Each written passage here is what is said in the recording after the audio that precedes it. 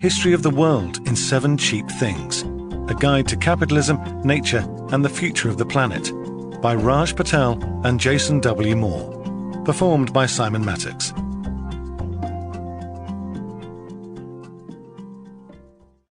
Introduction. Lightning and thunder need time. The light of the stars needs time. Deeds need time, even after they're done, to be seen and heard. This deed is as yet further from them than the furthest star, and yet they have done it. Friedrich Nietzsche, the madman, in The Gay Science. Settled agriculture, cities, nation-states, information technology, and every other facet of the modern world have unfolded within a long era of climatic good fortune. Those days are gone. Sea levels are rising. Climate is becoming less stable. Average temperatures are increasing. Civilization emerged in a geological era known as the Holocene. Some have called our new climate era the Anthropocene. Future intelligent life will know we were here because some humans have filled the fossil record with such marvels as radiation from atomic bombs, plastics from the oil industry, and chicken bones. What happens next is unpredictable at one level and entirely predictable at another. Regardless of what humans decide to do, the 21st century will be a time of abrupt and irreversible changes in the web of life. Earth system scientists have a rather dry term for such a fundamental turning point in the life of a biospheric system: state shift. Unfortunately, the ecology from which this geological change has emerged has also produced humans who are ill-equipped to receive news of this state shift. Nietzsche's madman announcing the death of God was met in a similar fashion. Although industrial Europe had reduced divine influence to the semi-compulsory Sunday morning church attendance, 19th century society couldn't imagine a world without God. The 21st century has an analogue. It's easier for most people to imagine the end of the planet than to imagine the end of capitalism. We need an intellectual state shift to accompany our new epoch. The first task is one of linguistic rigor, to note a problem in naming our new geological epoch the Anthropocene. The root anthropos, Greek for human, suggests that it's just humans being humans, in the way that kids will be kids, or snakes will be snakes, that has caused climate change and the planet's 6th mass extinction. It's true that humans have been changing the planet since the end of the last ice age. A hunting rate slightly higher than the replenishment rate over centuries, together with shifting climate and grasslands, spelled the end for the Columbian Plains mammoth in North America, the orangutan's overstuffed relative, the Gigantopithecus in East Asia, and the giant Irish elk, Megalosaurus giganteus, in Europe. Humans may even have been partly responsible for tempering a global cooling phase 12,000 years ago through agricultural-related greenhouse gas emissions. Hunting large mammals to extinction is one thing, but the speed and scale of destruction today can't be extrapolated from the activities of our knuckle-dragging forebears. Today's human activity isn't exterminating mammoths through centuries of overhunting. Some humans are currently killing everything, from megafauna to microbiota, at speeds 100 times higher than the background rate. We argue that what changed is capitalism, that modern history has, since the 1400s, unfolded in what is better termed the Capitalocene. Using this name means taking capitalism seriously, understanding it not just as an economic system, but as a way of organizing the relations between humans and the rest of nature. In this book, we show how the modern world has been made through 7 cheap things: nature, money, work, care, food, energy, and lives. Every word in that sentence is difficult. Cheap is the opposite of a bargain. Cheapening is a set of strategies to control a wider web of life. Things become things through armies and clerics and accountants and print. Most centrally, humans and nature don't exist as giant 17th century billiard balls crashing into each other. The pulse of life-making is messy, contentious, and mutually sustaining. This book introduces a way to think about the complex relationships between humans and the web of life that helps make sense of the world we're in, and suggests what it might become. As a teaser, let's return to those chicken bones in the geological record, a capitalist trace of the relation between humans and the world's most common bird, Gallus domesticus. The chickens we eat today are very different from those consumed a century ago. Today's birds are the result of intensive post-World War II efforts drawing on genetic material sourced freely from Asian jungles, which humans decided to recombine to produce the most profitable fowl. That bird can barely walk, reaches maturity in weeks, has an oversized breast, and is reared and slaughtered in geologically significant quantities, more than 60 billion birds a year. Think of this relationship as a sign of cheap nature. Already the most popular meat in the United States, chicken is projected to be the planet's most popular flesh for human consumption by 2020. That will require a great deal of labor. Poultry workers are paid very little. In the United States, 2 cents for every dollar spent on a fast food chicken goes to workers.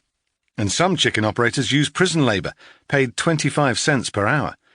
Think of this as cheap work.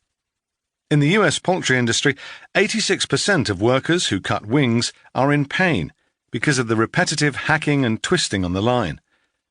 Some employers mock their workers for reporting injury, and the denial of injury claims is common.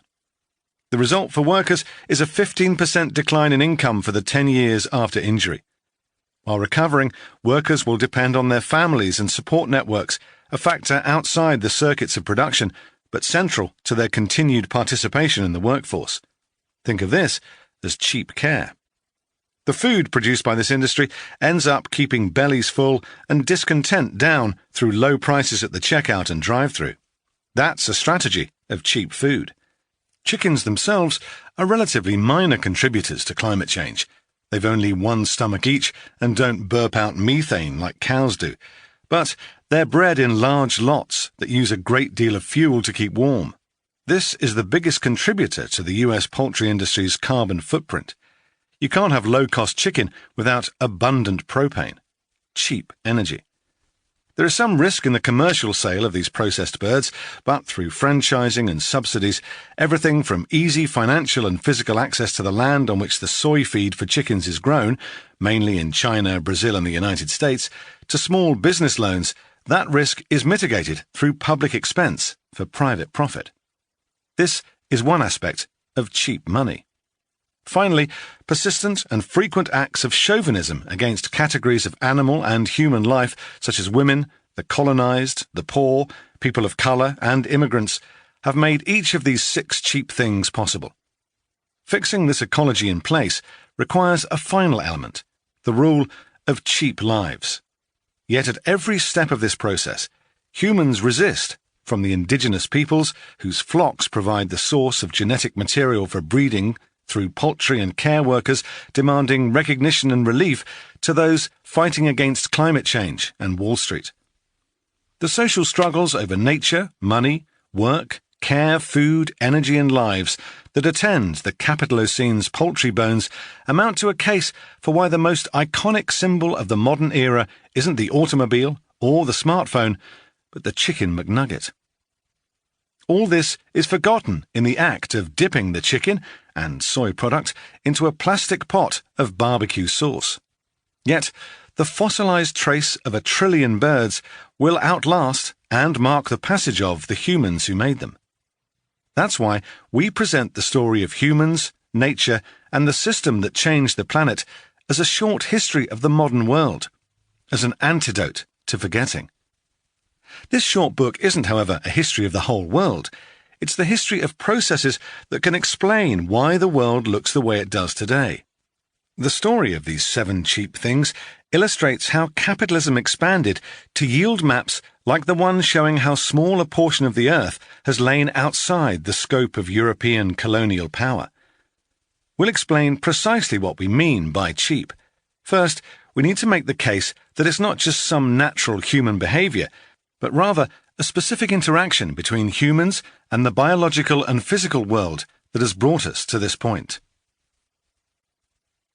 A brief guide to humans and nature before capitalism. Lamenting how poorly humans treat the natural world is ancient sport. Plato did it in the Critias, describing a time 9,000 years before his when the area around Athens was forested and tended by a noble people who held property in common and loved nature more than Plato's contemporaries. As he told it, his peers had dishonoured nature and allowed the hills to be stripped bare. Plato's is a romanticised and almost certainly false history of peri-urban Athens. Our analysis points not to a deficit of honour, but to what happened by accident when a marginal tributary of West Asian civilization experienced a crisis of climate, disease, and society. We begin our story a few centuries before the dawn of capitalism, in a place with aspirations to the riches and civilizations of Central and East Asia, but poorer by far, in a time made by weather.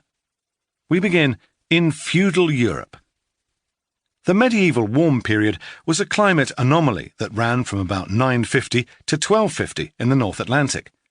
Winters were mild and growing seasons were long. Cultivation spread northward and upward. Vineyards sprouted in southern Norway, and grain farms climbed mountains and highlands from the Alps to Scotland. Human numbers in Europe swelled, nearly tripling to 70 million in the 5 centuries after 800. England's population peaked around 1300 and wouldn't reach that level again until the end of the 17th century. The agricultural surplus grew even faster. Towns sprang up everywhere, and by 1300 a growing share of the population, perhaps a fifth, worked outside agriculture. Such relative prosperity also fueled expansionary appetites. The Crusades are an example. Highly commercialized and militarized operations that targeted the wealth of the Eastern Mediterranean, beginning in 1095.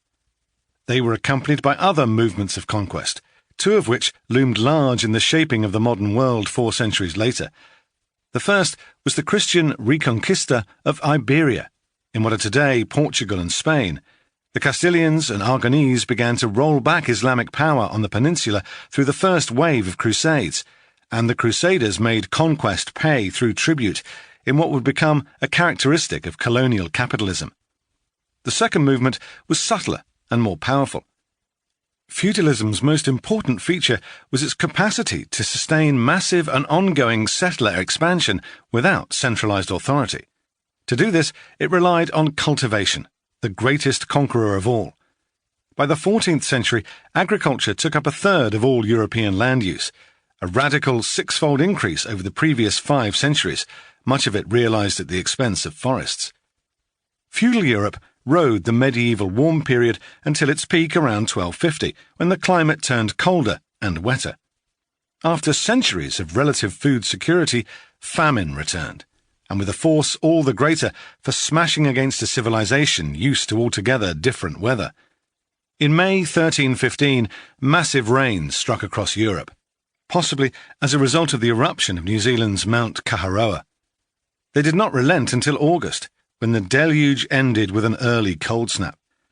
Harvests had been weak in previous years, but 1315's was disastrous, and so was the next year's.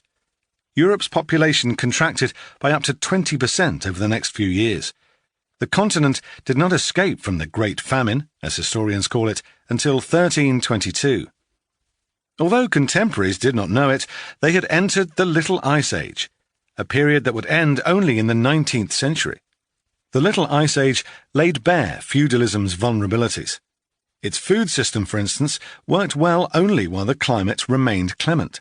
This was chiefly because that system ran through a particular class arrangement, in which lords enjoyed formal control over the land and peasants cultivated it.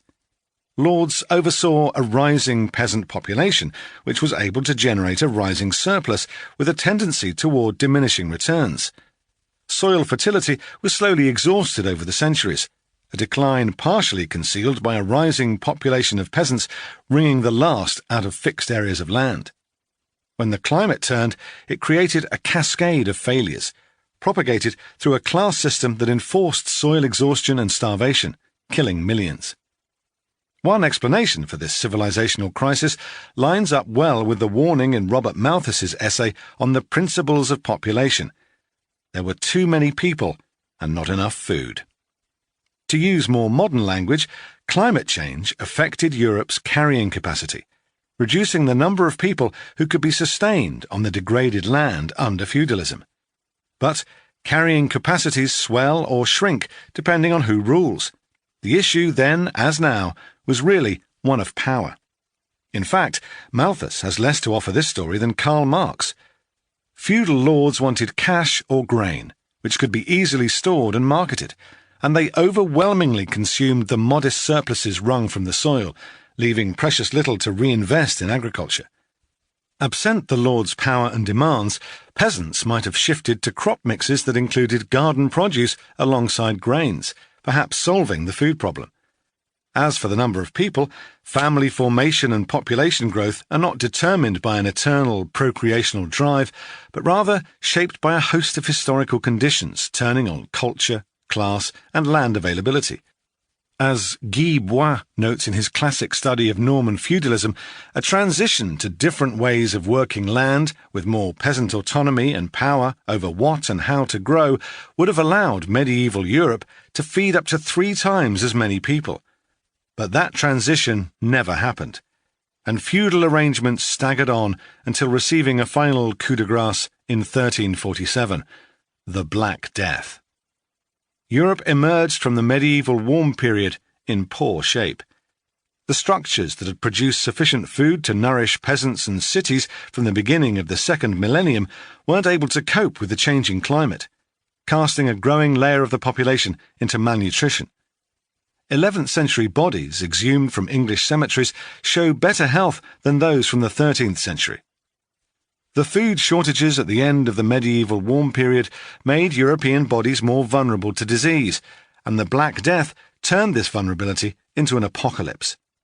Wiping out between 1/3 and 1/2 of Europe's population, it took advantage of the medieval world's version of globalization.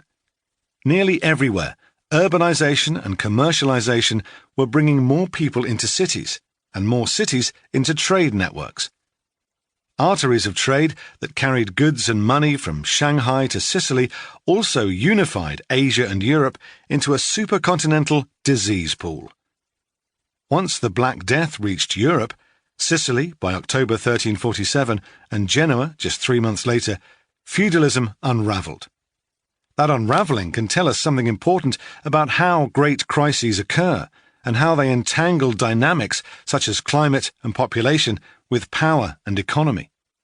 Feudalism, like many agrarian civilizations, tended to exhaust its agroecological relations. As population increased under feudal class arrangements, farming became more labour-intensive, with more people working the land, reducing predation and weeds, nurturing crops with more care. Throwing people into fields didn't address feudalism's class structure, it merely managed its decline. In England, signs of feudalism's exhaustion were evident from 1270. In the half-century before the Great Famine, peasant diets, already exceedingly modest, sharply deteriorated. Grain yields fell, and per capita consumption of grain, the mainstay of the peasant diet, declined by 14%. Civilizations don't collapse simply because people starve. Since 1970, the number of malnourished people has remained above 800 million, yet few talk of the end of civilization. Great historical transitions occur because business as usual no longer works. The powerful have a way of sticking to time-honoured strategies even when the reality is radically changing. So it was with feudal Europe. The Black Death was not simply a demographic catastrophe. It also tilted the balance of forces in European society. Feudalism depended on a growing population, not only to produce food, but also to reproduce lordly power. The aristocracy wanted a relatively high peasant population to maintain its bargaining position. Many peasants competing for land was better than many lords competing for peasants. But with the onset of the Black Death, webs of commerce and exchange didn't just transmit disease, they became vectors of mass insurrection. Almost overnight, peasant revolts ceased being local affairs and became large-scale threats to the feudal order. After 1347, these uprisings were synchronized. They were system-wide responses to an epochal crisis, a fundamental breakdown in feudalism's logic of power, production, and nature. The Black Death precipitated an unbearable strain on a system already stretched to the breaking point. Europe after the plague was a place of unrelenting class war, from the Baltics to Iberia, London to Florence. Peasant demands for tax relief and the restoration of customary rights were calls that feudalism's rulers could not tolerate. If Europe's crowns, banks and aristocracies could not suffer such demands, neither could they restore the status quo ante, despite their best efforts. Repressive legislation to keep labour cheap through wage controls or outright reinserfment came in reaction to the Black Death. Among the earliest was England's Ordinance and Statute of Labourers, enacted in the teeth of the plague's first onslaught, 1349–51. The equivalent today would be to respond to an Ebola epidemic by making unionisation harder. The labour effects of climate change were abundantly clear to Europe's aristocrats, who exhausted themselves trying to keep business very much as usual. They failed almost entirely. Nowhere in Western or Central Europe was serfdom re-established. Wages and living standards for peasants and urban workers improved substantially, enough to compensate for a decline in the overall size of the economy. Although this was a boon for most people, Europe's 1% found their share of the economic surplus contracting. The old order was broken and could not be fixed. Capitalism emerged from this broken state of affairs. Ruling classes tried not just to restore the surplus, but to expand it. East Asia was wealthier, so although its rulers also experienced socio-ecological tribulations, they found ways to accommodate upheaval, deforestation, and resource shortages in their own tributary terms. One solution that reinvented humans' relation to the web of life was stumbled upon by the Iberian aristocracy, in Portugal and Castile above all. By the end of the 15th century, these kingdoms and their societies had made war through the Reconquista, the centuries-long conflict with Muslim powers on the peninsula, and were so deeply dependent on Italian financiers to fund their military campaigns that Portugal and Castile had in turn been remade by war and debt. The mix of war debt and the promise of wealth through conquest spurred the earliest invasions of the Atlantic in the Canary Islands and Madeira. The solution to war debt was more war, with the payoff being colonial profit on new, great frontiers. The earliest frontiers. Early modern colonialism used frontiers in an entirely new way. Always before, rising population density in the heartlands had led to the expansion of settlement, followed by commerce. This pattern turned inside out in the 2 centuries after 1492. Frontiers were to become an organising principle of metropolitan wealth. The demographic and geographical logic of the resulting civilization would radically invert patterns established millennia earlier. Financial wealth, as we will see in Chapter 2, made these conquests possible. And it was an experiment on an early Portuguese colonial outpost that many of the features of the modern world were first convened, in the manufacture of one of the first capitalist products, sugar. One of the earliest flares of the modern world was lit on a small northern African island, where in the 1460s a new system for producing and distributing food took shape. In 1419, Portuguese sailors first sighted an island less than 400 miles, or 644 kilometres, west of Casablanca, which they called Ilha da Madeira, Island of Wood. The Venetian traveller and slaver Alvise de Cadamosto reported in 1455 that there was not a foot of ground that was not entirely covered with great trees. By the 1530s, it was hard to find any wood on the island at all. There were 2 phases in the clear cutting of Madeira. Initially, the trees had been profitable as lumber for shipbuilding and construction. The denuded forest became acreage for wheat to be sent back to Portugal starting in the 1430s. The second, more dramatic deforestation was driven by the use of wood as fuel in sugar production. Humans, primates, and most mammals love the taste of sugar. Since the discovery of sugarcane in New Guinea in 6000 BCE, humans have understood the biological necessities of its treatment. There is a peak time to harvest the cane when it is turgid with sweet juice, but then the grass is thick and difficult to cut. Once chopped, the cane can be coaxed to yield its greatest quantity of sugar for only 48 hours. After that, the plant starts to rot. The botany of sugarcane thus calls for speedy production, which for millennia made it hard to produce in large amounts. This is why Sidney Mintz reports that in 1226, Henry III requested the mayor of Winchester to get him 3 pounds, 1.4 kilograms, of Alexandrine sugar, if so much could be had at one time from the merchants at the great Winchester Fair. Increasing the amount that could be had at one time was not easy. One had to surmount the limits of what a single family might produce. One had to invest in new techniques and technology. Persians and North Africans in the great Muslim civilizations had, for instance, discovered that potash, potassium carbonate, could produce clearer sugar crystals. The best sugar was from Alexandria in Egypt, hence Henry III's specific hankering for it. But it took new experiments in work, nature, and commerce to invent ways to produce far, far more. Sugar had arrived in Iberia by the 14th century, brought by King Juan II of Aragon, 1267 to 1327, who also brought a Muslim slave expert in the art of sugar production. By 1420, it was being grown commercially, funded by German banking houses like the Ravensburger Handelsgesellschaft, and cultivated on rented plots near Valencia by a mixture of slaves and free workers. But sugar remained rare, and there was a ready market for it. In the 1460s and 1470s, farmers on Madeira stopped growing wheat and started growing sugar exclusively. A lot more sugar. The sugar frontier quickly spread, at first to other islands in the Atlantic, then on a massive scale to the New World.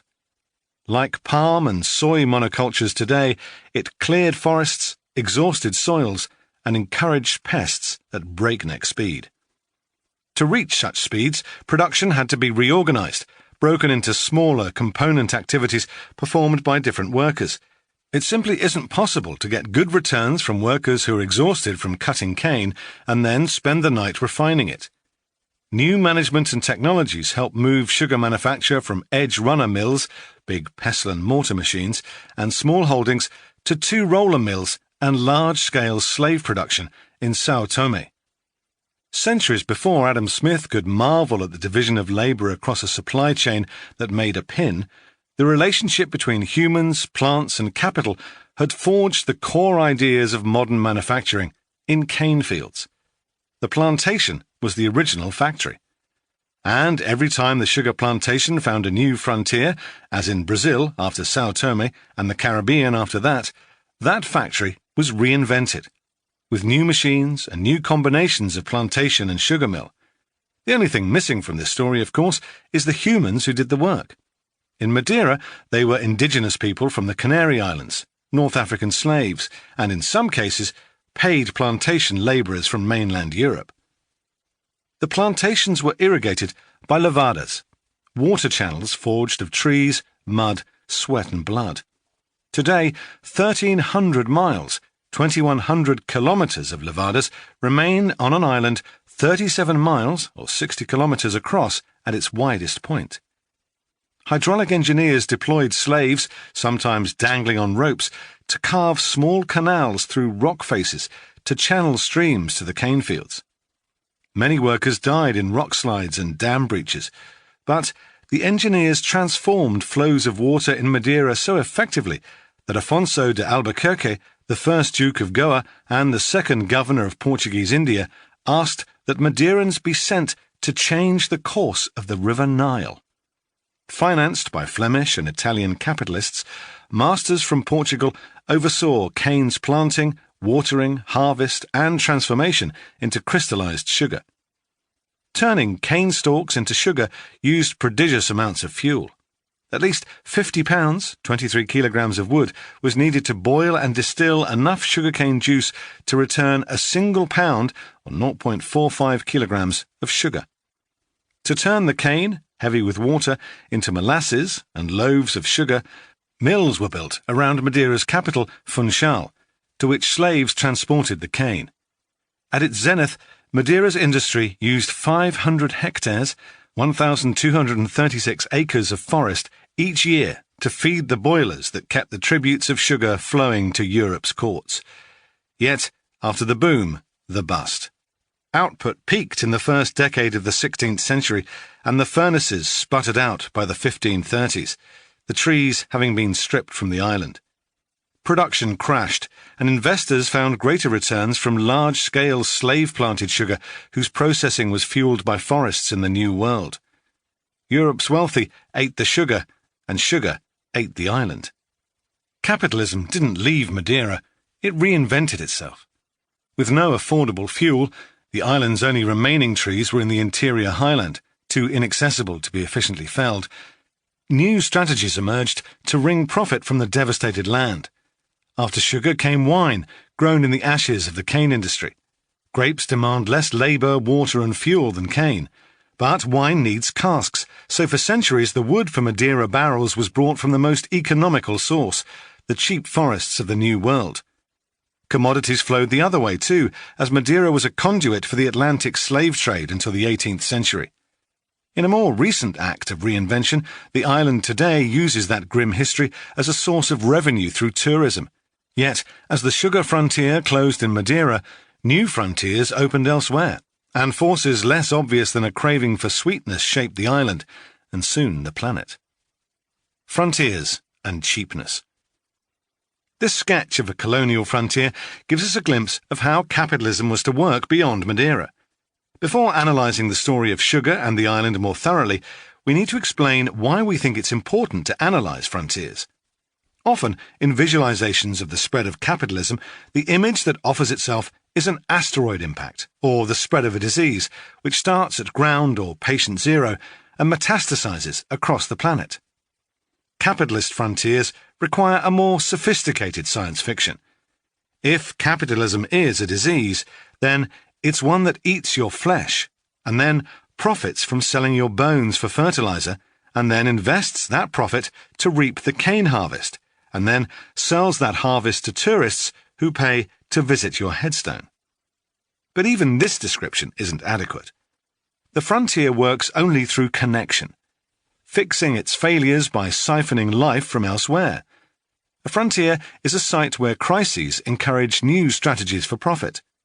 Frontiers are frontiers because they are the encounter zones between capital and all kinds of nature, humans included. They are always, then, about reducing the costs of doing business. Capitalism not only has frontiers, it exists only through frontiers, expanding from one place to the next, transforming socio-ecological relations, producing more and more kinds of goods and services that circulate through an expanding series of exchanges. But more important, frontiers are sites where power is exercised, and not just economic power. Through frontiers, states and empires use violence, culture and knowledge to mobilize natures at low cost. It's this cheapening that makes frontiers so central to modern history and that makes possible capitalism's expansive markets. This gives us a precious clue to how productivity is understood and practiced.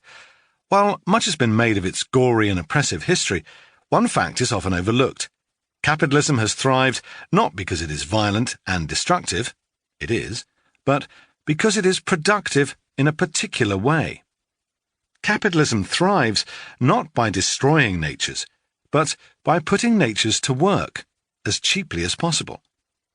Through its frontiers, capitalism taps and controls a wider set of relations of life-making than appear in an accountant's balance of profit and loss. There isn't a word in English for the process of making life, though such words are found in a range of other languages. The Anishinaabe, whose original lands extend widely across northeastern North America, have Minobimatisiwin, which means the good life, but also a continuous rebirth of reciprocal and cyclical relations between humans and other life. South African Bantu languages have Ubuntu, human fulfillment through togetherness, and the Shona language has the further idea of ukama, a relatedness to the entire cosmos, including the biophysical world. Similar interpretations exist of the Chinese Shishiwai and the Maori Muari. Absent a decent term in English, we use the idea of oikios. Oikos names the creative and multi-layered pulse of life-making through which all human activity flows, shaped at every turn by natures that consistently elude human efforts at control. It is through the oikos that particular forms of life emerge, that species make environments and environments make species. Likewise, the pulse of human civilization does not simply occupy environments, but produces them, and in the process is produced by them. Everything that humans make is co-produced with the rest of nature. Food, clothing, homes and workplaces, roads and railways and airports, even phones and apps. It is relatively easy to understand how something like farming mixes the work of humans and soils, and also mixes all sorts of physical processes with human knowledge. When the processes are larger in scale, it becomes easier to think about social and natural processes as if they were independent of each other. It's somehow easier to grasp the immediate relationship to soil and work of a farmer's market than a global financial market. But Wall Street is just as much co-produced through nature as that farmer's market.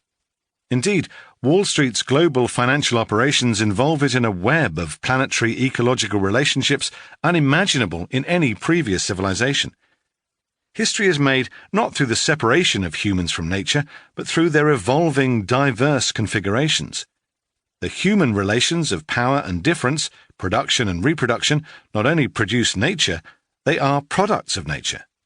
There is, for example, a variety of mosquito, Culex pipiens, that has made its home in the London Underground and adapted to the dark world of the British commuter to such an extent that it can no longer interbreed with its topside counterparts. Hence the new species, Culex pipiens molestus. This new species, made through human activity, is a small karmic counterbalance to those species destroyed by the work done in the City of London, Britain's Wall Street, by these commuters off whose blood the mosquito feeds. The relationship between the wider web of life and capitalism is the subject of this book. Capitalism's frontiers always lie firmly within a far larger world of life-making. For capitalism, what matters is that the figures entered into ledgers to pay workers, to supply adequate food to workers, to purchase energy and raw materials are as low as possible. Capitalism values only what it can count, and it can count only dollars. Every capitalist wants to invest as little and profit as much as possible. For capitalism, this means that the whole system thrives when powerful states and capitalists can reorganize global nature, invest as little as they can, and receive as much food, work, energy and raw materials with as little disruption as possible. Economists might at this point mutter externalities and wonder why we haven't read the original scholars of externalities, Arthur Cecil Pigou or James Mead. We have, which is why we're writing this book. In economics, an externality is a cost or a benefit, private or social, that doesn't appear in the calculus of production. We're arguing that the modern world emerged from systematic attempts to fix crises at the frontier, crises that resulted from human and extra-human life inserting itself into that calculus. The modern world happened because externalities struck back. Capitalism is not a system where cash is everywhere, but rather one in which islands of cash exchange exist within oceans of cheap, or potentially cheap, natures. Reproducing life within the cash nexus is expensive, and it grows more expensive over time. Workers' wages can be frozen, even rolled back, but in the end, inequality precipitates crises of the kind we've recently seen bring about populist protests in the United States and the United Kingdom. Workers demand dignity, and their labour becomes expensive. Production processes burn through an island, and energy is no longer cheap. The climate changes, and crops can no longer grow as abundantly as they once did. Frontiers are so important in these processes because they offer places where the new cheap things can be seized, and the cheap work of humans and other natures can be coerced. We come then to what we mean by cheapness. It's a set of strategies to manage relations between capitalism and the web of life by temporarily fixing capitalism's crises. Cheap is not the same as low cost, though that's part of it. Cheap is a strategy, a practice, a violence that mobilizes all kinds of work, human and animal, botanical and geological, with as little compensation as possible. We use cheap to talk about the process through which capitalism transmutes these undenominated relationships of life-making into circuits of production and consumption, in which these relations come to have as low a price as possible. Cheapening marks the transition from uncounted relations of life-making to the lowest possible dollar value. It's always a short-term strategy. And cheapness has always been a battleground. Looking at these 7 cheap things helps us see the horizon of what is possible. It helps us grasp the stakes in social conflicts today and the reparations that need to be made for solidarity to be meaningful. In examining money, work, care, energy, food, lives, and above all nature, we argue for a new way to understand what we call capitalism's ecology, the blend of relations that explains how the modern world works. Why these 7? We couldn't do fewer, and while there might be more, each of them was present at the dawn of capitalism's ecology. They're a useful start to the project of both interpreting and changing the world, and it's now time to explore how each of them mattered in Madeira. Nature. When settlers landed on Madeira, they brought along invasive species. On one of the smaller islands, Porto Santo, whose first lord was Columbus's father-in-law, rabbits quickly escaped captivity and devoured local flora. Other invasions followed. A snail indigenous to Madeira, Cassiolus baudicianus, was extinct within a century of colonization. But the record suggests that the majority of the extinctions on Madeira happened over the past 2 centuries, not under the initial colonial onslaught, but later, as successive waves of foreign species and agrarian capitalism snuffed out millions of years of evolution. The trees, water, soil, fauna and flora on Madeira and the sea around the island were treated as free gifts, transformed into a series of inputs or hindrances to production. In a seminal paper on overfishing, Reefs Since Columbus, Jeremy Jackson notes how humans have extinguished life from the time that young Columbus arrived on Madeira. Humans under capitalism abuse the ecosystems of which we are part and on which we depend. Capitalists are, for instance, happy to view the ocean as both storage facility for the seafood we have yet to catch and sinkhole for the detritus we produce on land. The balance of food and trash will soon tip. By 2050, 2 years after the last commercial fish catch is projected to land, there will be more plastic in the sea than fish. The intellectually slack explanation here is that humans bring destruction in their wake. But nature is more than a resource pool or rubbish bin. A central reason for beginning our story at the frontier of the Portuguese Empire is that Madeira so clearly demonstrates what happens when the metabolism of humans in the web of life becomes governed by the demand for profit. If profit was to govern life, a significant intellectual state shift had to occur. A conceptual split between nature and society. This was a momentous shift, but usually pales alongside the birth of the world market, the conquest of the Americas, and the dispossession of peasants. No less important, however, was the transformation in how some humans understood and acted upon nature as a whole. It's important to be clear that this was always the work of some humans, those in charge of conquering and commercializing a world that counts only dollars. We may all be in the same boat when it comes to climate change, but most of us are in steerage. Our qualification here is important for 2 big reasons. First, it helps us place responsibility and look to those classes and relationships that profit from this separation. Second, and more significant, the human separation from nature took shape around a truly massive exclusion. The rise of capitalism gave us the idea not only that society was relatively independent of the web of life, but also that most women, indigenous people, slaves, and colonized peoples everywhere were not fully human and thus not full members of society. These were people who were not, or were only barely, human.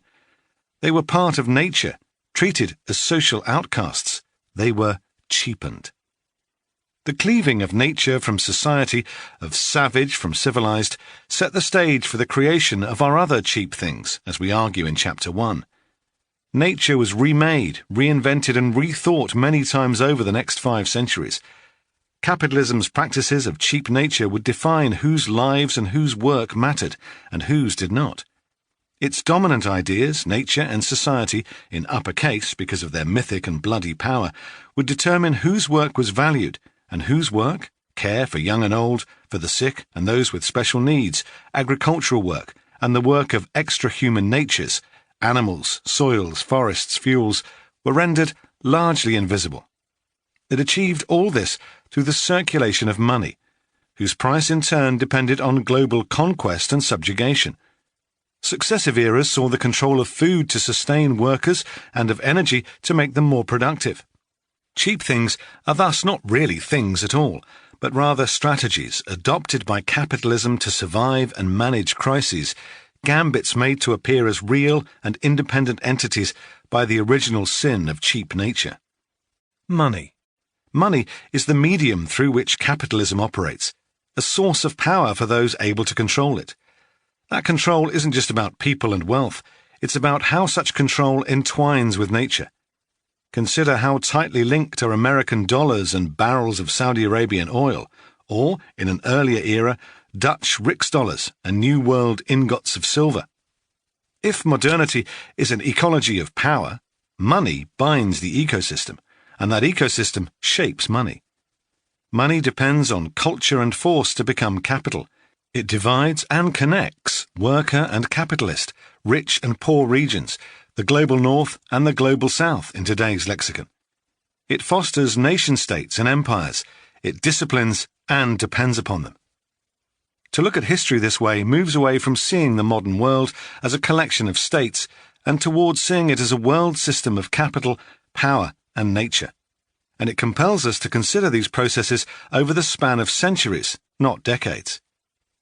Elements of this approach were initially offered in the 1970s by Immanuel Wallerstein, who showed how capitalism emerged through a cascading series of political and economic transformations in which a new and grossly unequal division of labour was forged. Among his chief insights were two with special relevance to this book. First, global inequality is a class process, made possible by political as well as market forces. Second, production and accumulation have been remade through a radical remaking of nature. If subsequent scholars dropped Wallerstein's insistence on capitalism as an ecology, we build on his thinking to show how work and power unfold within planetary nature, in wholesale transformations that constitute an ecology. And because we're interested in the forces that condition socio-ecological relationships over distance, it should be clear why money matters so much. With a world historical eye, trivial historical details become vital. One example: the relationship between 15th century Genoese banking, Madeira's ecology, and today's planetary crisis. Humans like the taste of sugar. Sugar needs water. Irrigation on Madeira needed work, which needed to be funded. Slaves weren't cheap to buy, transport, or maintain, and it took a full season for the water to feed the cane and the cane to be harvested, processed into sugar, and sold in mainland Europe, exchanged for silver that then bought spices from Asia. In between all these were credit and debt and the flow of money into commodities, in which the Italian city-state of Genoa was central. Money isn't capital. Capital is journalism's shorthand for money, or worse, a stock of something that can be transformed into something else. If you've ever heard or used the terms natural capital or social capital, you've been part of a grand obfuscation. Capital isn't the dead stock of uncut trees or unused skill. For Marx and for us, capital happens only in the live transformation of money into commodities and back again. Money tucked under a mattress is as dead to capitalism as the mattress itself. It is through the live circulation of this money, and in the relations around it, that capitalism happens. The processes of exchange and circulation turn money into capital. At the heart of Marx's Capital is a simple, powerful model. In production and exchange, capitalists combine labour power, machines, and raw material. The resulting commodities are then sold for money. If all goes well, there's a profit, which needs then to be reinvested into yet more labour power, machines, and raw materials. Neither commodities nor money is capital. This circuit becomes capital when money is sunk into commodity production in an ever-expanding cycle. Capital is a process in which money flows through nature. The trouble here is that capital supposes infinite expansion within a finite web of life. Marx chides economists who believe that their profession explains markets through supply and demand, when those are precisely what need to be explained. To understand those forces requires an examination of markets through the organic whole of production and exchange. That organic whole robs life from the worker, just as it exhausts the soil of the capitalist farmer. This cycle of money into commodities and then back into money isn't just a way of looking at capital. It is an optic through which to see far longer rhythms in the rise and fall of empires and superpowers, the span of the longue durée. Remember that after making a commodity and selling it, capitalists ideally have a profit. The permanent demands of profit-making require those profits to themselves generate profitable returns. That causes a problem, because the amount of capital tends to grow faster than the opportunities to invest it advantageously. That's why financial bubbles, episodes when large sums of capital flow into a particular economic sector, like home mortgages before the 2008 crisis, recur throughout the history of the modern world. Empires help fix this problem. Over the long run, empires open new frontiers. Over the short run, when profitability slows, they go to war and borrow to do it. Bankers are happy to lend because other opportunities for profit-making are relatively slight, and states are typically good credit risks. They also have armies ready to go to war at the state's expense to defend a safe and valuable currency. The relations between bankers and governments lead in the short term to reinvestment, in the medium term to the concentration of wealth and returns in the financial sector, and in the long term to the rise and fall of commercial power centered on a city, state, or international regime. In that arc, some people benefit a great deal, while others merely get by, or worse. Thomas Piketty's ideas on how investment return has outstripped GDP growth in the global north have generated much interest recently, but they belong to an older class of insights about how finance relates to the rest of capitalism's ecology under successive state regimes. Capitalism is not just the sum of economic transactions that turn money into commodities and back again. It's inseparable from the modern state and from government's dominions and transformations of natures, human and otherwise. Financial capital's paroxysms of expansion and collapse are central to understanding how capitalism has developed, as we discuss in Chapter 2. Through the advance of financiers who've aimed to shape and profit from their investments, capitalism's ecology now affects every tendril of the planet's ecology. The story of how money came to rule not just humans, but a good chunk of planetary life, begins with the invasion of the New World's wealth. The unholy alliance of European empires, conquerors, and banks would turn New World nature into commodities and capital. Centrally, capitalism's ecology needed new ways of managing humans, their bodies, and the resources they required to survive. Because money doesn't just turn into commodities by itself. For that, you need labour. Work. Initially, the Portuguese, Genoese, and Flemish sugar plantation owners on Madeira brought gauchos, people indigenous to the Canary Islands, to work their land. A few 15th century wills show that owners bequeathed guanches to their heirs. Indigenous workers succumbed to European disease and brutality. They were supplemented and replaced with a mix of wage workers and North African slaves, humans whose recent ancestors had made a living in subsistence agriculture, but who themselves arrived in Madeira as a consequence of either enslavement or exclusion from the land they once worked. Madeira was a field site for experiments in the limits of human endurance and strength, but also for the trial of new technologies of order, processes, and specialization that, centuries later, would be used in England's industrial factories. We don't know nearly enough about the ways that workers on Madeira, slaves and freedmen alike, resisted their masters and employers. There's little recorded about how they fought the regime that both worked them to death and exhausted the soil on which they laboured. But we do know that they resisted, and that their attempts to combat the conditions of their exploitation generated crises sufficient for authorities to forbid slaves from living alone or with freedmen in 1473. The story of cheap things and the crises that follow their cheapening is not one of inevitability. Humans can and do fight back. Capitalists then try to address that resistance with a range of cheap fixes. These too inevitably generate their own crises, and in turn, more and more sophisticated mechanisms of control and order. This class struggle is a vital engine of change in capitalist ecology.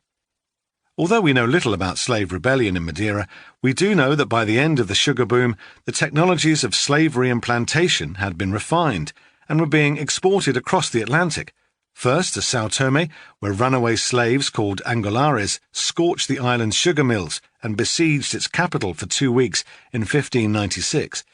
We also know, as we discuss in Chapter 3, that it is in workers' opposition to their exploitation that some of the most potent challenges to capitalism can be found. Slavery remains, as does resistance to it. There are more humans in forced labour in the 21st century than were transported by the Atlantic slave trade.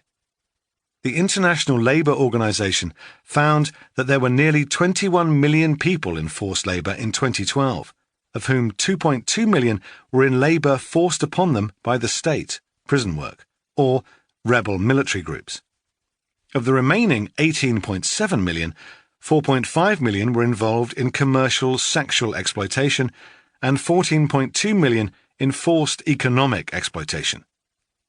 For comparison, 12.5 million Africans were enslaved and transported through the Middle Passage. Slavery didn't begin in Madeira, but modern slavery did. The modern difference lies in slaves being put to work in agricultural mass production and in their expulsion from the mythic domain of society. Although slaves had always been at the bottom of the social order, in the centuries after Madeira's boom and bust, they were kicked outside that order, stripped of anything that resembled citizenship. For indigenous and African slaves, modernity meant not only actual death, but also social death. Treating slaves as part of nature rather than society was a successful move for investors. For that success to multiply, more workers needed to be found, their broken bodies cared for, and their communities supported by work that was forever unpaid. In other words, capitalists needed more labour, and needed it to be educated and maintained as cheaply as possible. From this imperative emerged an entire regime of cheap care, one so vital to capitalism's ecology that its history has been all but erased. Care. The part of Madeira's early history about which the least is known, yet without which it would have been impossible, is the work of what social scientists call social reproduction. The work of care for young and old, infirm and sick, learning and recovering makes capitalism possible. Where else do humans come from but from other humans? How else are they socialized than through communities? How else are they cared for and nurtured than through networks of support? The demands for this care to be performed cheaply helped to refashion older patriarchies and produced modern categories of sex and gender difference in capitalism's ecology. We know that by the time the Brazilian sugar industry was trading in slaves, women were 20% cheaper than men. In Europe, a generalized wage cut in the 16th and 17th centuries affected all workers, but women especially, who received just a third of the already reduced male wage. They were also still expected to tend to labour at home, and indeed the domestic sphere was a conscious invention of early capitalism. Burdens of work, care work and community support fell increasingly on women, whose social position came to be policed just as work in the cane fields was. The burning of witches was a form of discipline for those women who resisted their confinement in this domestic sphere, as we discuss in Chapter 4. Patriarchy isn't a mere byproduct of capitalism's ecology, it's fundamental to it. So crucial was women's work to the rise of capitalism that by 1700 it had been radically redefined. Women's labour became non-work, rendered largely invisible, the better to cheapen it. In 1995, researchers hazarded $1 value for women's unpaid work. A United Nations team suggested that all unpaid reproductive labour, if compensated, would be valued at $16 trillion. Of that, $11 trillion represented women's unpaid work. This was about a third of the world's total economic activity, a figure that would have been higher had banking not already taken a larger and larger share of the world's economy. In the United Kingdom, more recent studies have suggested that reproductive labour is worth more than the taxes from London's mighty financial services sector. Still others have argued that the UN estimate was too low, and that household non-market activity is the equivalent of 80% of the gross world product, nearly $60 trillion in 2015. Duties of care are poorly waged, if paid at all, and social reproduction needs more than labour to be effective. As the planet's workers moved from rural to urban areas, one thing came to matter above all in the new cash nexus: the ability to secure sufficient nutrition on one day in order to labour on the next. Hence the emergence of a regime of cheap food. Food. In the story of Madeira, the cheap food isn't sugar. Sugar was still a luxury in 15th century Europe. The food that needed to be cheap was what the slaves ate. Cane workers then, as now, will have stolen the odd stalk of ripe cane to chew, its watery sweet juice providing a few extra calories and little nutrition. Brazilian slavers sometimes gave their sick slaves meat and eggs so that their property would recover and go back to work, though the food was strictly accounted, a debit in the ledger of profit and loss. There are few records of the diets of slaves under Portuguese rule in Madeira, though it is likely that they brought with them the rice, millet, and sorghum that they had cultivated in Africa, and which their descendants would pocket in their violent passage to the New World. No matter the menu, a constant of capitalism is that food needs to be available cheaply for workers to consume, for both profits and social order to be maintained, as we show in Chapter 5. There's a long tradition of rulers recognizing that one of the best routes to securing the consent of workers and the poor is through their stomachs. The Roman philosopher and landowner Cicero saw his house attacked by a hungry crowd, and a century later the Emperor Claudius was pelted by stale bread crusts in another food rebellion. Cheap food has been central to the maintenance of order for millennia. In capitalism's ecology, that order has been maintained by tamping down workers' costs of feeding themselves and their families. This may seem trivial today, when transportation and housing account for larger shares of household income than the cost of food, but the relative unimportance of food is historically novel. It's cheap because it has been made so. From 1453 to 1913, the percentage of English builders' wages spent on food fell from 80 to 77.5%. It is a far more recent phenomenon for British food consumption to have fallen to 8.6% of household expenditure. As of 2014, in the United States, it was 6.6%, in Italy 14.2%, in China 25.5%, and in Nigeria 56.6%. These numbers are kept low through strategies that in the United States, for instance, foster dollar burgers and the buckets of cheap chicken with which we began. The irony of our Madeira example is that sugar has since become a cheap commodity crop, precisely through the relations pioneered there. From being an occasional treat, English sugar consumption rose fourfold toward the end of the 17th century and doubled again in the 18th, closing that century at around £13 per person. Today, sweetener consumption in the United States is £76 per person per year, of which £41 is refined sugar and £25 is high fructose corn syrup. From 2005 to 2010, the average daily calorie intake from added sugars was 355 for men and 239 for women in the United States. About 13% of total daily calories.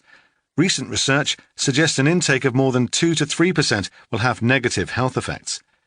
Sugar isn't, however, humans' only energy source. The other commodity whose price has been kept low in order for the US working class to survive is the second greatest expenditure for English builders over 7 centuries: fuel. Energy. The subtropical laurel forests on Madeira, the island of wood, weren't fuel to start off with. Initially, they were used as timber, the material out of which the Portuguese fleet was hewn, the stuff for construction projects in metropolitan Lisbon. But wood stops being the thing that keeps out the water when it becomes more valuable as the thing you burn to fire the boilers that make sugar. These trees weren't naturally a fuel. They became so under specific conditions. Almost every other civilization has harnessed fire and found material that can sustain flame.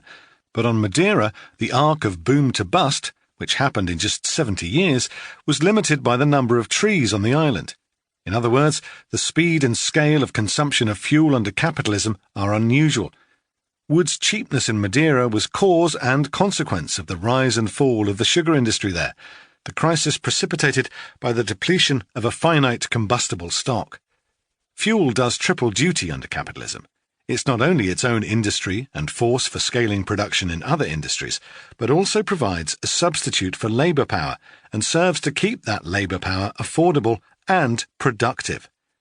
Cheap fuel is both an antagonist for workers put out of jobs by wood, coal, oil, and other energy-powered machines, and a necessary input for the work of cheap care central to the maintenance of order, as we show in Chapter 6.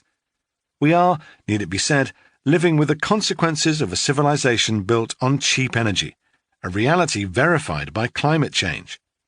The global political economy of cheap fuel has not only wrought immense human suffering in its extraction, but also, of course, remade planetary ecology. Climate change's effects have not, however, been distributed evenly. There is a calculus that allows us to map where the bodies most affected by past climate change are buried, and where future casualties are likely to be. To see that map, we need first to understand a final strategy in capitalism's ecology: cheap lives. Lives. Christopher Columbus was born in Genoa in 1451. He was for a time a resident of Porto Santo, off the main island of Madeira. He first arrived there in 1476, and in 1478 was commissioned to trade sugar back to Genoa for Ludovico Centurione, a scion of Genoese capital. When Columbus arrived in Madeira, he saw slaves and learned how the law treated them. Slaves were legally different from other humans. In court, they could never be witnesses or victims. They were only allowed to be defendants, standing accused of crimes, but never able to see or suffer one. This jurisprudence informed Columbus's colonial apprenticeship. Between his departure from Madeira in 1478 to serve the Spanish crown and his return to Funchal for 6 days in 1498 as the Viceroy of the Indies, Columbus inaugurated a genocide in the Caribbean that would see the death of many of the humans and civilizations living there. A century after Columbus's birth, the scale of the extermination, under the flag of the Spanish royal family and the Catholic cross, troubled some of its executors to such an extent that they went to the trouble of giving the enslavement and brutalization of other humans firm intellectual foundations. The 1550 Valladolid controversy was where the boundary between the civilized and the savage was prosecuted.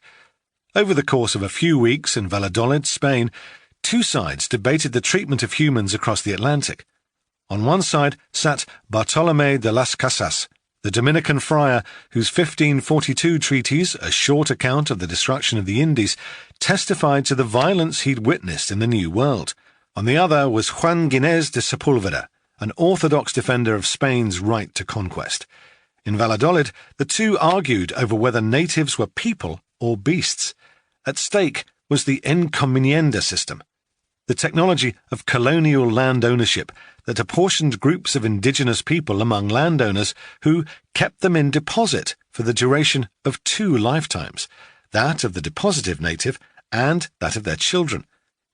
Landlords agreed to care for these depositees by providing them with Spanish classes and schooling in Catholicism, and to pay a tax to the state for the right to have this labour pool. At the end of the debate, after Las Casas had appealed to universal humanism and Sepúlveda had cited Aristotle in defence of the idea that Indians were slaves by nature, uncivilized, barbarian, and inhuman, both sides claimed victory. But while encomiendas were governed by slightly stricter laws afterward, conquest continued and Indian lives continued to be devalued. Sepúlveda's practices carried the day. So, why the debate? The philosophical disagreement over the humanity of indigenous people was both about their place in a world cleaved between nature and society and about how they might be governed. It was a debate, in other words, about cheap lives, a term we use to refer to how the order of other cheap things, labour and care in particular, is policed and maintained through force and ideology. This is, we admit, a slightly different use of cheap than that in other chapters. We argue for its necessity in Chapter 7 because without the power to decide whose lives matter and whose do not, it would not have been possible to suppress indigenous peoples or members of rival religions and states and appropriate their knowledge, resources and labour power. Modern equivalents abound in current debates around such topics as security, the status of immigrants and refugees, states' insistence on order while licensing the extraction of the natural resources, on top of which so many indigenous peoples inconveniently live, oil wars, and the existential threats of modern terrorism. Again, that humans should need to find safety and shelter from threats is not new. But since capitalism grows through its frontiers, the domestic and international deployments of force through nature to secure money, work, care, food and fuel are accompanied by ideologies of race and state and nation, together with the appropriations and devaluations that these deployments involve. Cheap lives are made through the apparatus of the modern social order. They're absolutely necessary to capitalism's ecology. The power of these narratives of human community and exclusion has a particular salience today, as the tilts of Donald Trump's America, Vladimir Putin's Russia, Recep Tayyip Erdogan's Turkey, and Narendra Modi's India suggest. Introducing world ecology. Our views of capitalism, life-making, and the 7 cheap things are part of a perspective that we call world ecology. World ecology has emerged in recent years as a way to think through human history and the web of life. Rather than begin with the separation of humans from the web of life, we will ask questions about how humans and human arrangements of power and violence, work and inequality fit within nature. Capitalism is not just part of an ecology, but is an ecology, a set of relationships integrating power, capital, and nature. So when we write and hyphenate world ecology, we draw on older traditions of world systems to say that capitalism creates an ecology that expands over the planet through its frontiers, driven by forces of endless accumulation. To say world ecology is not therefore to invoke the ecology of the world, but to suggest an analysis that shows how relations of power, production and reproduction work through the web of life. The idea of world ecology allows us to see how the modern world's violent and exploitative relationships are rooted in 5 centuries of capitalism, and also how these unequal arrangements, even those that appear timeless and necessary today, are contingent and in the midst of unprecedented crisis. World ecology, then, offers something more than a different view of capitalism, nature, and possible futures. It offers a way of seeing how humans make environments and environments make humans through the long sweep of modern history. This opens space for us to reconsider how the ways that we've been schooled to think of change, ecological, economic, and all the rest, are themselves implicated in today's crises. That space is crucial if we are to understand the relationship between naming and acting on the world. Movements for social justice have long insisted on naming the system, because the relationships among thought, language, and emancipation are intimate and fundamental to power.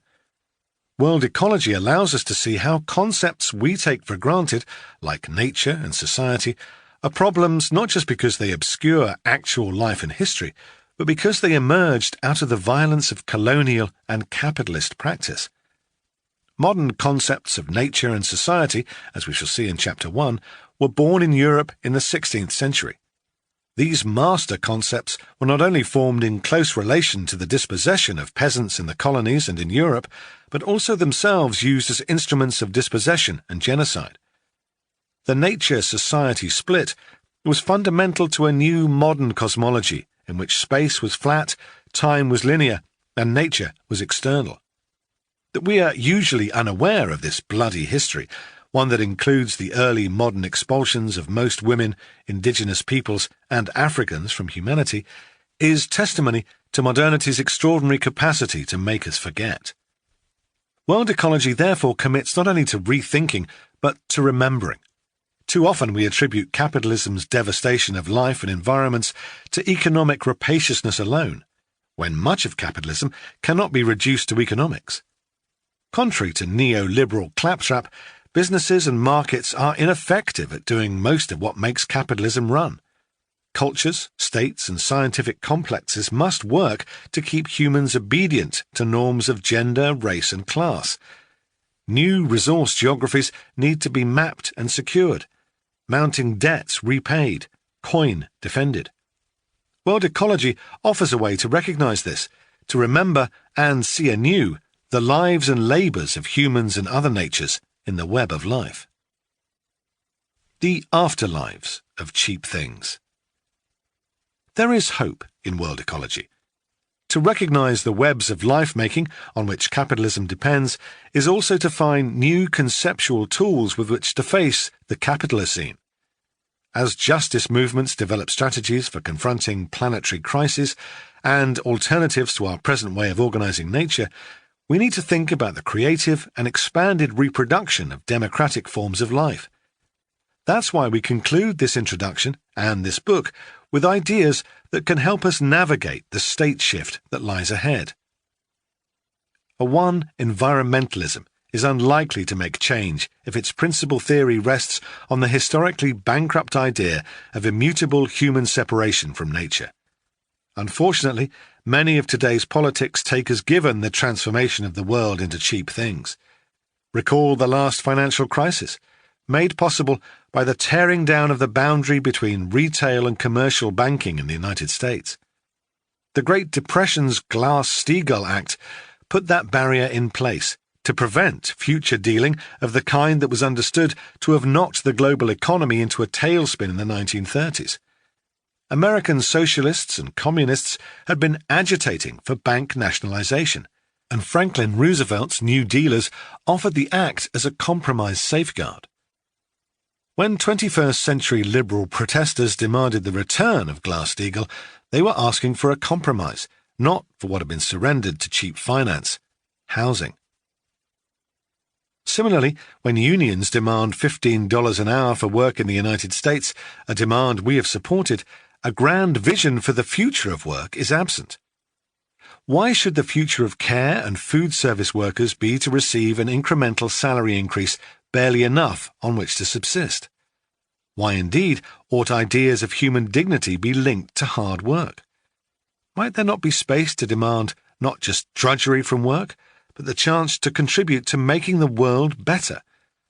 Although the welfare state has expanded, becoming the fastest-growing share of household income in the United States and accounting for 20% of household income by 2000, its transfers haven't ended the burden of women's work. Surely, the political demand that household work be reduced, rewarded, and redistributed is the ultimate goal. We see the need to dream for more radical change than contemporary politics offers. Consider, to take another example, that cheap fossil fuel has its advocates among right-wing think tanks, from India to the United States. While liberals propose a photovoltaic future, they can too easily forget the suffering involved in the mineral infrastructure on which their alternative depends. The food movement has remained hospitable to those who would either raise the price of food while ignoring poverty, or engineer alternatives to food that will allow poverty to persist, albeit with added vitamins. And of course, the persistence of the politics of cheap lives can be found in the return to supremacism, from Russia and South Africa to the United States and China, in the name of protecting the nation. We aren't sanguine about the future either, given polling data from the National Opinion Research Center at the University of Chicago, which found that 35% of baby boomers feel blacks are lazier or less hard-working than whites, and that 31% of millennials feel the same way. While maintaining a healthy pessimism of the intellect, we find optimism of the will through the work of organizations that see far more mutability in social relations. Many of these groups are already tackling cheap things. Unions want higher wages. Climate change activists want to revalue our relationship to energy. And those who've read Naomi Klein's work will recognise that much more must change too.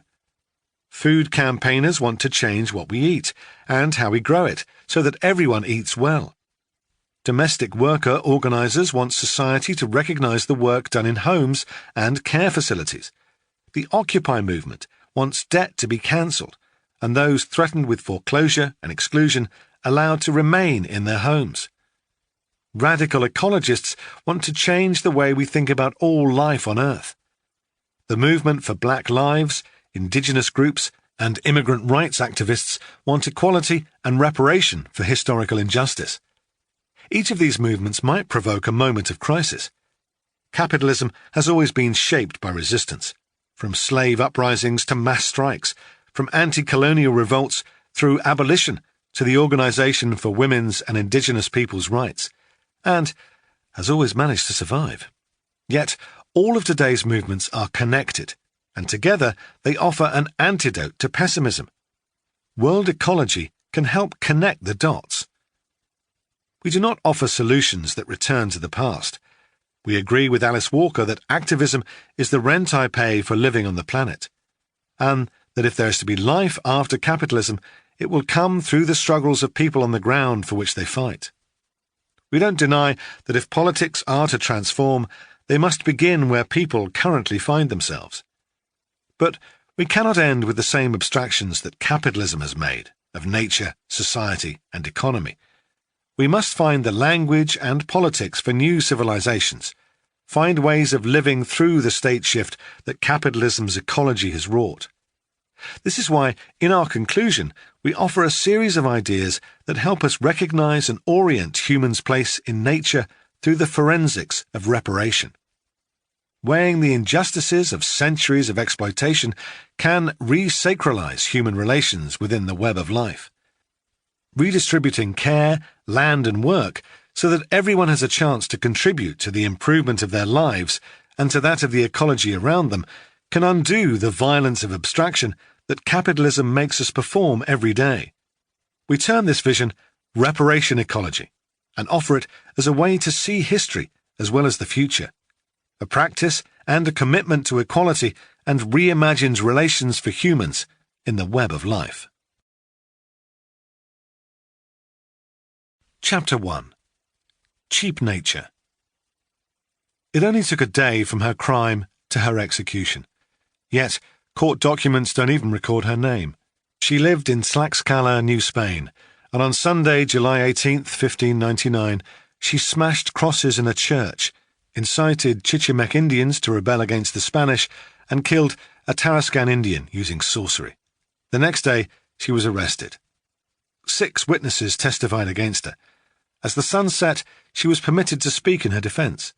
She recounted her deeds and then, according to the court record, recounted a dream of deer, and they said to her not to turn away, and that they were looking for her, and that they did not want to appear to anyone else but her, because she was ill, and they wanted to see her, and she said that she was very old the time she saw the figures, and now she is young and healthy, and they have taken away some cataracts that she had.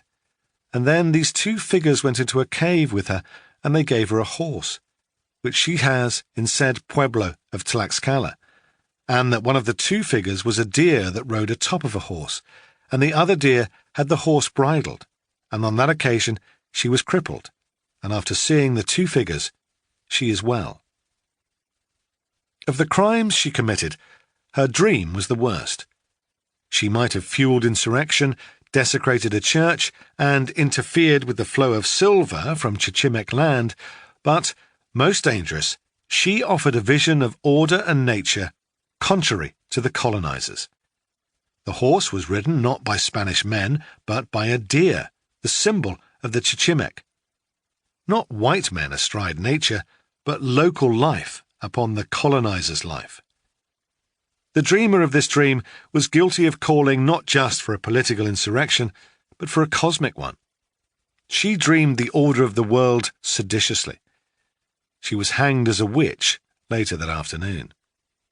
It's hard to speak of this woman without knowing her name. Her killers called her a witch. That is a name she may have used for herself, albeit without its colonial venom. Even though her name was set at so little that it didn't merit an entry in the conquistadors' paperwork, it is an act of memory against forgetting that her story is told. The dreamer of this radically different ecology had to be killed swiftly. To allow her to live would sanction an alternative to capitalism's world ecology. Our Chichimek woman was killed by a civilized society because her natural savagery broke its rules. This transgression, this crime, was a relatively new idea. As recently as 1330, savage meant intrepid, indomitable, valiant. That positive use faded by the end of the 15th century, replaced with its modern one of in a state of nature, wild. This isn't an accident. At the time of the execution of the Chichimek witch, the terms nature and society were being produced.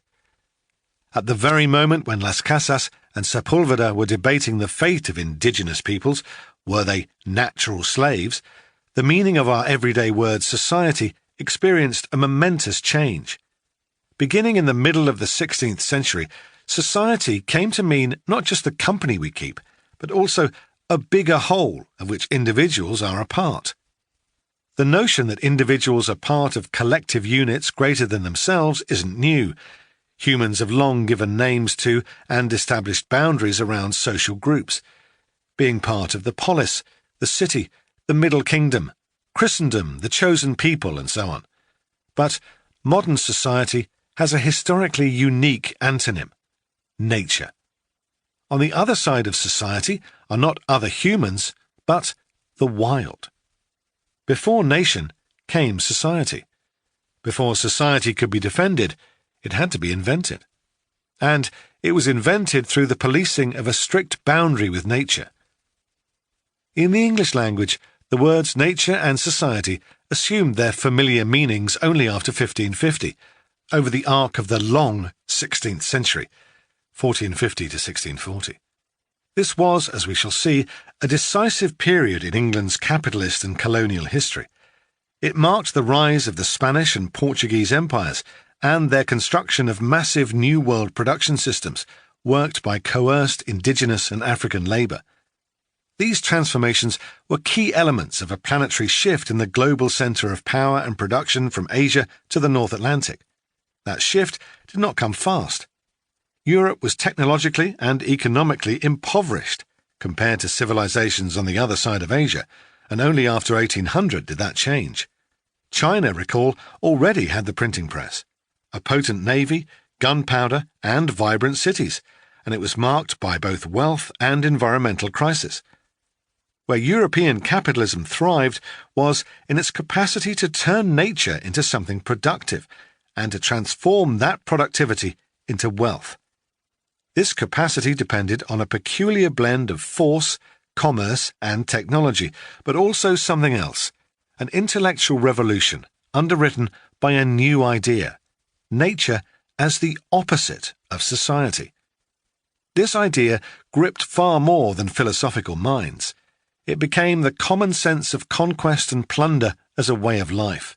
Nature's bloody contradictions found their greatest expression on capitalism's frontiers, forged in violence and rebellion, as the witch-killing demonstrates. We take for granted that some parts of the world are social and others are natural. Racialized violence, mass unemployment and incarceration, consumer cultures. These are the stuff of social problems and social injustice. Climate, biodiversity, resource depletion. These are the stuff of natural problems, of ecological crisis. But it's not just that we think about the world in this way. It's also that we make it so, acting as if the social and the natural were autonomous domains, as if relations of human power were somehow untouched by the web of life. In this book, we use these words, nature and society, in a way that's different from their everyday use. We're capitalizing them as a sign that they're concepts that don't merely describe the world, but help us organize it and ourselves. Scholars call concepts like these real abstractions. These abstractions make statements about ontology, what is, and about epistemology, how do we know what is? Real abstractions both describe the world and make it.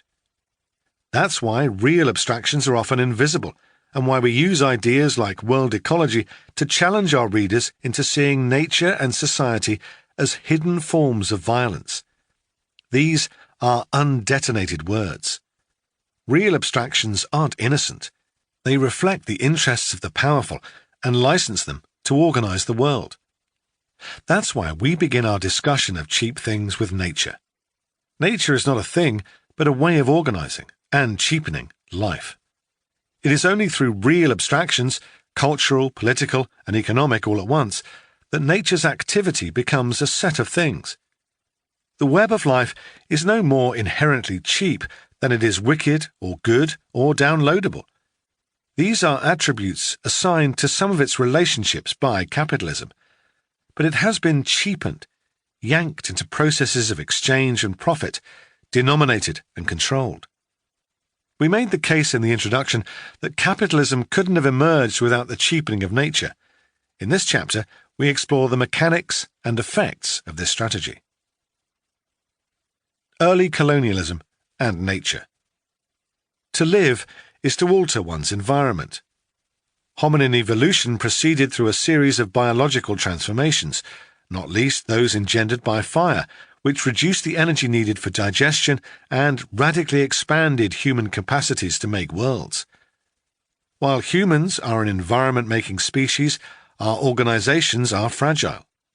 Over the long sweep of history, civilizations have emerged and expanded with more than a little help from the rest of nature. And when that help is withdrawn, they can crumble. Rome boomed in the centuries following the onset of the Roman climatic optimum, 300 BCE to 300 CE.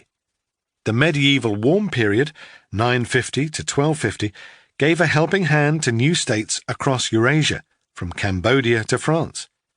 Feudal Europe got its assist from a climate anomaly, and its crisis, and the eventual transition to capitalism, was co-produced by another climate shift. The unravelling of European feudalism was made possible by the Little Ice Age, but not by climate alone. Feudal Europe was highly dynamic. While weather unfavourable to cereal yields was a problem, feudalism had sophisticated agricultural technologies. Beginning in the 9th century, agricultural productivity soared. New fields were claimed from the forests, and human and animal populations grew fast. European population densities were quite high by the early 14th century, but feudalism's systemic weakness wasn't something as simple as soil exhaustion. Feudalism crumbled because of peasants' inability to produce a bigger economic surplus for their seigneurs. Left to their own devices, peasants could have shifted from rye and wheat monocultures to a diversified crop mix that included garden produce. In Western Europe, that could have doubled or tripled food production.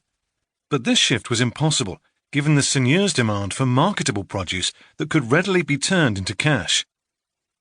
In an unsettling parallel with the present day, feudal lords reproduced an agricultural system that privileged short-run gains over meaningful adjustments that would have dented their income but sustained life.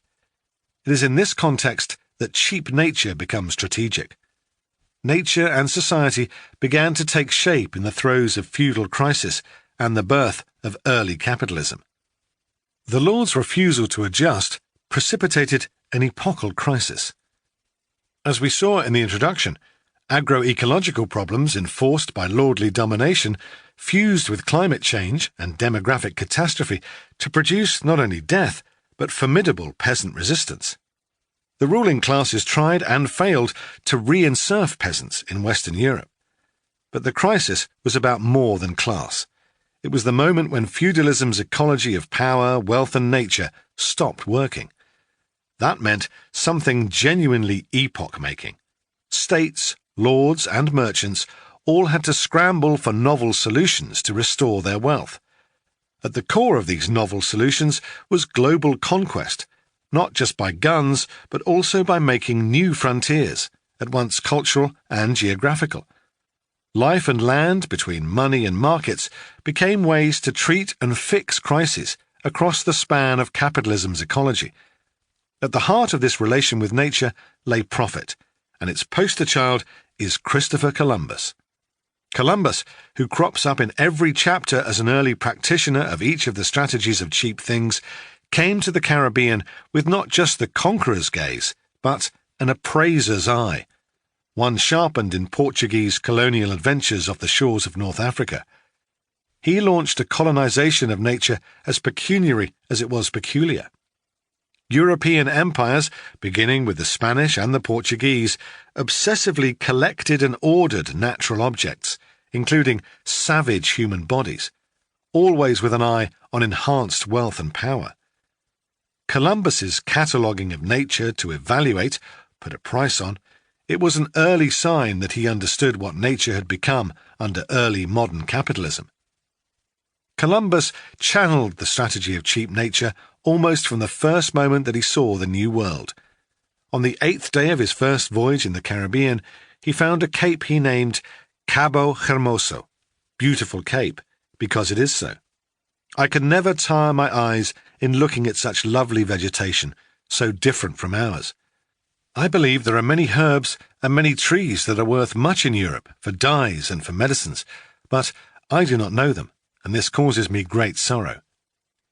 He was from the outset an assessor, with a keen sense of cheapness and power, able to cast his eye on nature and be frustrated that he couldn't instantly see money.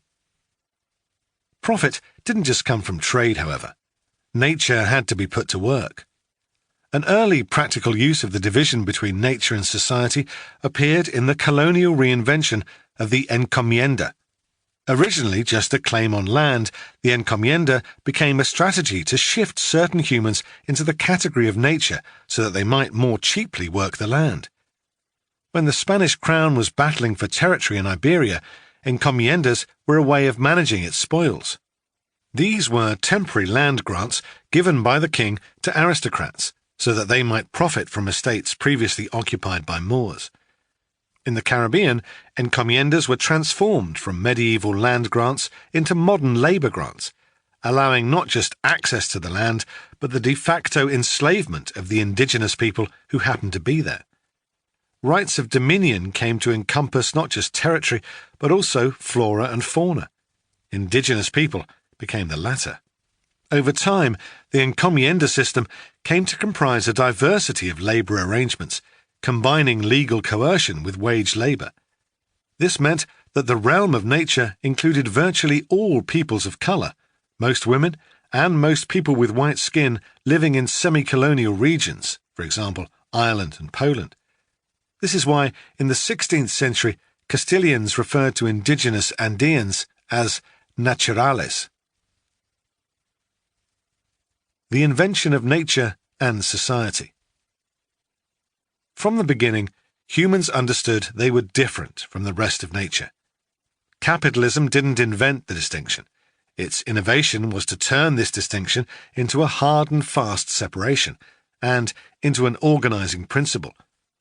This was a task to which intellectuals on both sides of the Atlantic contributed.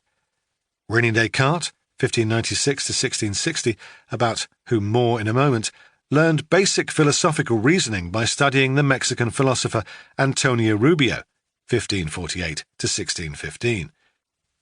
Some of the 16th century's most sophisticated anti-colonial Christian intellectual activity, as Enrique Dussel argues, happened in the Americas. The English, at the same time, were developing ideas of the savage and the civilized in Ireland, their first colonial frontier.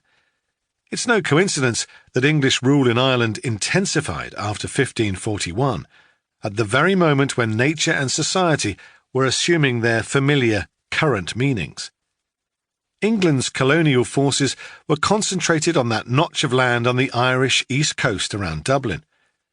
The initial area of English colonial activity was known as the Pale. Those outside it were savages. The inventors of nature were philosophers as well as conquerors and profiteers. In 1641, Descartes offered what would become the first two laws of capitalist ecology. The first is seemingly innocent. Descartes distinguished between mind and body, using the Latin res cogitans and res extensa to refer to them. Reality, in this view, is composed of discrete thinking things and extended things.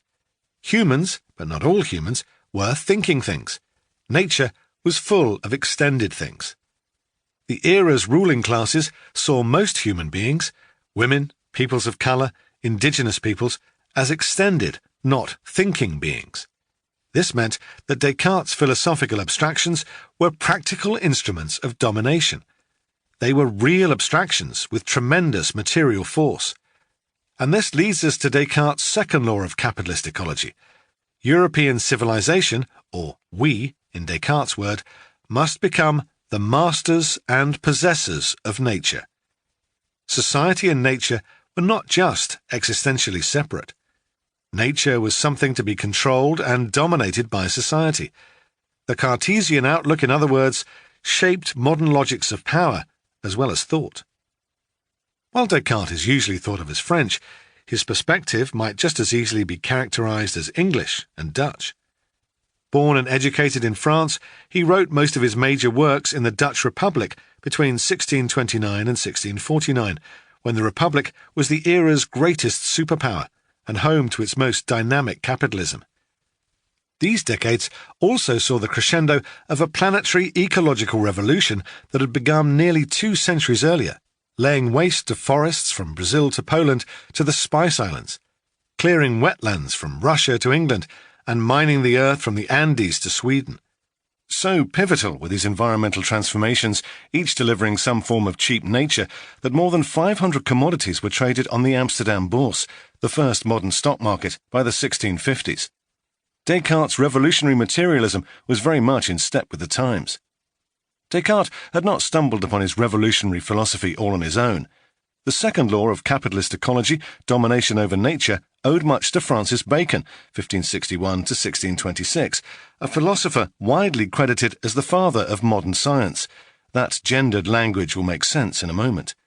Bacon was also a prominent member of England's political establishment, at different times a Member of Parliament and the Attorney General of England and Wales.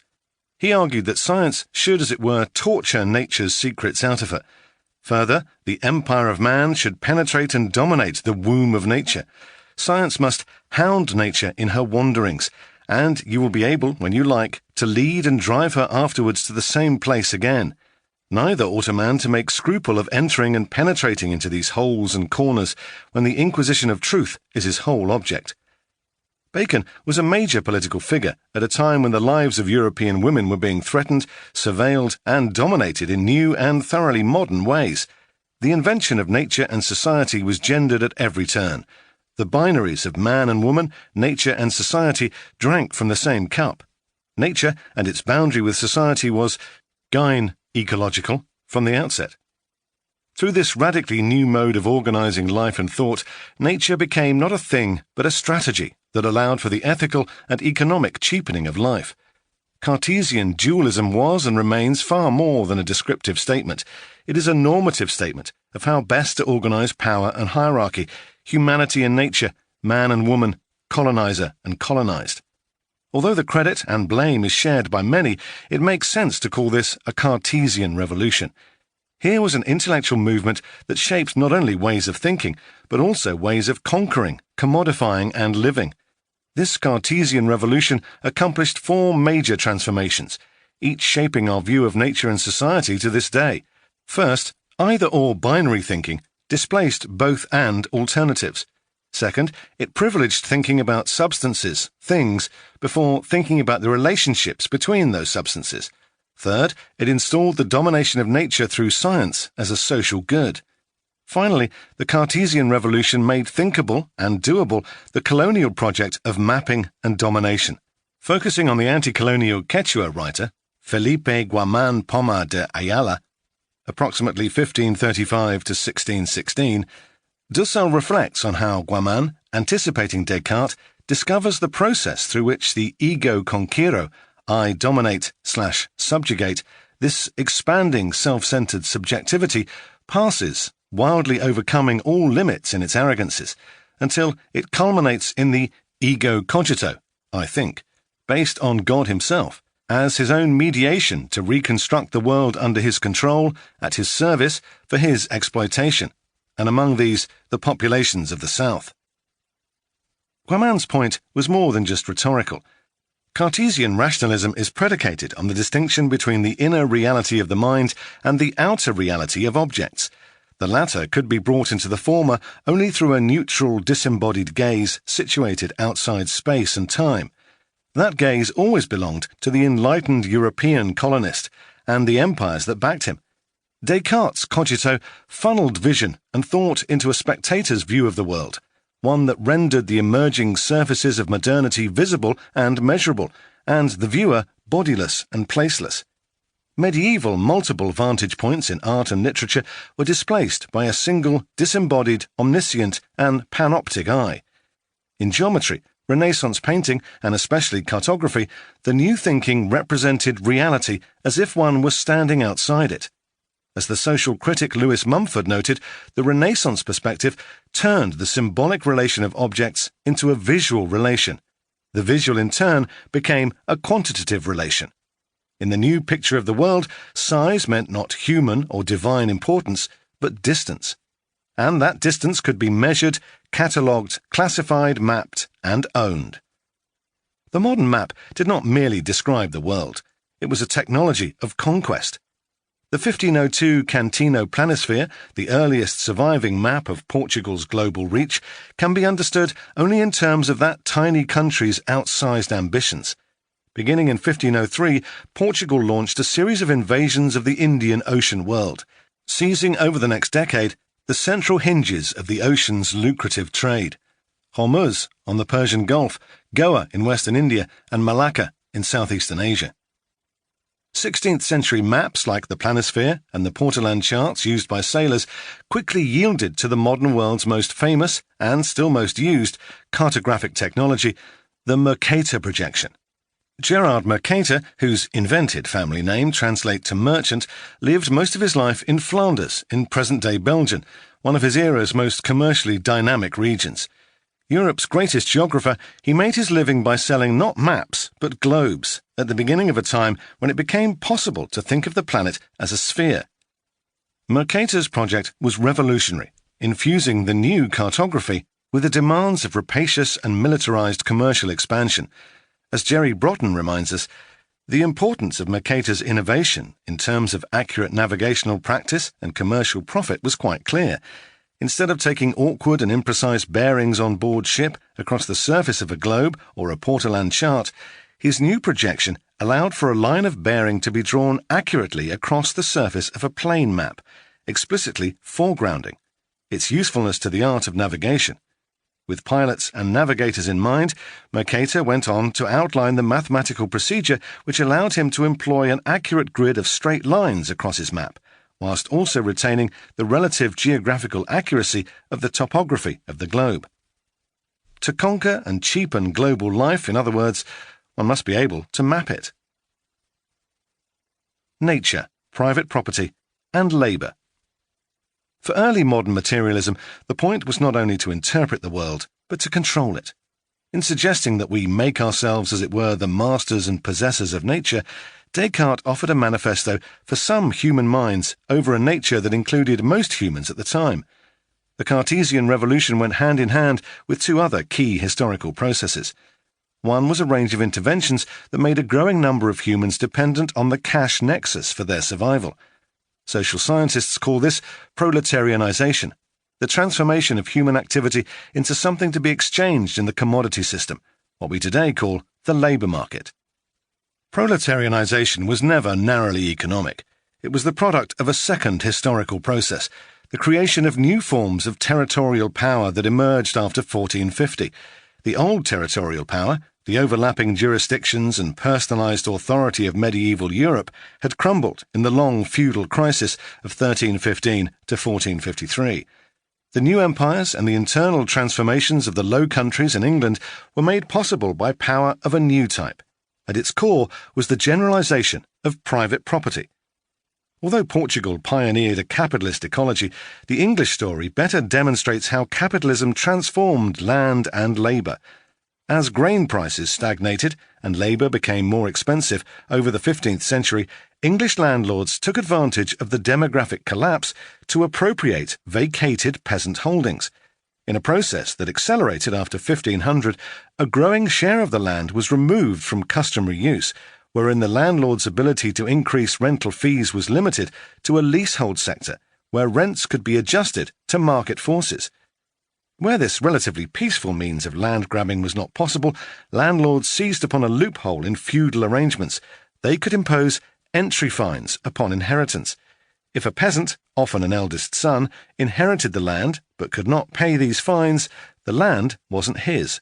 These and other loopholes proliferated, and competitive rents set by supply and demand were increasingly imposed. Rents no longer had to be reasonable, as in earlier centuries. Landlords weren't simply grabbing land. They were transforming the way others could relate to nature. Placing customary lands under a system of competitive rents reduced the commons, the areas of land in which peasants had exercised some autonomy. Commoning involves the processes of managing access to land one doesn't own, covering a wide range of rights, including those of pasturing animals, collecting firewood and construction materials from a forest, and gleaning. In addition to these rights came responsibilities, such as stinting, refraining from collecting wood, for example, so as not to prejudice the ability to collect wood in the future. These rights and responsibilities were vital to peasant survival, allowing them to make up the difference between the season's crop and what they needed for their families to endure. As the commons receded and access to what remained became more difficult, peasants had to fill the gap some other way. Churches and other institutions for social support offered little, so peasants were forced either to leave the land or to offer the only thing they had left to sell, their labour. In this sense, their labour was free. Its sale was uncoerced by anything other than poverty and prison terms for vagrancy, the laws against poverty and vagabondage being motivationally harsh. Peasants had no choice but to sell their labour to survive. Peasants could and did resist. The first half of the 16th century witnessed a series of agrarian and urban riots, culminating in Kett's Rebellion of 1549, when 16,000 rebels seized Norwich, then England's second-largest city. Peasants' anger was directed not only at the enclosure of the commons and the ongoing attack on their customary rights, it also targeted the idea of competitive rent, which was relatively new and outrageous in the century after 1450. Not for the last time, the outrageous quickly became normal. England's landlords would farm for cash or, more often, rent out their land to tenant farmers, who did. This revolutionized production, differently from the sugar plantations of Madeira and the New World, but no less significantly. The remaking of English property transformed the relationship between humans and the ground beneath their feet. As a result, English agricultural productivity soared, and the country's non-agricultural population with it. Labour productivity on English farms grew 75% between 1600 and 1700, by which point more than half of the English population worked outside agriculture.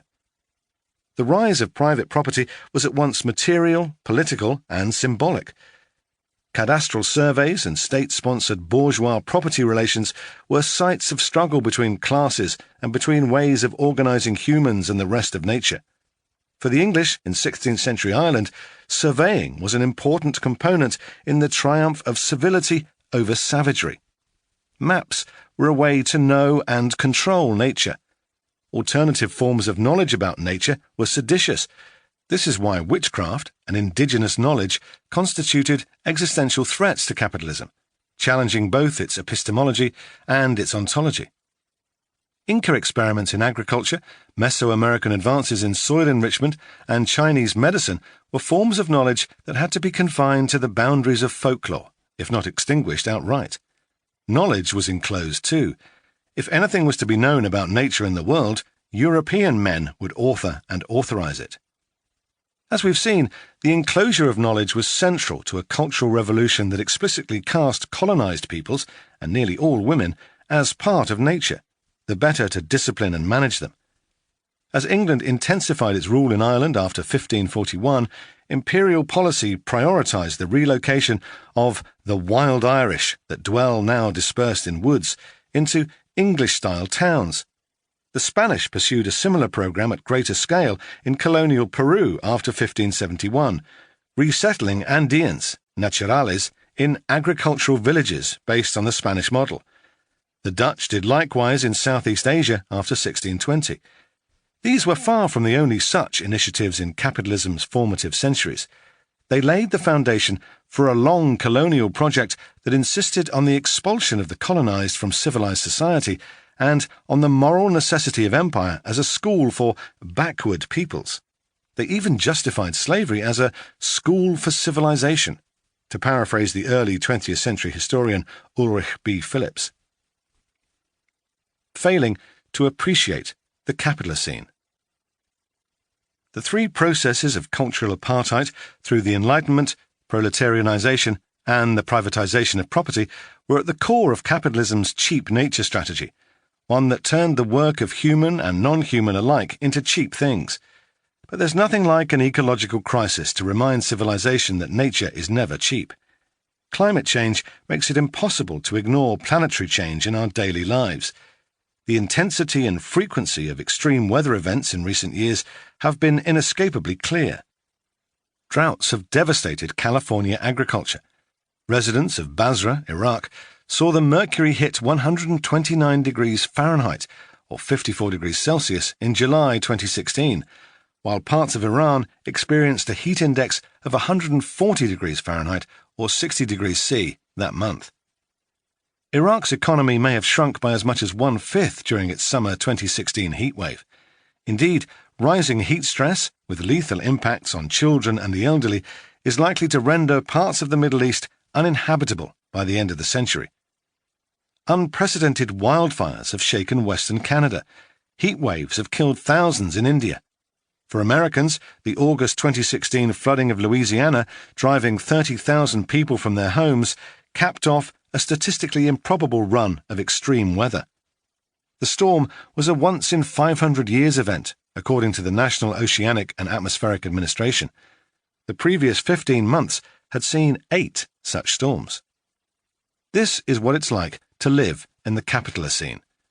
Certainly, previous human civilizations altered their environments, but none were guided and governed by the strategy of cheap nature, which has allowed the transformation of the planet into nature and society through the subjugation of human and extra-human life. Those who've opposed this transformation, like the Chichemic witch at the beginning of this chapter, have faced death. Indigenous people continue to resist and continue to face slaughter, though the language of the Capitalocene tells us that such people aren't being annihilated, they're being developed. Cycles of nature into money and then into capital have brought us to this moment in geological history. That's why we need to explore the thing that Columbus desperately wanted to see when he looked at New World natures, which has remained in the background of our accounts so far, yet without which modern capitalism would be unthinkable. Cheap money. Chapter 2. Cheap Money. Lord Money is a powerful knight, born in the Indies, honoured where the world accompanies him, coming to die in Spain and be buried in Genoa. Francisco de Quevedo y Villegas. Poderoso, caballero, eston dinero.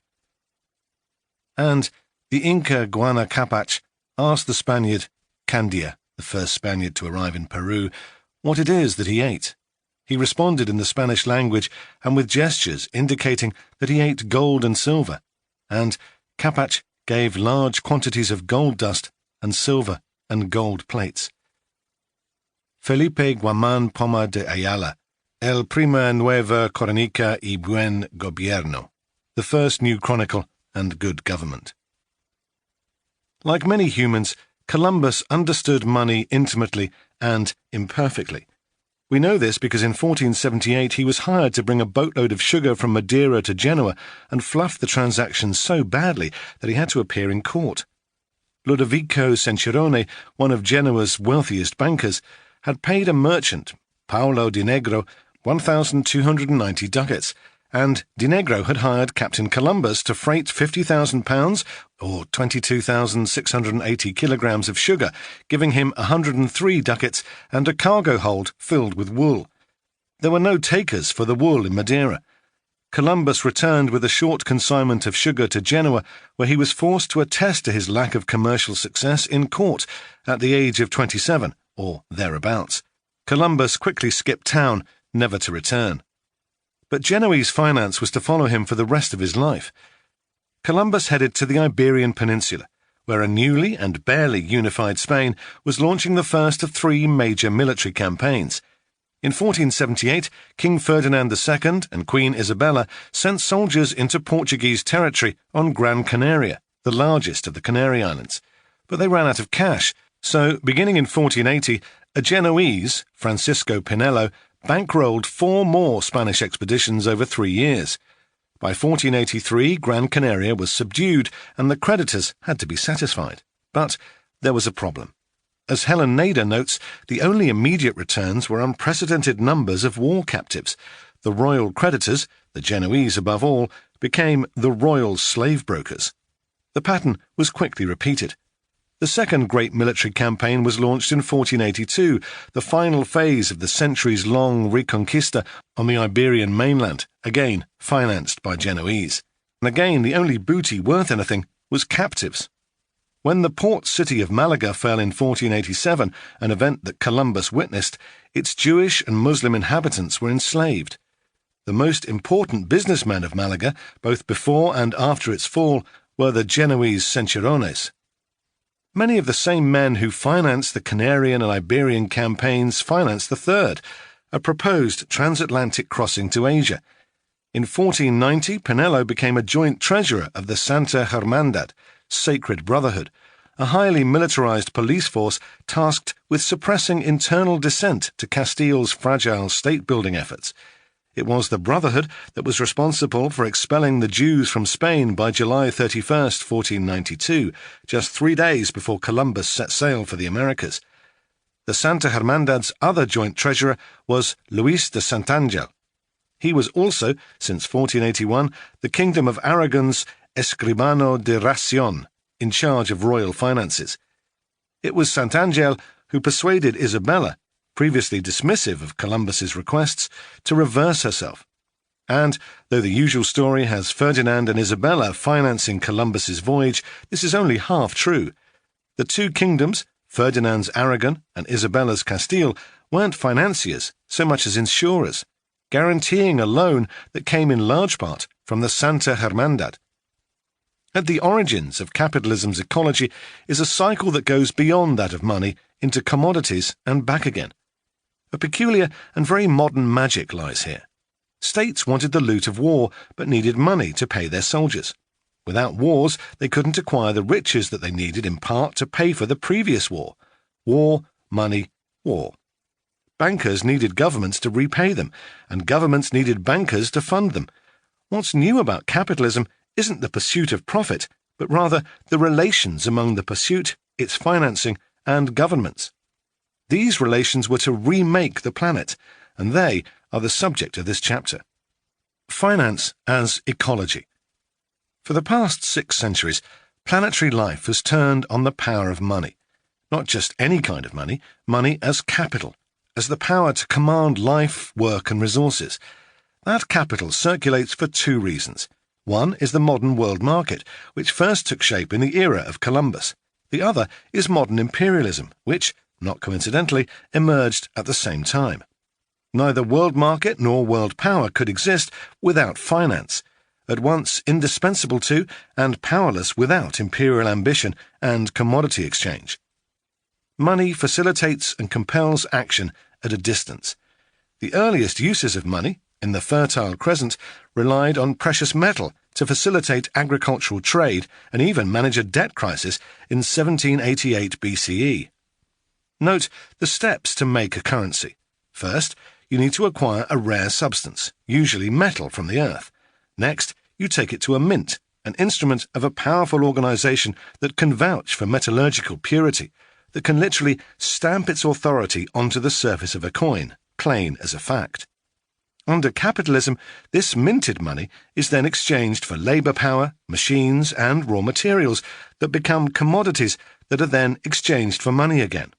World money, world nature, and world power.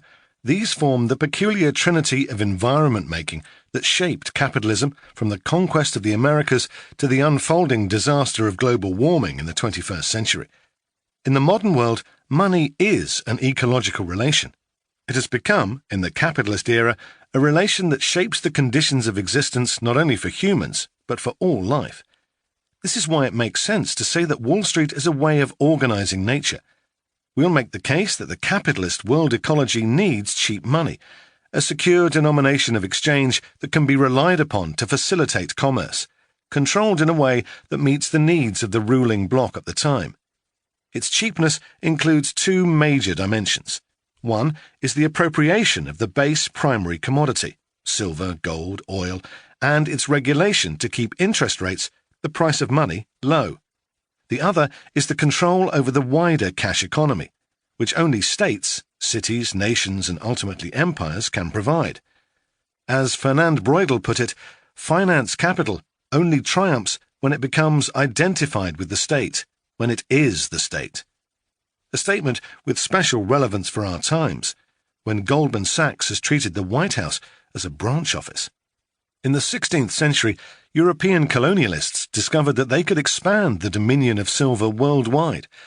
Through the connections that followed, capitalists achieved a result that with few interruptions continues to today, a cheap money system that facilitates, protects, and expands frontiers in capitalism's ecology.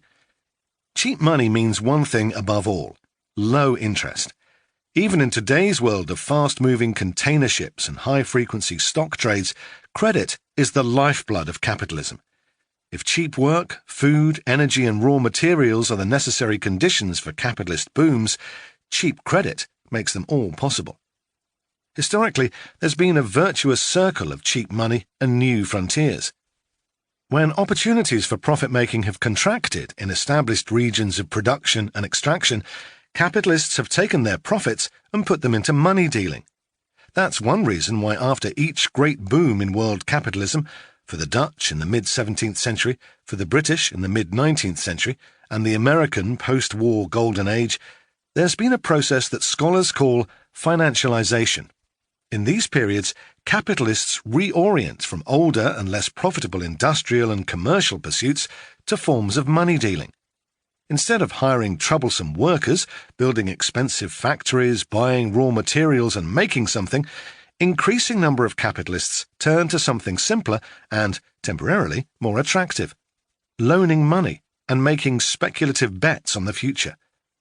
Financialization, in this sense, is essentially a gamble on some future, more profitable industrial revolution. We're living in such a time at the moment, and history isn't reassuring about its likely outcome. Such cycles of accumulation usually end in war, and with the rise of new financial powers, as we'll see below. Two movements make financialization attractive and even useful to capitalism when the world's economic pie stops growing. One is the tendency of leading powers to go to war, or at a minimum, to build up their war-making capacity. This is what happened after the economic stagnation of the 1970s, when the United States launched the largest military build-up in peacetime history. As we will see, modern states rarely self-finance their wars. They have to borrow money just like anyone else. The other thing that boosts financialization is that capital, in the heartlands of the system, begins to flow toward the frontiers. In the late 19th century, for example, gigantic sums of British capital, in the form of loans, flowed out of London and toward the rest of the world, especially to build railroads, which in turn was central to the next century's extraordinary cheapening of food and raw materials. Financialization's bet on the future has worked historically so long as there were bountiful frontiers, where humans and other natures might be put to work, or otherwise extracted, for cheap. When the long boom partly made possible by the global railway network went bust in the 1970s, a new era of financialization began. And, though the neoliberal era originated in a crisis of expensive money, the 1979 Volcker shock, in which interest rates crested 20% in a bid to control inflation, a protracted era of cheap money followed. As Anwar Sheikh explains, the neoliberal boom, such as it was, that began in the 1980s, was spurred by a sharp drop in interest rates. Falling interest rates also lubricated the spread of capital across the globe, promoted a huge rise in consumer debt, and fueled international bubbles in finance and real estate. The difference today is that the frontiers of cheap nature are fewer, and the piles of cash on the tables of the global casino are higher than ever. In the 21st century, money masks and tries to postpone the underlying problems of socio-ecological crisis. But for most humans and planetary life, cheap dollars can no longer paper over these problems. As to what a cocktail of monetary, biological, climatological, and social upheaval might look like, history has some lessons. The monetary origins of the modern world. The Black Death, 1347 to 1353, sparked a fiscal crisis.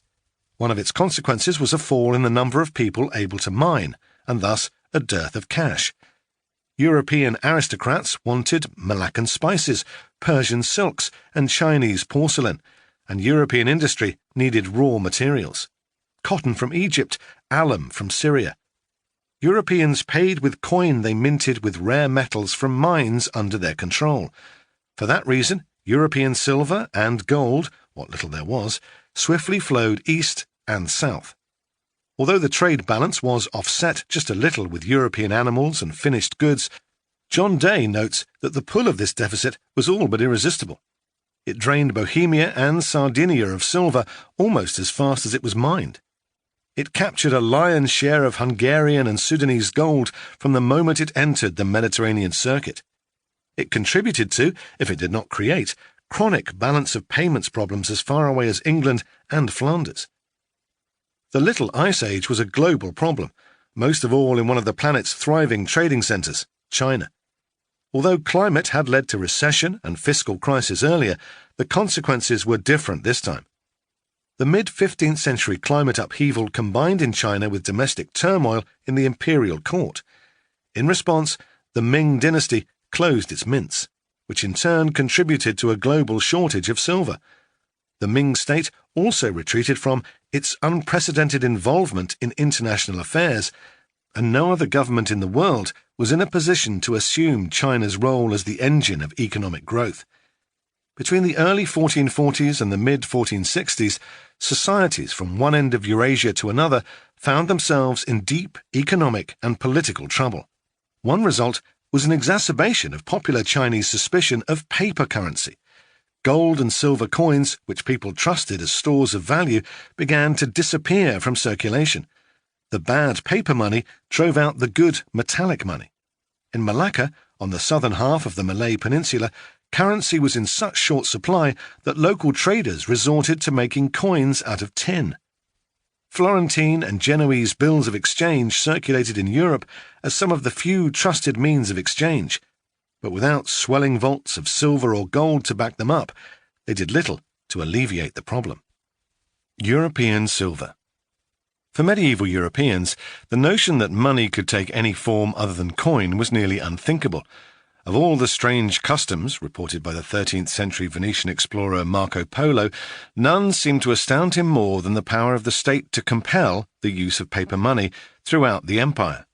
But Europe had no great empires of the kind Polo reported, only a few middling and hundreds of small states, nearly all of which were familiar with the debasement of coinage. When the class, climatic, and epidemiological crises of the 14th century fatally undermined the feudal order, Europe's monetary system went from bad to worse. Trust between users of money was in short supply, with parties uncertain that the coin they received was unadulterated.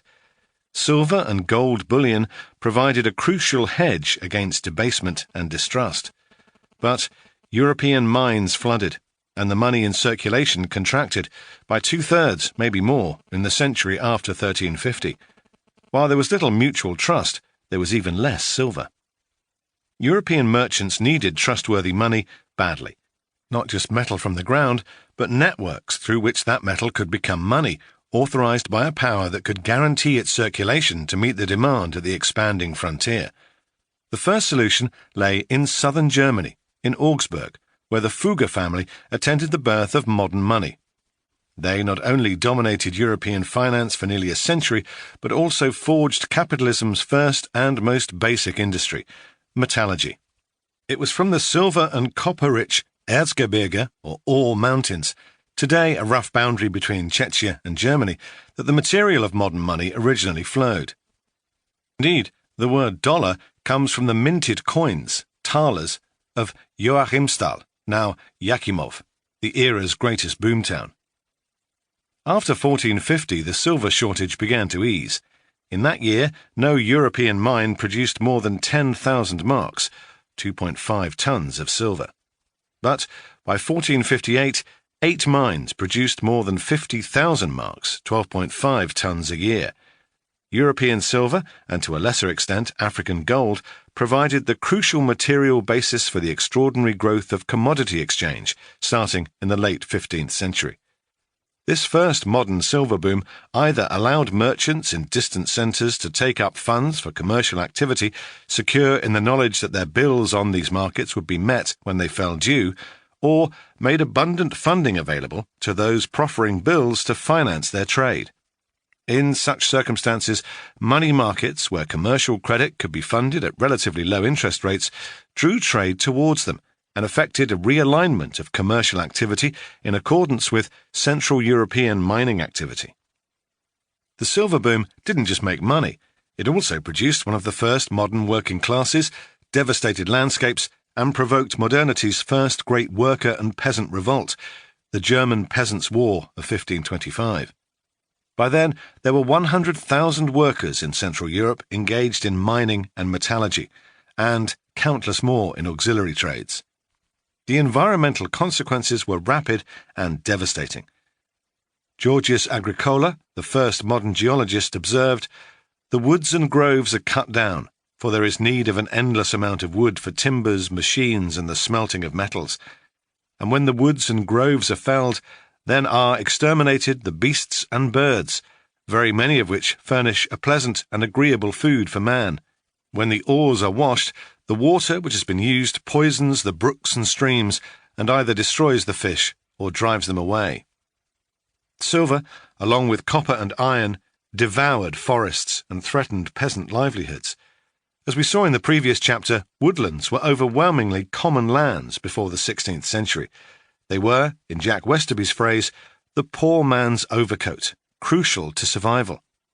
The poor fought against their enclosure, but by the time of the German Peasants' War, access to commons had been sharply limited, and forest acreages significantly reduced.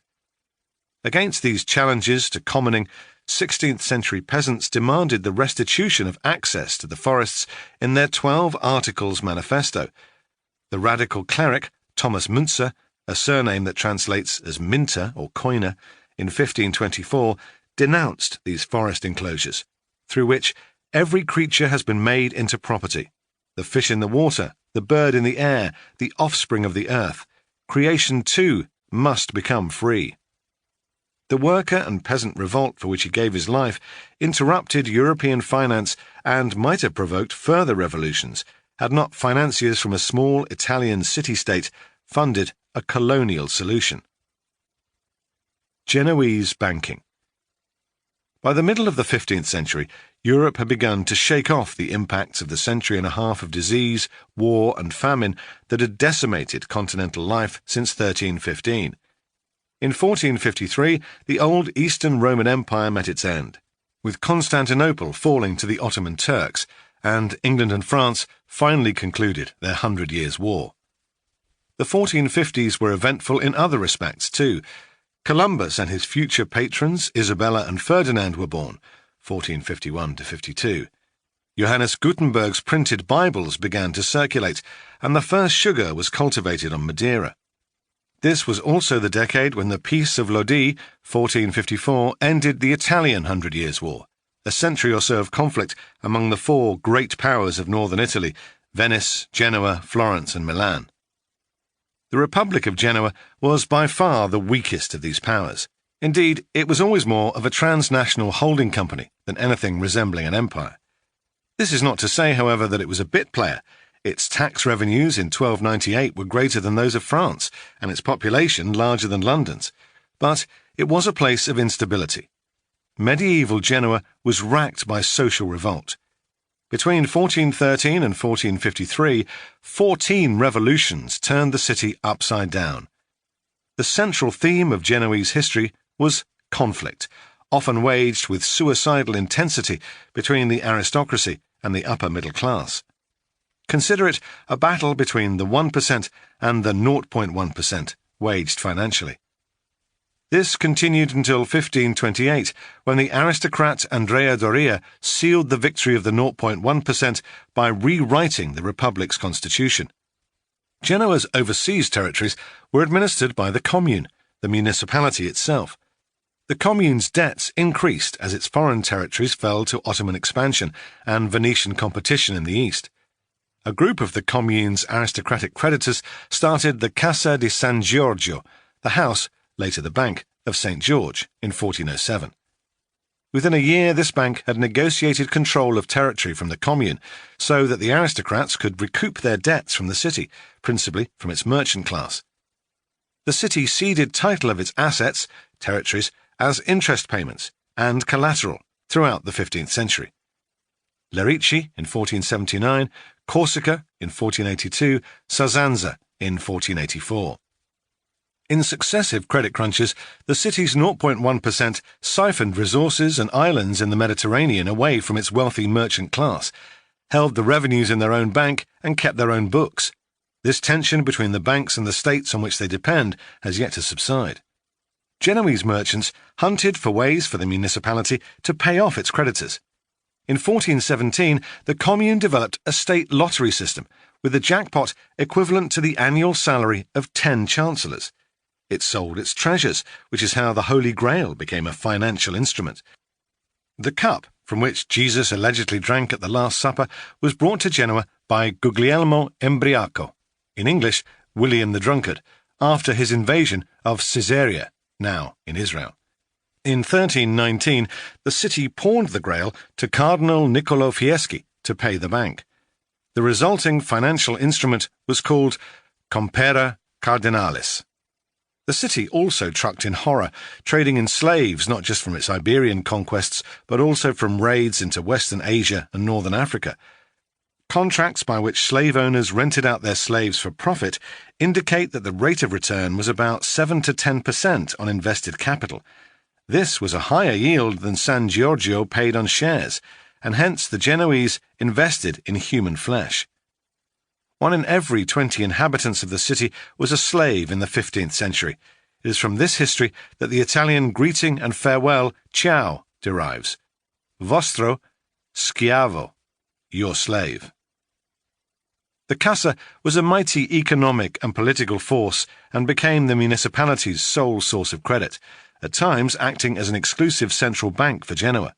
It wasn't, however, always in charge. Moments of merchant and then proletarian insurrection loosened the bank's grasp on the commune. The municipality pushed back against its creditors, asking for discounts on its bond repayments, which stimulated a secondary market in bonds, and had Pope Calixtus III decree this legitimate in 1456. In the history of credit, capital and the state, it's worth noting that capital doesn't always win. Recent financial histories have ignored the Casa di San Giorgio, in part because of the obscurity of its manuscripts, in part because the Genoese weren't the showboaters that the Venetians were. But their facility with credit lines and their connections to European aristocracies made it possible for them to access money at the lowest possible interest rates until the 18th century. They were masters of cheap money, a mastery they achieved by financing and reaping the rewards from Spain's colonial exploits. The Genoese weren't alone in making the provision of credit pay, and other banking institutions followed in their footsteps, later in Amsterdam and then in London and the United States. But the Genoese story is significant because it brings together many of the key elements of cheap money: the need for profit, the capacity to fund colonies, and the requisite attitude to nature. It also has, as we noted at the beginning of the chapter, a link through Columbus to the violence at the New World's frontiers. Genoa's financiers needed the New World. Its trade faltered throughout the 1400s, a result of both the previous century's long depression and military defeat, as the Venetians and Turks ousted the city's merchants from their lucrative outposts in the eastern Mediterranean. Genoa's relatively narrow hinterland had been thoroughly deforested, forcing its shipbuilders to rely on imported timber. Defeat and geographical necessity pushed Genoa west, and towards Spain and Portugal. What it lost in the eastern Mediterranean it would gain back and more in the Atlantic. After 1450, Genoese financial power penetrated the Spanish domains, from southern Italy to the New World. Settling in Cordoba, Cadiz, and Seville, Genoese merchants were seemingly in every profitable line: silk, sugar, olive oil, wheat, dyestuffs. Outmaneuvering the Catalans, they soon controlled the lucrative trade in wool, Castile's greatest export. But while the Genoese were savvy traders, it's in financing war that they changed the world. The monetary origins of the military. Financing war has always been difficult. Taxes trickle in slowly, waning and waxing with poor and good harvests. War-making, in contrast, demands speed and liquidity. Soldiers must be armed, fed, housed, and, above all, paid reasonably quickly. Carthage learned this the hard way when its yet unpaid mercenaries sacked the great merchant city in 241 BCE. Spain's Philip II learned it too when his mercenaries, again unpaid, sacked Antwerp, at the time a part of the Spanish Empire, in 1576. Then, as now, wars were paid on credit. Governments may be happy to balance their budgets on the backs of the poor, but when workers are armed and organized, as soldiers have been trained to be, the calculus shifts. Pay the soldiers, owe the bankers, because the soldiers are armed. It was a sign of things to come. In the late 15th century, European warfare experienced a fundamental transition, the military revolution. The size of armies grew by a lot and very fast. In 1470, Spain counted perhaps 20,000 soldiers under arms. A century later, it had 10 times as many. If Spain was precocious, it wasn't by much. European armies grew tenfold between 1530 and 1710. The costs of war rose even faster. New cannons were expensive to make and even more expensive to use. By the 17th century, a single cannon shot was about equal to a month's pay for an infantryman. A single major battle, as when English forces besieged the French at Boulogne for 55 days in 1544, might involve 150,000 cannonades.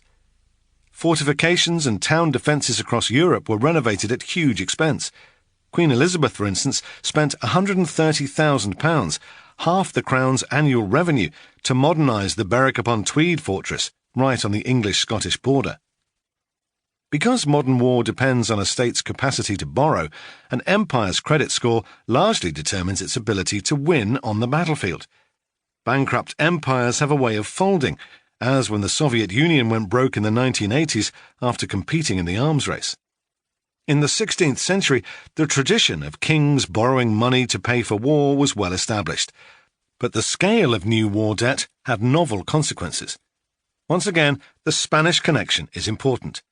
It was Charles V, 1500 to 1558, a grandson of Ferdinand and Isabella, and the King of Spain, as Carlos I from 1516, who led the way. By 1519, he was also the Holy Roman Emperor, ruling over a pan-European realm that stretched from the North Sea to the Caribbean, and his was a reign filled with conflict. He turned from the Central European Fuggers and Welsers to the Genoese to fund his wars. Advancing loans to Charles, the Genoese demanded as collateral a first claim, not always honoured, on American silver. Based on genocide and colonial brutality, this agreement established an enduring and very modern relationship, credit as a way of organising global nature, world power, and planetary work. For nearly 2 centuries, the Genoese banking families, with names like Sencirone, Pallavicino, Spinola, and Grimaldi, were intimately involved in the most important political and military decisions of the Spanish kings, touching on virtually all aspects of Spanish economic life. Indeed, it was Francisco Pinelo who organised in 1503 and led the Casa de Contratación, Spain's Ministry of Foreign Trade.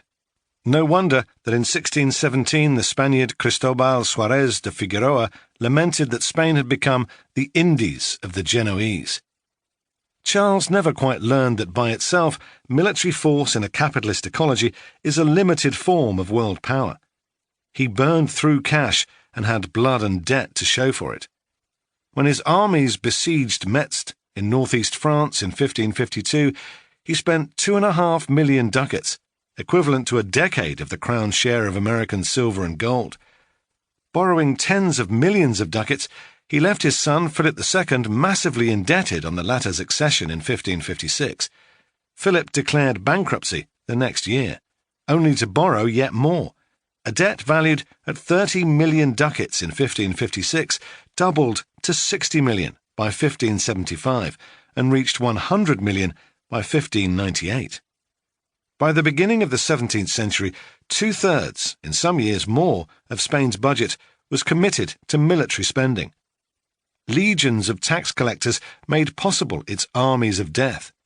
In an era when economic growth was measured in fractions of a percentage point, Spain's tax receipts increased nearly 12% per year in the 3 decades after 1474, from 900,000 to 26 million reales. Revenues doubled again in real terms from the 1520s to the 1550s, although, as Benjamin Franklin wrote in 1789, in this world nothing can be said to be certain except death and taxes, cheap money links the two. The modern art of war became a way to turn gold and blood into capital. States wanted expanded territory and power, but needed money to secure these.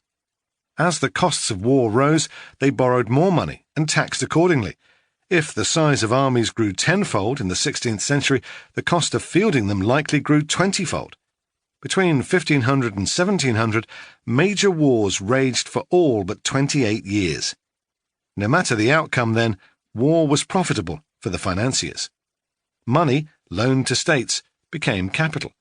There were risks involved. Bankers sometimes went bust, but the overall trend was clear. In a modern world with one financial system and many states jostling for power, the states would keep fighting and keep borrowing. Massively indebted Spain, for a time richer and more militarily powerful than its rivals, tried and failed to subdue the Dutch Republic for most of the late 16th and early 17th centuries. The Dutch Republic was endowed with neither the riches of the New World, nor abundant natural resources, nor a large population. But it had two things the Spanish didn't: a vigorous manufacturing and commercial economy, and the riches that went with it. The Spaniards had gold and silver bullion, the Dutch had capital. The Dutch Republic became the superpower of the 17th century, using financial power itself as a mercantile weapon to conduct war by other means, while Spain commenced a long stagnation and settled uncomfortably into the middling ranks of European powers. Capitalism's ecology, a global story. So far, we've discussed territorial power in a strictly geopolitical sense, but the shift from military to financial power was accompanied by another feature: modern colonialism. While Europe's states were fighting one another to a standstill across the early modern centuries, they were also making global empires. There had been massive empires before capitalism. Think of the Romans or the Mongols. But never before in world history had there been transoceanic empires that scoured the globe for profit-making opportunities. If it was simply the case that states made capital and capital made states, the cycle of war-making and capital accumulation would have broken down quickly. Waging war against powerful rivals is a lose-lose situation. But early modern empires were organized not only to fight other empires, but also to appropriate the unpaid work of human and other natures. If the brutality of early Spanish imperialism suggests appropriation as theft and butchery, such plunder was necessarily short-lived. The Spaniards had to find ways to turn their colonies into a regular stream of wealth, predominantly in the form of silver, and then turn it into money, with the help of Genoese and other bankers. The dearth of sound money in the 15th century sat atop a crisis in medieval mining. As the economic revival after 1450 gathered momentum, however, technological advances and new business organization coincided to make the old mines profitable again. If we're accustomed to thinking of this era as one of merchants and bankers, It's worth noting that the five-fold expansion of silver, copper and iron output in the second half of the 15th century was deeply industrial. The Fuggers, who bankrolled Charles V, grew rich on mining and metallurgy, characterized by cutting-edge technology. For instance, the Siger process, capable of extracting silver from low-grade ores and something resembling the modern firm. But of all these metals, silver required the most energy to smelt. Central Europe's kings, dukes and princes all wanted a share of the profits, and forest access in nearly all of the German states became tightly regulated during the 16th century. As we've seen, the forests were enclosed and thinned, and peasant access to what remained was sharply limited. By the 1520s, the battle for wood met up with the grievances of a greatly expanded working class that laboured in the mines and smelters. The German Peasants' War of 1525 and other forms of worker unrest resulted in higher wages in the mines. Together, resistance and depletion meant a profit squeeze for mine owners in Europe. The 1544 discovery of silver in Potosi, then in Peru, now in present-day Bolivia, couldn't have come at a better time. So important was American silver to Spain's strategic interests that Philip II dispatched the aristocrat Francisco de Toledo in 1568 to revive the viceroyalty of Peru's lagging silver output. One of his earliest interventions was the repurposing of an indigenous labour regime, the mita. Every community in the 16 provinces around Potosi had to send 1 in 7 men to work in the silver mines. These men, called miteos, were required to work from dawn until dusk. This stipulation, enforced by violence, was waived on Sundays and Christian holidays. Toledo had been in Valladolid when Las Casas and Sepulveda had debated the status of indigenous humans in the New World, see the introduction, and duties of care for the soul and inculcation into Christianity featured in his labour draft system. He knew that indigenous people were in the realm of nature, but might redeem their souls through labour. The demands on the miteos didn't involve a direct expropriation of land. While paid minimal wages, they were also required to self-organise the journey to Potosi and forced to buy their own tools and food. This labour system demanded much less capital investment than slavery, whose entrepreneurs bore both the purchase price of slaves and the cost of their maintenance. Because the mita imposed the costs of reproductive labour on the miteos home communities, these groups had to trade with the Spanish to access funds and food to allow their migrant workers to survive, both while they worked and while they weren't working. This system had apocalyptic effects on indigenous workers, with some estimates suggesting an 85% drop in population between 1560 and 1590. The human cataclysm found its analogue in the forest. Initially, the silver pulled from Cerro Rico, Rich Mountain, was smelted in wood-burning furnaces. On the mountainside, thousands of small wind-blown furnaces called hueras were lit at dusk, turning night into day, according to one eyewitness, so that indigenous Andeans might smelt some of the mountain's silver to spend on their own survival. Small furnaces weren't enough for the Spanish, however. Viceroy Toledo's other intervention at the frontier was the introduction of a new fuel-saving technology to extract silver, mercury amalgamation. It operated at a scale that dwarfed Huraya production. In vats containing 5,000 pounds, 2,268 kilograms, of crushed ore. Its success, like that of Madeira's sugar industry, depended on feats of hydraulic engineering, in this case the construction of some 30 dams. These frequently burst, killing hundreds of miteos at a time and polluting the water for those left behind. Yet, despite being a cold process compared to smelting, mercury amalgamation drove rates of deforestation up. It used less fuel for every pound of silver, but the sheer volume of output, a 600% increase between 1575 and 1590, expanded fuel consumption dramatically. So voracious was the combination of small smelters and mercury amalgamation extraction that by 1590 wood had to be brought in from nearly 300 miles, 500 kilometres away. By the early 16th century, there was little sign that the mountain of Potosi had ever been home to any trees, or indeed a vibrant indigenous civilization. Once again, we can see cheapness at work. Cheap lives turned into cheap workers dependent on cheap care and cheap food in home communities, requiring cheap fuel to collect and process cheap nature to produce cheap money, and quite a lot of it. Potosi was the single most important silver source in the New World, and New World silver constituted 74% of the world's 16th century silver production. Silver does not make trade, but global trade can be traced from the mines of Potosi. Unless it forms part of circuits of exchange, silver is just shiny dirt. It's the fusion of commodity production and exchange that turns it into capital. That's why some commentators have suggested that the birth year of global trade was 1571, when the city of Manila was founded. Silver from the New World didn't stay in Europe, but was propelled along the spice routes and later across the Pacific. Japanese silver flowed to China from 1540 to 1620 as part of a complex network of exchange and arbitrage. Without the connection of exchange of silver for Asian commodities, money couldn't flow from the New World into East Asia. Because the Portuguese and then the Dutch controlled maritime silver flows through Europe to Asia, the Spanish short-circuited them, annually sending as much silver, 50 tons, across the Pacific and through Manila as they did across the Atlantic through Seville. Similar volumes of silver found their way to the Baltic. In Eastern Europe, silver combined with credit, quasi-feudal landlords, and enserfed labour to deliver cheap timber, food, and vital raw materials to the Dutch Republic. To remember this is to insist that although Europe features in it, capitalism's story isn't a Eurocentric one. The rise of capitalism integrated life and power from Potosi to Manila, from Goa to Amsterdam.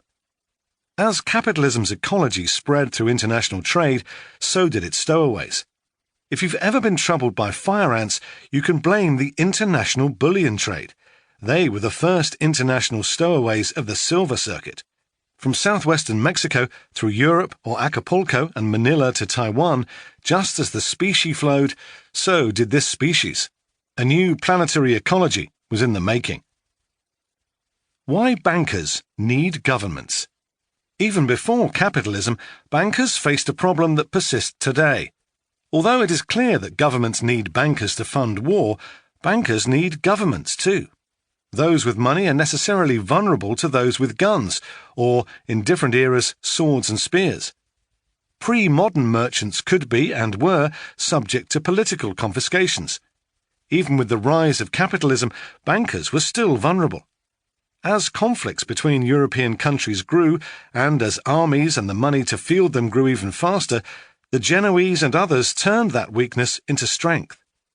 The demand for credit rose faster than the state's capacity to intimidate and confiscate funds. The inverse of this problem was that while capitalists had power over states, they were powerless to perform one of the key tasks of states in the modern world: identify, map, and secure cheap nature.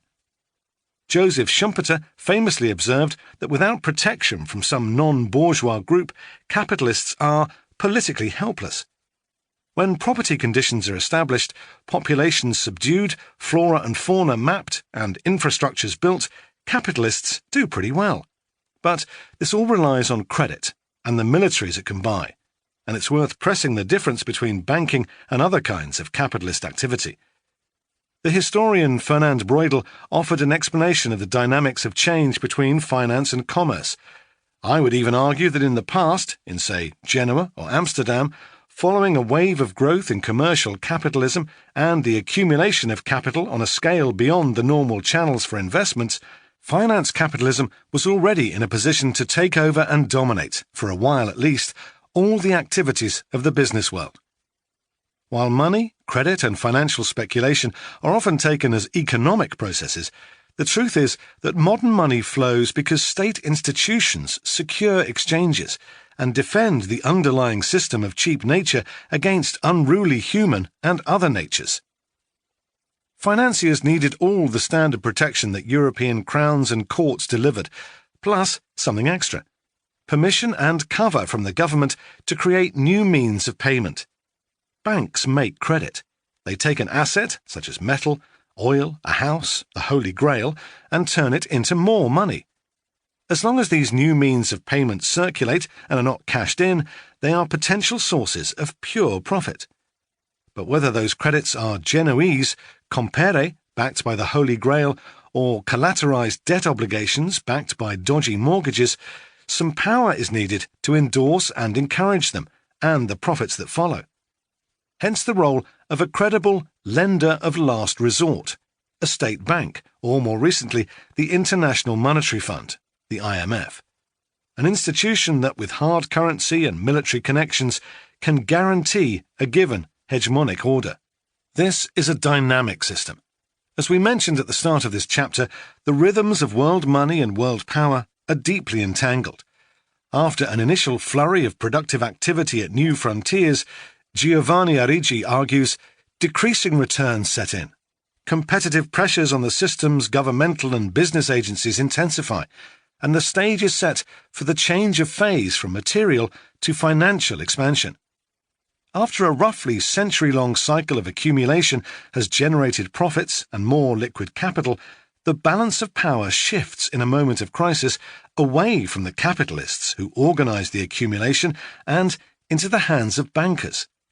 This happened in the Genoese, Dutch, and British empires, and it's now playing out in the United States. But there's something very different about the era of financialization that began in the 1980s. Previous great financial expansions could all count on imperialism to extend profit-making opportunities into significant new frontiers of cheap nature. Recent bursts of land grabbing of public, peasant, and indigenous land dispossession and privatization have been accompanied by ocean grabs and even a new space race. The extraordinary volatility of financial markets speaks not only to the dominance of finance capital, but also to its weakness. At some point, bets on the future must pay off. And that's precisely what past centuries' frontiers of work, food, energy, and raw materials enabled. Today, those frontiers are smaller than ever before, and the volume of capital looking for new investment is greater than ever before. This unprecedented situation explains something of the extraordinary coupling of radical wealth inequality and profound financial instability that now shapes our world. War and violence drip from every pore of this coupling, but this time there's no meaningful promise of creative destruction, only destruction. This explains not just why it's possible for Goldman Sachs to have its hands in everything, but why, at this moment, it's inevitable that Goldman Sachs is everywhere. From the 15th and late 16th century Genoese financier diaspora to the Amsterdam banking societies that reaped the rewards of Dutch colonialism, to the British merchant banks that invested in exploitation at home and abroad, to today's global financial elite, the relationship among states, financiers, and other capitalists has led to the rise and fall of cycles of accumulation. Contemporary threads.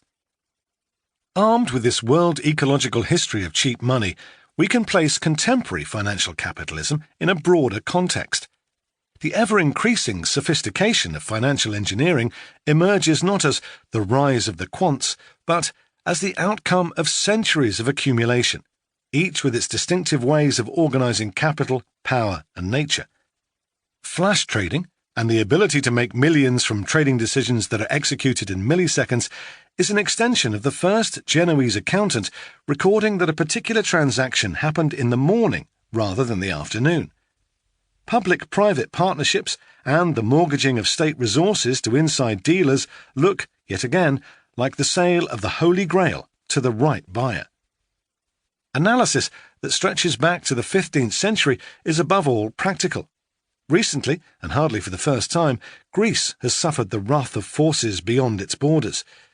Because of reasons well documented elsewhere, the country was compelled in 2015 to adopt a series of measures on terms that systematically siphoned away its wealth and guaranteed that it would never repay its debt.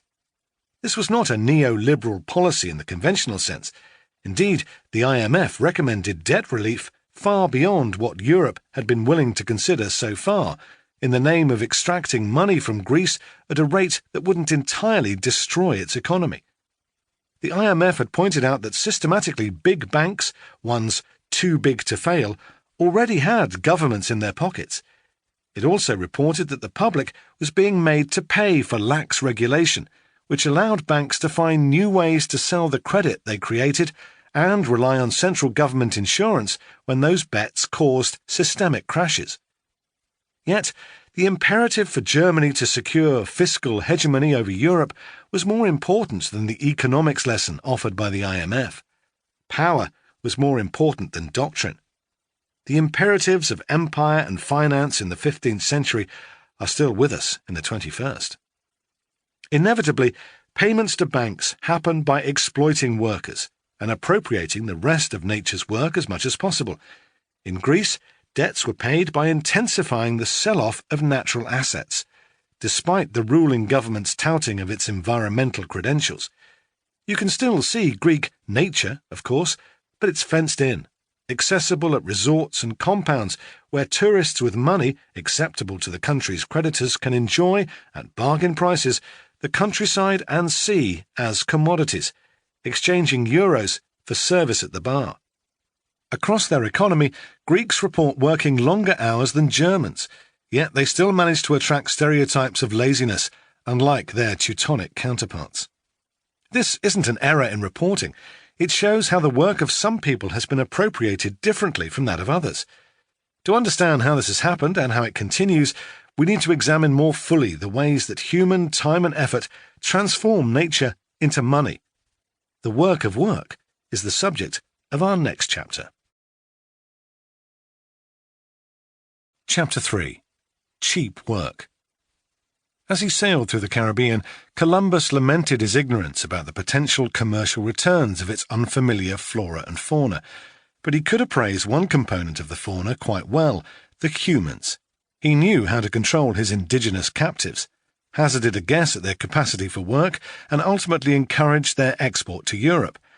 Let us, in the name of the Holy Trinity, go on sending all the slaves that can be sold, he wrote to Ferdinand and Isabella after his second voyage. How did he know their value? Because slaves were part of the fabric of his life in Europe. Columbus's childhood in Genoa put him in proximity to slaves, slavers, and traders in human bondage. He was also caught up in longer circuits and histories of exploitation by the Spanish and Portuguese, whose familiarity with slavery stretched back centuries. In Madeira, the Portuguese had first used Canarian slaves to produce sugar. The Iberians had acquired this workforce through colonial conquest and legal chicanery. We'll have cause to revisit the jurisprudence of misery and race in Chapter 7 on cheap lives. For now, though, we need to establish the relationship between work, nature, and finance. During the Crusades, military rules of engagement permitted the capture of Saracens, Muslims, as enemy combatants, and their enslavement.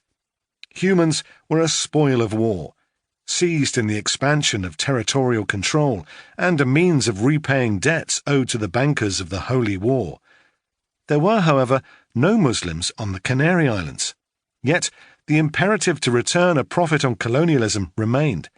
So the Portuguese crown requested and received permission from Rome for its subjects to capture and enslave any North or West Africans they encountered on their colonial adventures. It was widely known that many North and West African residents weren't Muslims and therefore weren't enemies of Christendom in the required theological sense. But in 1452, Pope Nicholas V wrote to King Alfonso V of Portugal to give his permission anyway.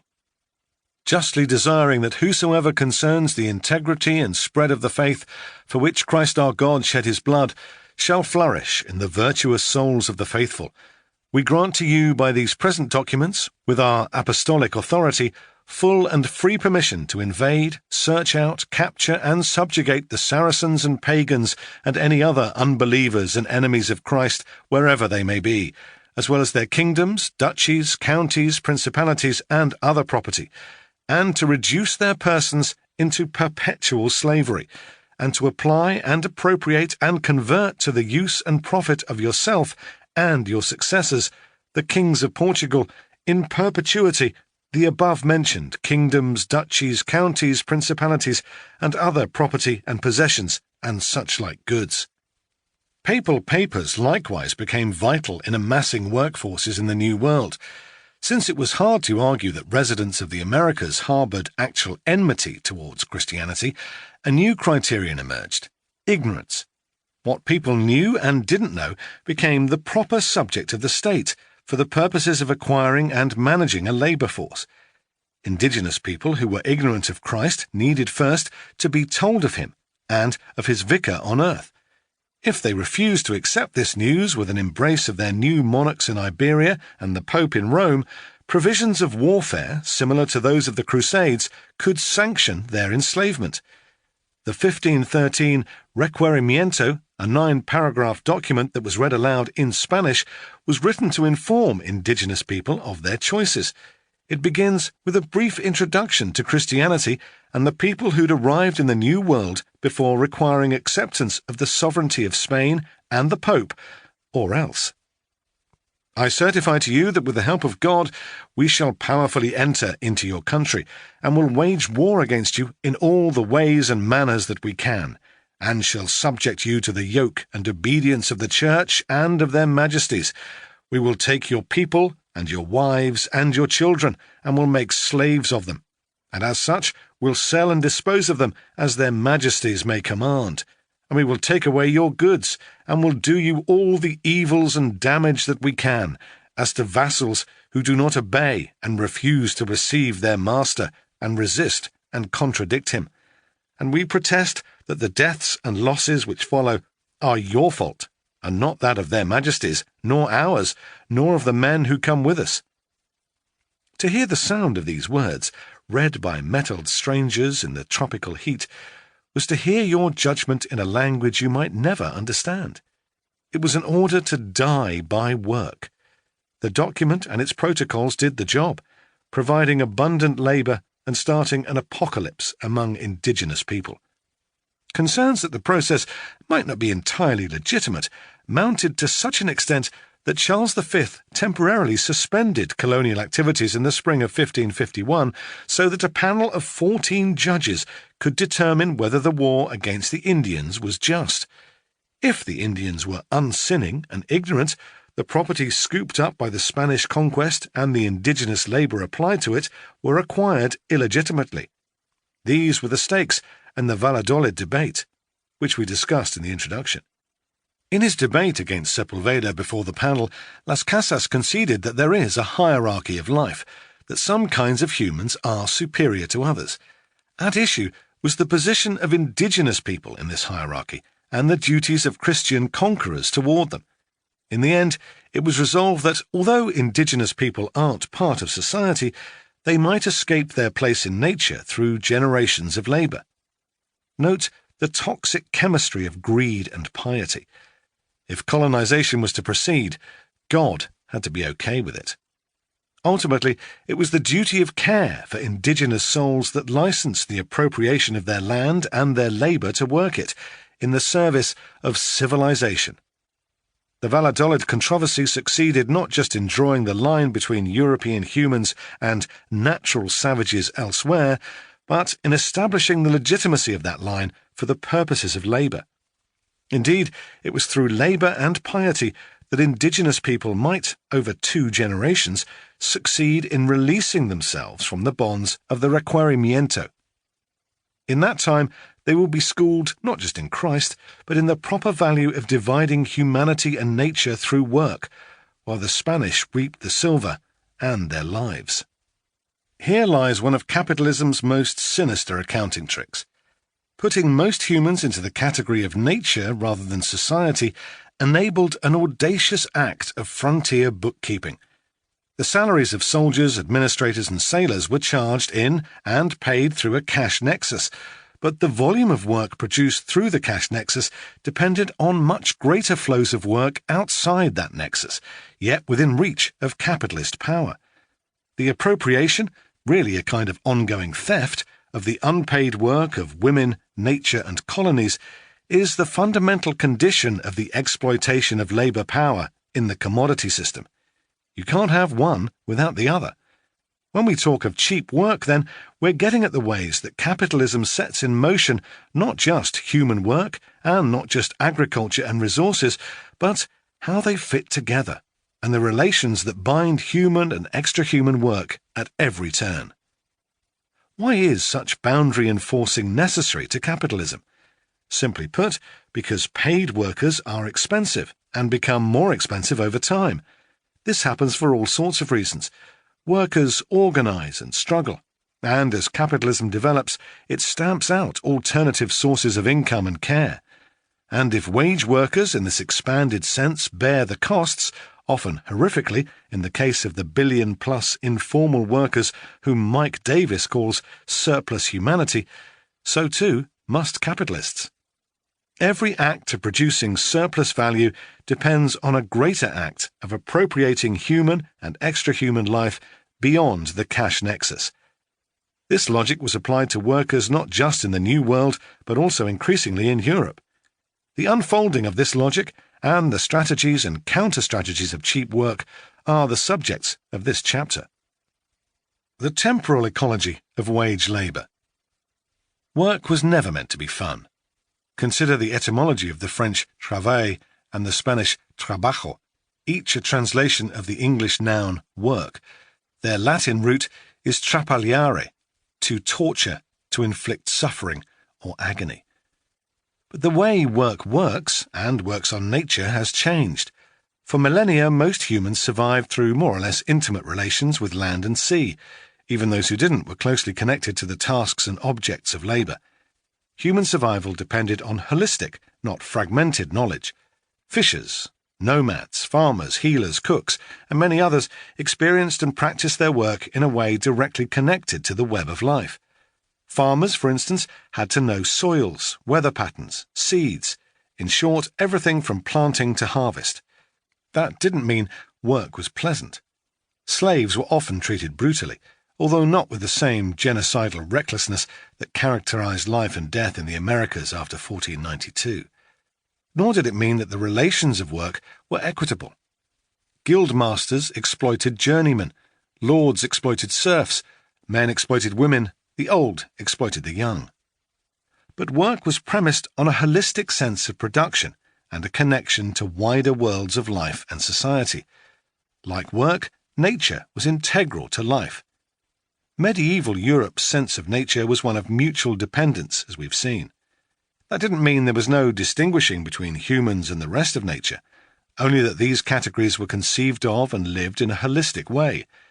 Humans had long recognized a difference between themselves and the rest of the world, but that difference was a distinction, and not, as it became after Columbus, an organizing principle.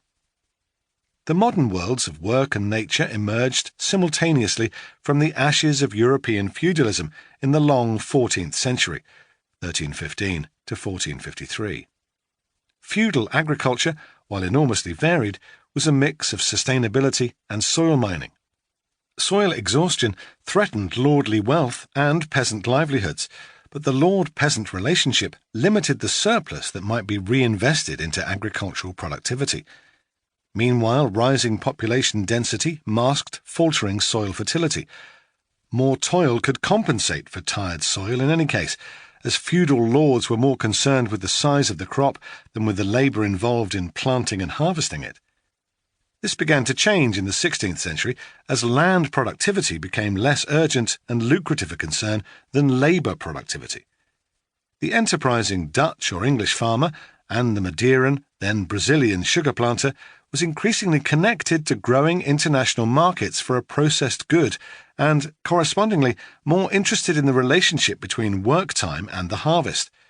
As we saw in Chapter 1, land in England was consolidated through enclosure, which concurrently freed a growing share of the rural population from the commons that they had tended, supported, and survived on. These newly displaced peasants were free to find other work, and free to starve or face imprisonment if they failed.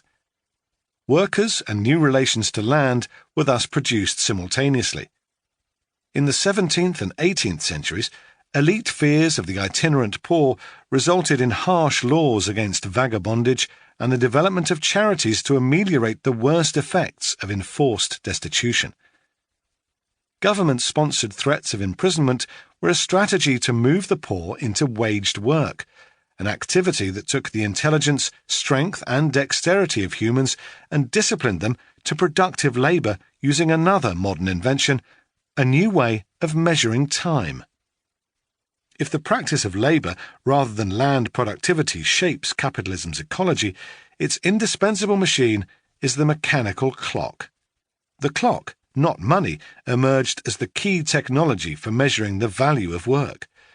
This distinction is crucial because it's easy to think that working for wages is capitalism's signature. It's not. In 13th century England, a third of the economically active population depended on wages for survival. That wages have become a decisive way of structuring life, space, and nature owes everything to a new model of time. By the early 14th century, the new temporal model was shaping industrial activity. In textile manufacturing towns like Ypres, in what is now Belgium, workers found themselves regulated not by the flow of activity or the seasons, but by a new kind of time, abstract, linear, repetitive. In Ypres, that work time was measured by the town's bells, which rang at the beginning and end of each work shift. By the 16th century, time was measured in steady ticks of minutes and seconds. This abstract time came to shape everything: work and play, sleep and waking, credit and money, agriculture and industry, even prayer. By the end of the 16th century, most of England's parishes had mechanical clocks. In the 20th century, as assembly lines in Detroit churned out Henry Ford's Model T, scientific managers were measuring units of work called therbligs, an anagram of their developer's last name, Gilbreth, each one a mere 1,000th of a second. The conquest of the Americas therefore involved inculcating in their residents a new notion of time as well as of space. Wherever European empires penetrated, there appeared the image of the lazy native, ignorant of the imperatives of Christ and the clock. Policing time was central to capitalism's ecology. As early as 1553, the Spanish crown began installing at least one public clock in its major colonial cities. Other civilizations had their own sophisticated temporal rules, but the new regimes of work displaced indigenous tempos and relationships with extrahuman life. The Mayan calendar is a complex hierarchy of times and readings from the heavens, offering a rich set of arrangements of humans within the universe. Spanish invaders respected it only to this extent: they synchronized their colonial assaults to sacred moments in the calendar. As Edward Thompson observes, the governance of time follows a particular logic. In mature capitalist society, all time must be consumed, marketed, put to use. It is offensive for the labour force merely to pass the time. The connection of specific activities to larger productive goals didn't allow for time theft, and the discipline of the clock was enforced by violence across the planet. Teaching new subjects the value and structure of capitalist time was a key part of the colonial enterprise. One settler noted in 1859 that Aboriginal Australians now have the advantage of dating from the nip-nip or settlers' yearly regular shearing time. This seems to supply them with a mode of stating years, which before they had not. Months or moons then satisfied them. But the regulation of time was also a focus of resistance.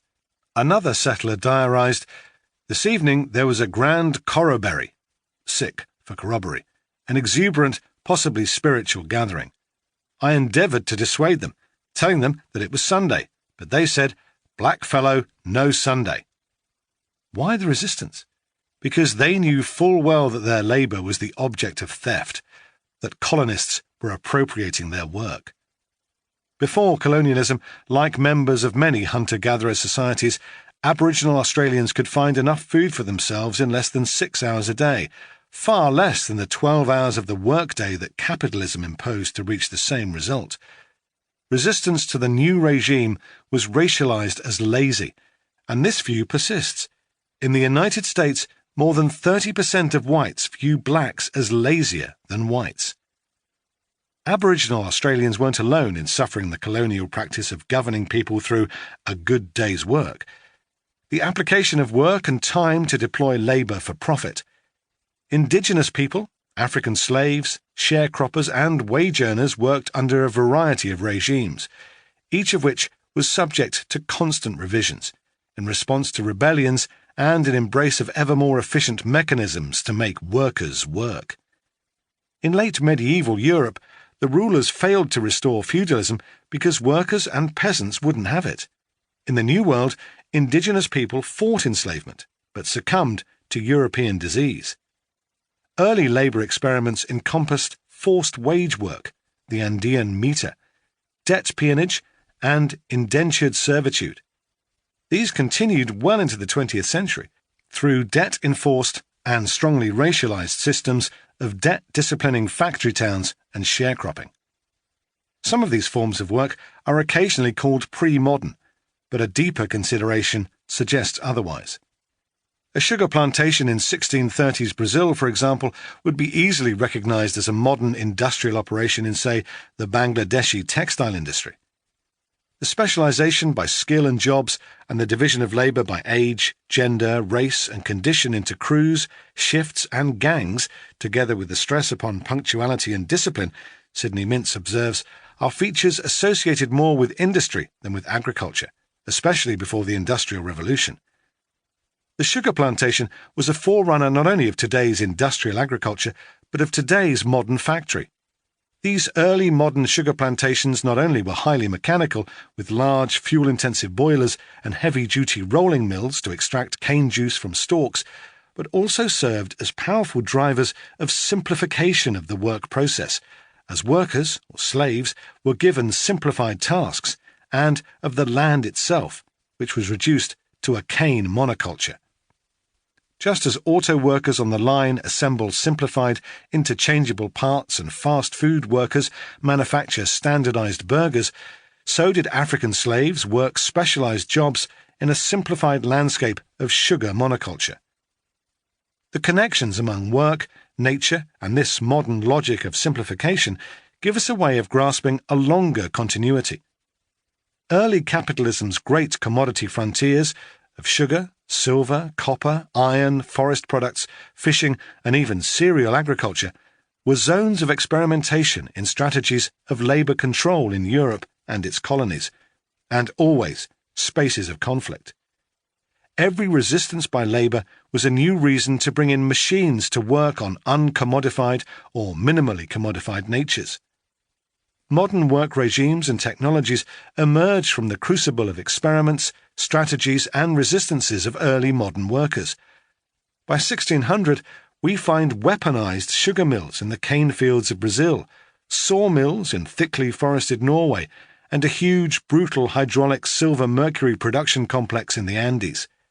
We also find not only everyday forms of peasant resistance, but active rebellion and workers' searches for alternatives, the greatest being the slave rebellion on the sugar plantations of Saint-Domingue, the colony that will become Haiti. For every global factory, a global farm. Remember that capitalism gets its name from the value in motion, that is the transformation of money into commodity production and back again. Let's look at that exchange closely. Value is a specific crystallization of the original sources of all wealth, human and extra-human work. Marx is useful here because he's always reminding us that human activity is part of nature. It's the power of money that gets between us and the direct knowing of the rest of nature. Like most work under capitalism, we experience nature in a way that's highly alienated. Nature becomes a place we visit, not where we live.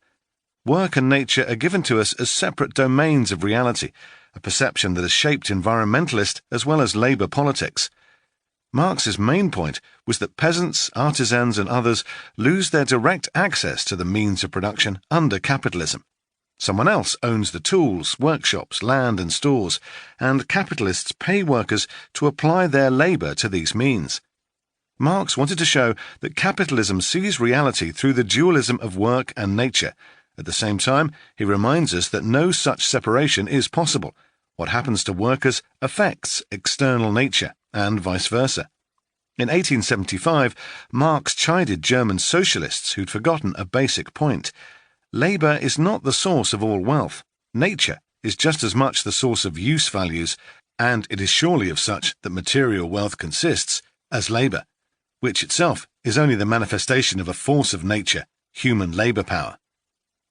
The insight that human labour is a force of nature, and in turn that the web of life performs useful and necessary work, permits a fresh view of how the concerns of environmentalists and labour activists have been separated into different domains and their common ground obscured. Seeing jobs and environment in a zero-sum conflict is analytically mistaken. In 1875, Marx warned that the German socialists had erred when they considered labour the only source of wealth.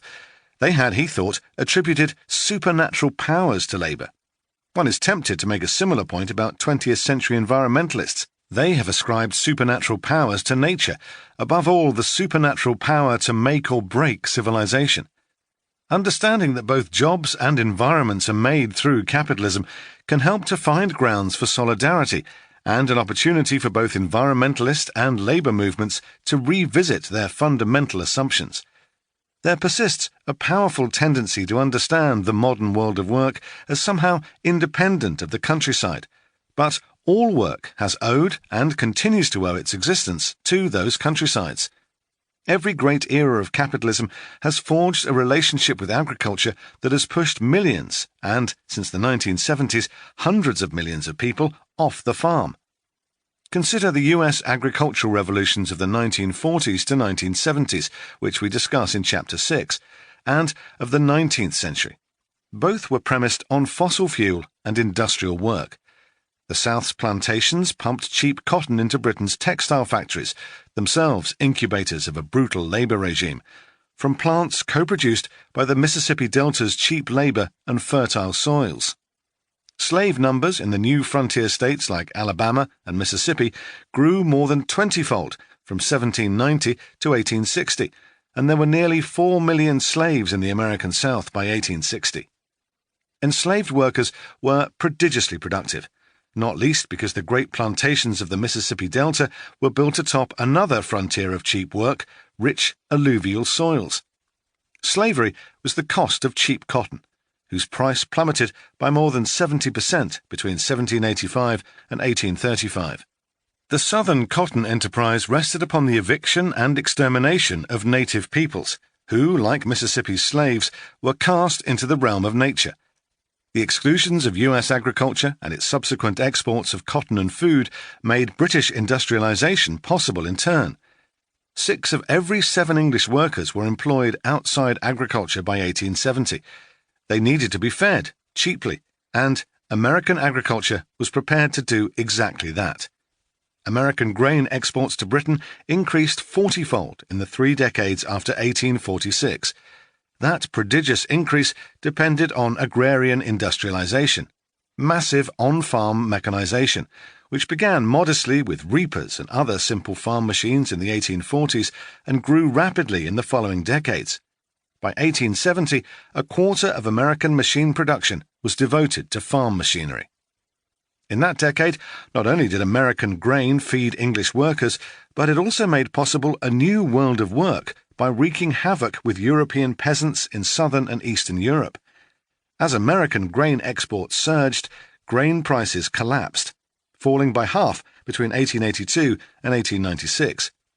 Industrial agriculture makes food cheap by substituting peasants with capital. Then, as now, we discuss NAFTA in the next chapter, peasants responded to their redundancy by migrating. Many moved to the United States, where they worked in the new industries of the Second Industrial Revolution. We've come to call the industrial system that grew out of the late 19th century factories Fordism, after the automaker Henry Ford, but we often miss a crucial point. Fordism was born on the farm. Its innovations built directly and immediately on the industrialization of the 19th century family farm, the displacements that such farming enabled, and the technologies developed in its downstream food processing industries, perhaps above all, meatpacking's disassembly lines. The food system was a laboratory for the spectrum of worker management practices from slavery to unionized wage work. but it also provided an opportunity for workers to imagine politics differently. On these lines, as Upton Sinclair wrote in The Jungle, immigrant workers organised not just for better working conditions, but for new ways to control the world. Although The Jungle is now remembered in the United States as a stomach-churning story of animal and worker cruelty, it concludes with the speech of a street organiser. Organise, organise, organise. 50,000 socialist votes in Chicago means a municipal ownership democracy in the spring, and then they will fool the voters once more, and all the powers of plunder and corruption will be swept into office again. But whatever they may do when they get in, there is one thing they will not do, and that will be the thing for which they were elected. They will not give the people of our city municipal ownership. They will not mean to do it. They will not try to do it. All that they will do is give our party in Chicago the greatest opportunity that has ever come to socialism in America. We shall have the sham reformers self-stultified and self-convicted. We shall have the radical democracy left without a lie with which to cover its nakedness. Chicago will be ours. Chicago will be ours. Chicago's politicians remain sham reformers, and the city has yet to turn socialist. This has been in no small part because just as workers imagined a world in which their labour couldn't be cheapened, their bosses had different ideas. The gambits that capitalists have used to keep work cheap and to forestall the radical solutions for which workers have organised were first developed in agriculture. In the cotton industry, for instance, a number of distinct tactics emerged. Cotton workers, who demanded too many concessions, were systematically displaced on both sides of the Atlantic by technologies that reduced the need for their labour. Some industrial cotton worker militants were themselves displaced handloom weavers. Workers in one part of the world were pitted against those in another, with new trade routes opening up cheaper sources of cotton, saving time, money and land for other more profitable uses. Resources were spent developing alternative fibres. Just as cotton replaced wool, so new textiles have threatened the negotiating power of cotton workers. And union power was smashed directly by strike-breaking private police and through legislation aimed at keeping restive workers in their place. The cotton industry was the site of some of the earliest workers' strikes on both sides of the Atlantic. In Empire of Cotton, Sven Beckert reports cotton worker protests in Britain in 1792 and handloom weaver petitions for a minimum wage in 1807, supported by 130,000 signatures. The first US strike was led by women in 1824, when they walked away from a Rhode Island cotton mill. It's hardly a coincidence that at the other end of the industry, in the fields from which its raw materials were extracted, slaves rebelled. Again, this was a global phenomenon, happening across industries, on cotton and sugar plantations everywhere from the United States through Martinique to Bahia, Brazil, which saw a Muslim slave uprising in 1835. In other words, at the same time when the industrial proletariat was finding its voice, slaves were finding theirs, linked through the same commodity and sometimes through direct bonds of solidarity among the colonized peoples of the Atlantic, slaves, the Irish, and commoners of all kinds. Worker unrest in factories and slave rebellions are linked not just because they're expressions of resistance, but because they're articulated protests against capitalism's ecology. Every global factory needs a global farm. Industrial, service, and technological enterprises rely on the extraction of work and cheap nature, barely accounted for, to thrive.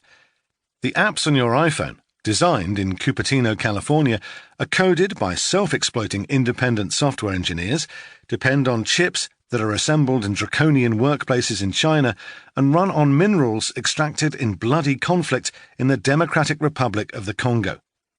Modern manufacturing relies on layered, simultaneous, and different regimes of work in nature, and with every resistance to it, capitalism has moved the frontiers of work yet again. Controlling work in nature. The technologies of employer power in the workplace are so pervasive that they've even made an appearance in a place we might least expect, the Soviet Union, where workers themselves, at least on paper, controlled the conditions of their labour. Although much is still made of how distinct the Soviets were from the capitalist West, the continuities outweigh the contrasts. The Soviet model was trapped by the same relations of work and nature. The logic of 20th century state communism was stuck in a 16th century ecology.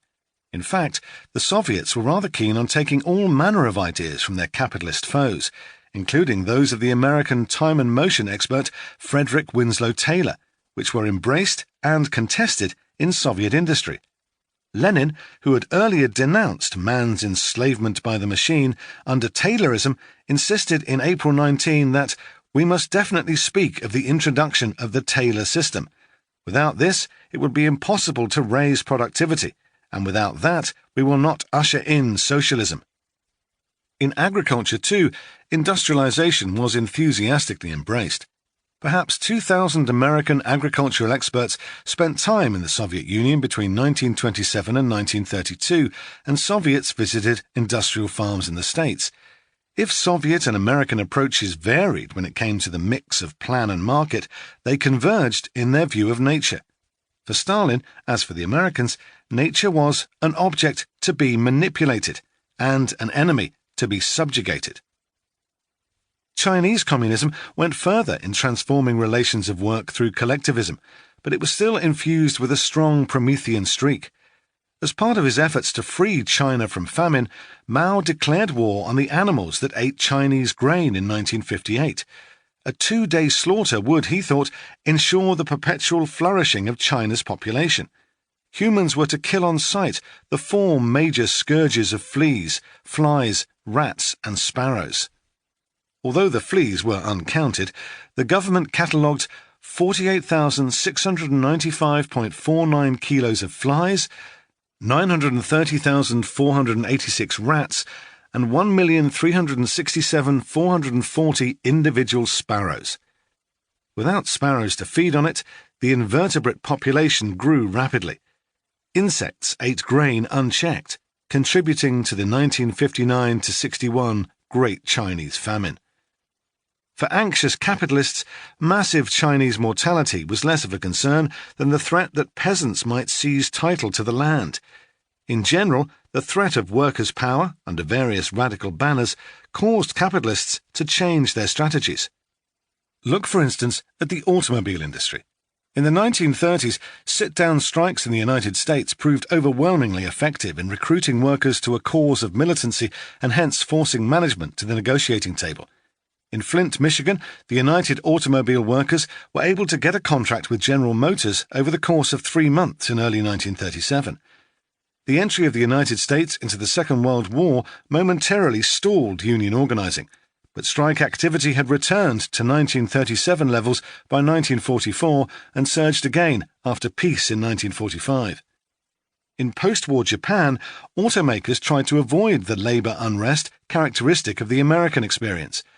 Unable to smash unions entirely, they opted for managerial reorganization. Instead of a single vulnerable factory, they created a cascading series of subcontractors to produce and assemble all the components of a car, through which labor militancy could be diffused and concessions more easily squeezed from workers in competition with one another. When workers' demands couldn't be corralled, they were accommodated, even as visions for wider economic and social transformation, particularly those of American communists and socialists, were smashed by McCarthyism in the United States and parallel practices of anti-communism elsewhere. In the global workplace, this accommodation meant the rise of corporatism, what Michael Burawoy has called a shift from despotic to hegemonic factory regimes. Factory operators learned from one another, but so did workers, with more automotive strikes happening globally. By the 1990s, strikes were able to attract popular support in South Korea by representing not just workers' interests, but those of a wider social bloc, citizens outside the factory yearning for more democracy from a state unwilling to concede it.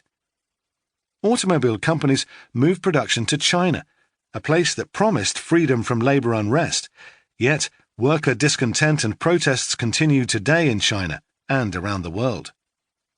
In summary, the creation of modern work happened in Europe through enclosure, a variegated process that transformed human relationships to the rest of nature and to the way days were spent, even down to the way time was understood.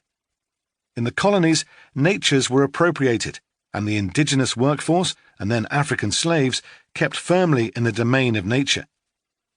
Capitalism has always experimented with every available kind of labour system simultaneously, hence the persistence today of slavery, which counts more people at the time of writing than were transported across the Atlantic as slaves, and of wartime work camps in, say, the Democratic Republic of the Congo, alongside new kinds of work in the sharing economy.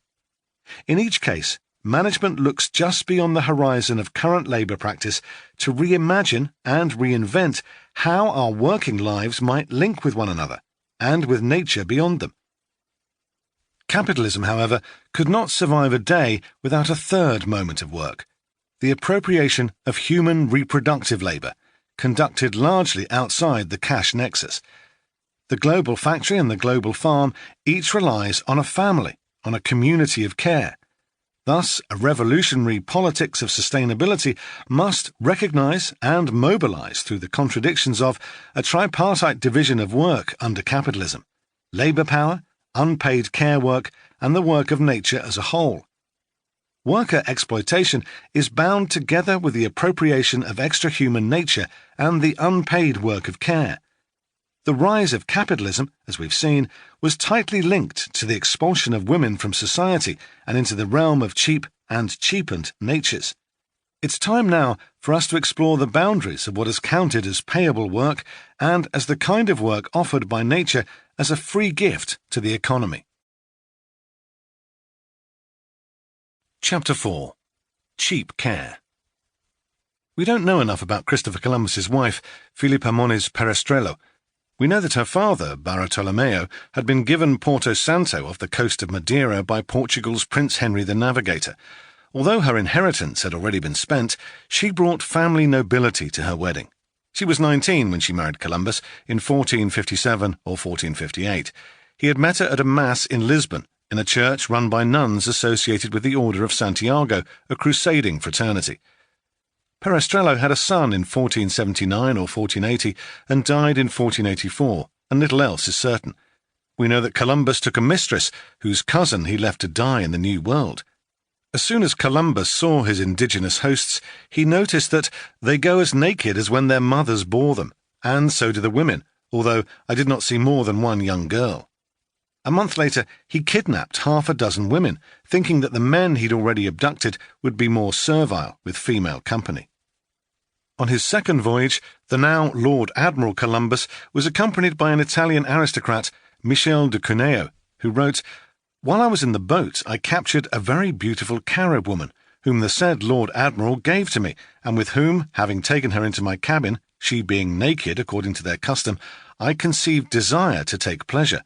I wanted to put my desire into execution, but she did not want it, and treated me with her fingernails in such a manner that I wished I had never begun. But, seeing that, I took a rope and thrashed her well, for which she raised such unheard-of screams that you would not have believed your ears. Finally, we came to an agreement in such manner that I can tell you that she seemed to have been brought up in a school of harlots." Even though there's little explicitly about women in Columbus's diaries, they contain a great deal about gender, about how a differentiation by sex mattered in the order of things, about how workers might be managed, about how women might be owned. The language of sex and sexuality cropped up on Columbus's third voyage when he wrote to the Spanish monarchs that the world was not a sphere but more breast-shaped, with paradise on the nipple. Sailing around the world, the resources and people of the other world succumbing to him, Columbus conquered virgin lands for his king and queen. There's no necessary reason why the language of sex should also be the language with which silver mines were acquired, yet, as some humans moved across the surface of the planet, bringing it under the reign of property, they compassed it as they would a sexual conquest. The reign of cheap nature and cheap work was, from the beginning, a transformation not just in how and what humans could own, but also in who could own and work, how they would be born, and how they would be cared for. The work of cooking, teaching, nurturing, healing, organizing, and sacralizing predates capitalism. Modern humans' first large-scale ecological transformations were caused by the work of care, particularly through the application of fire. But at capitalism's frontier, care activities underwent dramatic changes, reflecting and amplifying early modern Christian ideas of sex and power. Almost from the beginning, sex mattered in the colonial encounter. The word Columbus used to talk about the Arawak men was manchego, suggesting adolescence and pre-sexuality. Indigenous men were emasculated in Columbus's telling of them, and future colonial wars were characterized by the notion that the defeat of indigenous warriors by the Spanish involved their sexual as well as military subjugation. Consider, for instance, the 1519 letter to King Charles V of Spain from the Council of Veracruz, suggesting that he seek the Pope's permission to punish indigenous people because such punishment might serve as a further occasion of warning and dread to those who still rebel, and thus dissuade them from such great evils as those which they work in the service of the devil. For in addition to children and men and women being killed and offered in sacrifice, we have learned and have been informed that they are doubtless all sodomites and engage in that abominable sin. Yucatan Mayan sexuality scandalized Spanish colonialists. This isn't because Mayan society was an egalitarian Bacchic love-in. On the contrary, sex was subject to well-defined hierarchies, circumscribed in ways Spanish colonists might have recognized had they not been overwhelmed by unfamiliarity. In place of Adam and Eve's shame at their own nakedness, Mayan gods stabbed their own penises. Instead of putting communion wafers in their mouths, Mayan noblewomen ran rope through their pierced tongues. In Mayans' belief in the possibility of knowing gods carnally, Spanish colonists saw only the promise of sedition and shame. Some Yucatan Mayans used colonial prudishness against their colonizers. In his highly original work, Pete Segal has uncovered stories such as one in which an anonymous local accuses 4 Catholic priests of having sex in a church. Father Diaz, squad corporal, has a woman from Bolanchen called Antonia Alvarado, whose vagina he repeatedly penetrates before the whole community, and Father Granado bruises Manuela Pacheco's vagina all night. If a good commoner does that, the priest always punishes him immediately. But look at the priest's excessive fornication, putting their hands on these whores' vaginas, even saying mass like this. God willing, when the English come, may they not be fornicators equal to these priests, who only lack carnal acts with men's anuses. God willing, that smallpox be rubbed into their penis heads. Amen. What was normal under Mayan religious codes was retold in imperial cadences as a scandal that demanded swift action by the Spanish. These priests may have been placed elsewhere as a result, but such acts of resistance and subversion weren't able to stop the policing of which bodies did what. In her studies of colonial history, Anne Stoller observes a long line of European colonial fantasies and fears about indigenous sexualities that sat atop some very rigid ideas about order and power. Who wedded and bedded whom in the colonies of France, England, Holland and Iberia was never left to chance. Recent archaeology has suggested just how central the policing of sexuality in bodies was to the imperial project. As Barbara Voss notes, the violent suppression of two-spirits and same-sex sexuality was only part of the program of sexual control implemented by missionaries and military officials. With military support, missionaries also targeted premarital and extramarital sex, polygamy, and the use of birth control. As much as 25% of the annual mission budget for the Californias was used to purchase clothes to cover the native Californians' indecency.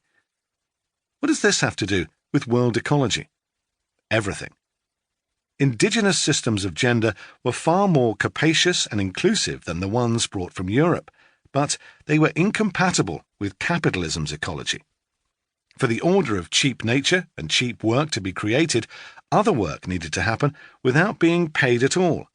Most of all, the creation and management of bodies to do that work. This chapter looks at what's called reproductive labour, the work of caring for, nurturing and raising human communities. Such work is overwhelmingly unpaid because it makes the whole system of wage work possible. Without unpaid work, especially care work, wage work would simply be too expensive. At the origins of capitalism, strategies used to corral indigenous peoples into the pen of nature were also used to create and manage a category of humans who would perform unpaid care work: women. Human bodies were forced, sometimes medically and always judicially, into one of two inescapable categories: man and woman. The resulting entangled binaries of society nature, man-woman, and paid work, unpaid work have left us with a way of thinking that has committed humans in capitalism's world ecology to making spectacular oversights. We continue to think of real work solely as wage work and forget the care work that makes it all possible. Note that this is not to make the equation that all women do care work or that care work is done only by women. It's to illuminate the history of how capitalism's world ecology has tried to make such conflations seem normal. Writing a history of work without care work would be like writing an ecology of fish without mentioning the water. It'd be possible in a limited fashion, but once you'd realized the omission, hard to continue.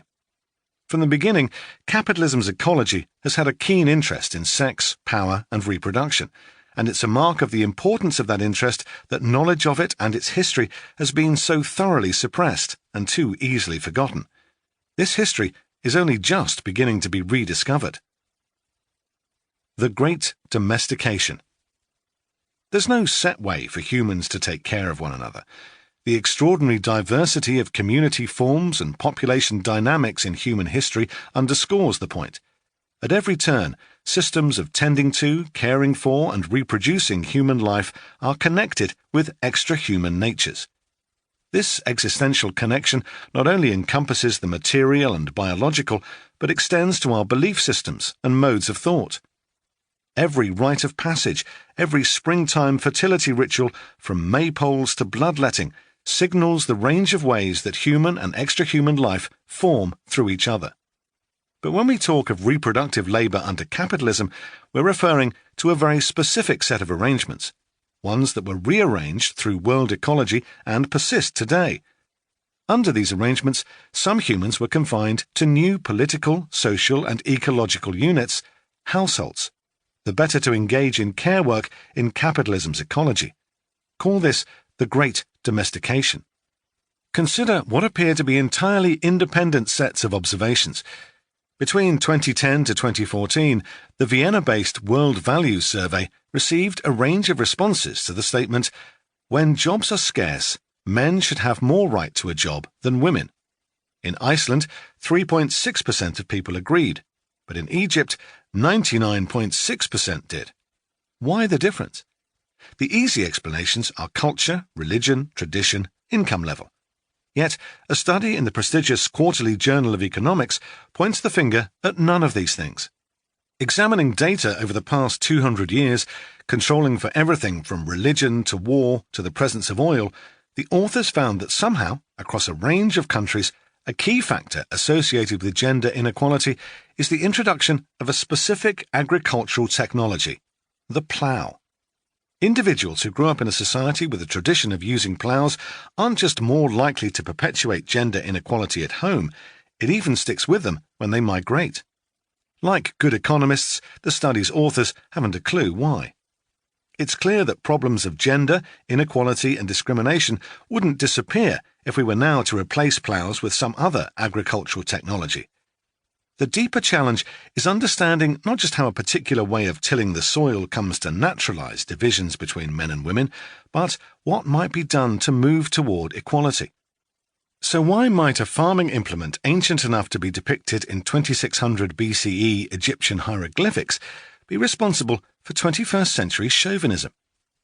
At the 16th century frontier and what is now Peru, the chronicler Inca Garcilaso de la Vega reported something that might solve the plough sexism conundrum.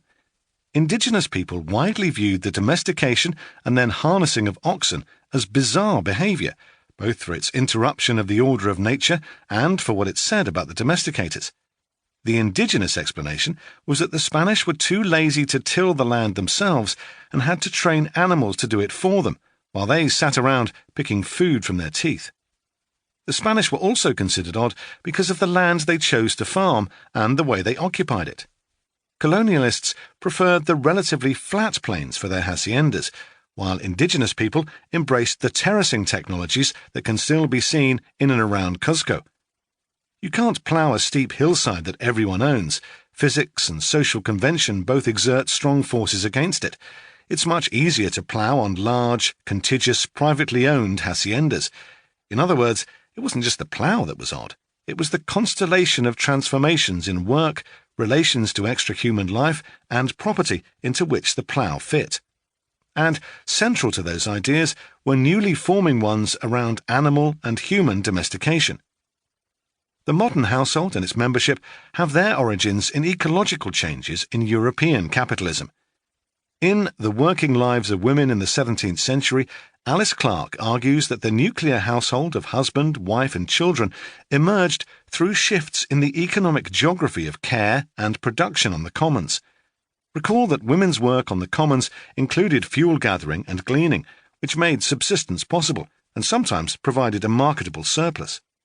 If anything went wrong, social insurance came from networks of support, religious, personal, social, across the community.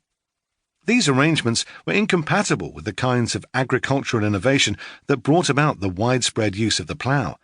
Larger and larger enclosed landholdings, monocultures, exclusive private property arrangements, and the creation of a workforce motivated by the threats of starvation and imprisonment. Enclosure made it impossible for peasants to survive on their meagre landholdings. Peasants became wage workers, forced to sell their labour to survive. This also set women and men into competition in the labour market. With the commons, dairying had been a way for women to engage in agriculture, sustaining the household through milk and dairy sales. Without a commons, no cattle could be grazed. The market for dairying skills became tight. Sheep's wool was far more lucrative than cow's milk, and shearing was gendered as men's work. Women were required only for the paid work of milking and calving cows in the spring. Spring ploughing and autumnal harvesting involved heavier labour and were also often coded as men's work. This division of labour led to different prices for men's and women's employment. It is in the fields that we find the origins of today's global wage gap, a phenomenon in which relations with nature were involved from the beginning. For modern models of the household to stick, economics wasn't enough. Women and men needed to be schooled and disciplined in their new household responsibilities. Early modern Europeans could agree that the archetype for all human social relations was the relationship between God and man. Kings embodied God's rule over their subjects, and within the family, husbands assumed an analogous role. It is unsurprising that just as papal power declined during the Reformation, 15th and 16th century Europe saw a burst of writing about the Church's power and the sovereignty of kings, and simultaneously the publication of a number of manuals on the arts of household management. These guides offered instruction to those confused by the new social order fanned by urbanization and industrialization. Among the most influential was William Gouge's Of Domestical Duties, which begins with a quote from Ephesians 5:21. "Submit yourselves one to another in the fear of God." It urges submission on women in households by exploring the theme of a wrathful Old Testament God tempered by a New Testament mercy. In the home, women were to submit to men and servants to their masters, and men were to follow the model of authoritarianism offered by the Heavenly Father. The hegemony of the modern household wasn't made purely through instruction manuals. It was also made by force. As with cheap work, the bodies of certain kinds of humans needed to be disciplined for the strategy of cheap care to work. Transforming women's bodies into compliant machines of reproduction took force and fear and social policing. The institutions of this policing included the prison, the school, the clinic, the madhouse, and the management of public and private sex and sexuality through violence and shaming. Women heretics were accused of being supernatural, above the order that decreed their place in nature. Witches, those who defied the new order, were subject to dreadful public torture, conducted as pedagogy, lectures in new ways of behaviour for those women who were outside the bourgeoisie and unable to read the instruction manuals and who might be tempted to join the resistance. As Silvia Federici notes, the forms of violence that Michel Foucault was interested in, the disciplining of individual bodies to work and reproduce and behave in particular ways, appear on the historical stage only as part of the strategic needs of early capitalism. To bring this back to the language of world ecology, the paired discovery of humankind in nature was less anthropocentric than manthropocentric, to borrow Kate Raworth's pointed turn of phrase. The household's violent education was enforced through the law, property law in particular. Although this discussion is best postponed until the examination of cheap lives in Chapter 7, it's worth foreshadowing with a little of the urtext of modern capitalist ownership. John Locke's second treatise on government, first published in 1689. This document outlines both what can be owned and who can do the owning. It encloses the domains of the new capitalist state from other kinds of human hierarchies. So the second treatise's second paragraph states, "The power of a magistrate over a subject may be distinguished from that of a father over his children, a master over his servant, a husband over his wife, and a lord over his slave." This cements a distinction between a public sphere, in which some men might participate as free and equal citizens, and a private sphere, in which slavery, patriarchy, and the legal representation of a wife by her husband can prevail. In other words, the liberal subject was born a man. He was born through violence and the transmission of a particular kind of production system, the global extension of capitalist agricultures, producing new lived realities of what counted as nature and what as society. The social turmoil this propagated is hard to imagine, but in places it looked a lot like the scene shown below. This painting was once viewed as a delightful country landscape. Closer looks by successive critics have shown much more. In his Mr. and Mrs. Andrews, now hanging in the National Gallery in London, Thomas Gainsborough painted a tableau of capitalist world ecology. Let's start on the left with the most relaxed person, Robert Andrews. He's part of the 1%, yet his clothes are as informal as they were ever likely to be when he was in public. Mr. Andrews wears the 1750s equivalent of a Kiss the Chef apron. He owned everything you can see here. The Aubrys, his family's estate in Sudbury, Essex, as viewed from 100 yards to the southeast of the house, looking towards Cornard Wood on the Suffolk side of the Stour Valley. This estate was the result of inheritance and investment. Robert Andrews' father, also named Robert Andrews, was an enormously successful silversmith and banker. Of the many in Andrews the elder's debt, the one in the deepest was Frederick, Prince of Wales, for whom Andrews had guaranteed a loan of £30,000. Today, that would be $6.4 million. Gainsborough's painting is a trace of the relations of cheap money, of the transformation of cash into war and then back into cash, a portrait of ownership, bought with the spoils of Potosi pulled from the ground a century before. The Aubrys was a merger of property from the Andrews family and the family of his wife, Frances Carter. By the time Gainsborough was at his easel to paint this work, his commissions came not only from the nobility, but also from a new class of moneyed city dwellers, unrelated to the aristocracy, whose riches had been created by the new cycles of accumulation and plunder begun barely 3 centuries before. Many commentators have observed that the painting is unusual in being study of both the Andrewses and their land. This is a picture of a farm at the frontier of agricultural technology. Robert Andrews was a published agronomist, appearing in the Annals of Agriculture with titles such as On the Profit of Farming and On the Smut in Wheat. The cereal here is in straight lines.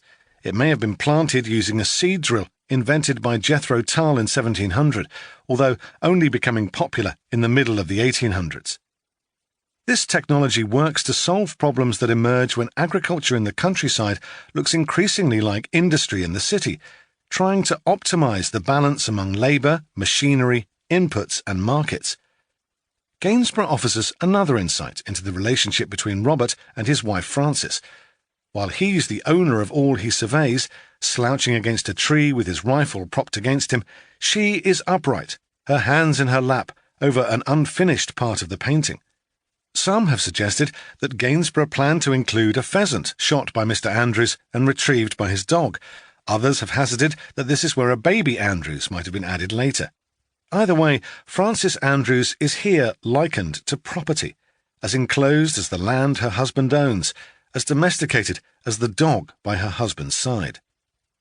Gainsborough would have known Robert Andrews the younger, having grown up in the same area and likely attended the same grammar school at the same time. He would have been aware of the elder Andrews' wealth and may even have received patronage from him, knowing that command of such a fortune was forever beyond his own reach. Perhaps that is why some commentators have seen in his representation of Mrs. Andrews a contempt in her look toward the viewer, which says, property though she may be, that we are below her station. It is these relations of power that accompany the traditions and technologies of serial-driven capitalist monoculture, hallmarks of the Great Domestication. Gainsborough's painting not only offers a history lesson, but is contemporary news. It's a description of social changes being enforced and contested around the world today. The Danish economist Esther Bosserup, discussing the social relations that then arose, noted an Islamic quote, ascribed to the Prophet himself, that a plough never enters into a farm without servitude entering too. Comprehend the destruction of the commons under enclosure, understand the new relations between human production and reproduction, and as a bonus, you can solve the mystery of the misogynist plough. It's just that you have to go back not 200 years, but many more, to discover how ploughing first became a tradition fed by the bones of the social systems it destroyed. Financialization and women's inheritance. New traditions of control put bourgeois women in a bind, particularly in England. The law there enshrined coverture, the status of a married woman, including the placing of her person and property under her husband's authority. Whereas most of Europe recognized three kinds of property in a marriage: his inheritance, her inheritance, and property acquired during the marriage, English law saw only two kinds: her freehold land inheritance and everything else, of which a widow could inherit only 1/3. Coverture persisted from the Middle Ages into the 19th century. So great was its power to rob women of rights and identity, campaigners against it called it civil death. It is from this institution that a wife's taking of her husband's name originates. True, middle-class wives had power over their domestic staff and other life. A 17th century slogan found in household manuals, "England is a woman's paradise, a servant's prison, and a horse's hell." Parents of bourgeois daughters were nonetheless worried. What would happen to the wealth and way of life they'd accustomed their daughters to after their daughters married? What if the husbands were feckless? What if, even if decent, the husbands died young? The answers to these questions go some way to explaining modern high finance, as a forceful analysis by Amy Louise Erickson suggests. At a time of witch hunts, open rebellion against coverture was risky. To survive and resist it less overtly, the English developed and accustomed themselves to laws of contract that allowed widows to prepare for their financial security, children under coverture to have an income, and families who'd have to support widows to be assured of a return of their wealth. While these arrangements weren't themselves financial instruments, Erickson argues that they helped to establish a climate in which the concept of legal security for notional concepts of property became commonplace. This was particularly significant for unmarried bourgeois women. Their access to money enabled them to participate in the speculative transactions through which capitalism developed.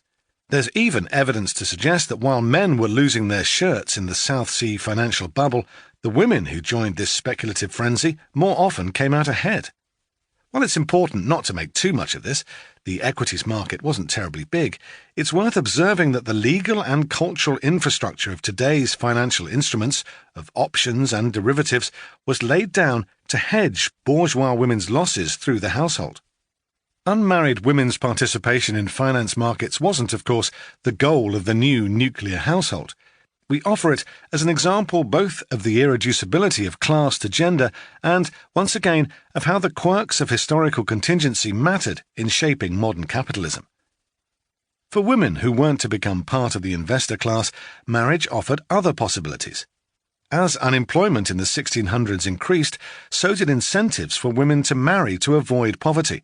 Yet, even as the economic imperatives for women to choose marriage increased, so did the covering philosophy describing this choice as uncoerced.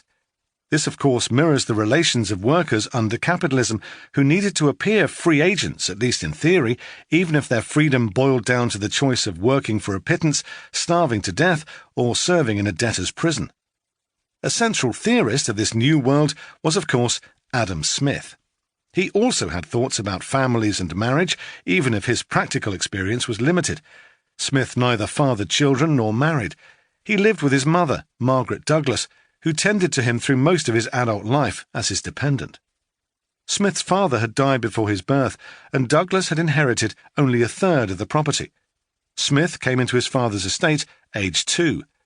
The laws of coverture explain why Douglas was financially dependent on her toddler after her husband died. In The Theory of Moral Sentiments, first published in 1759, Smith drew on his knowledge of North American indigenous marriage, a contract arranged by elders rather than entered into freely by husband and wife. Why didn't indigenous people marry freely?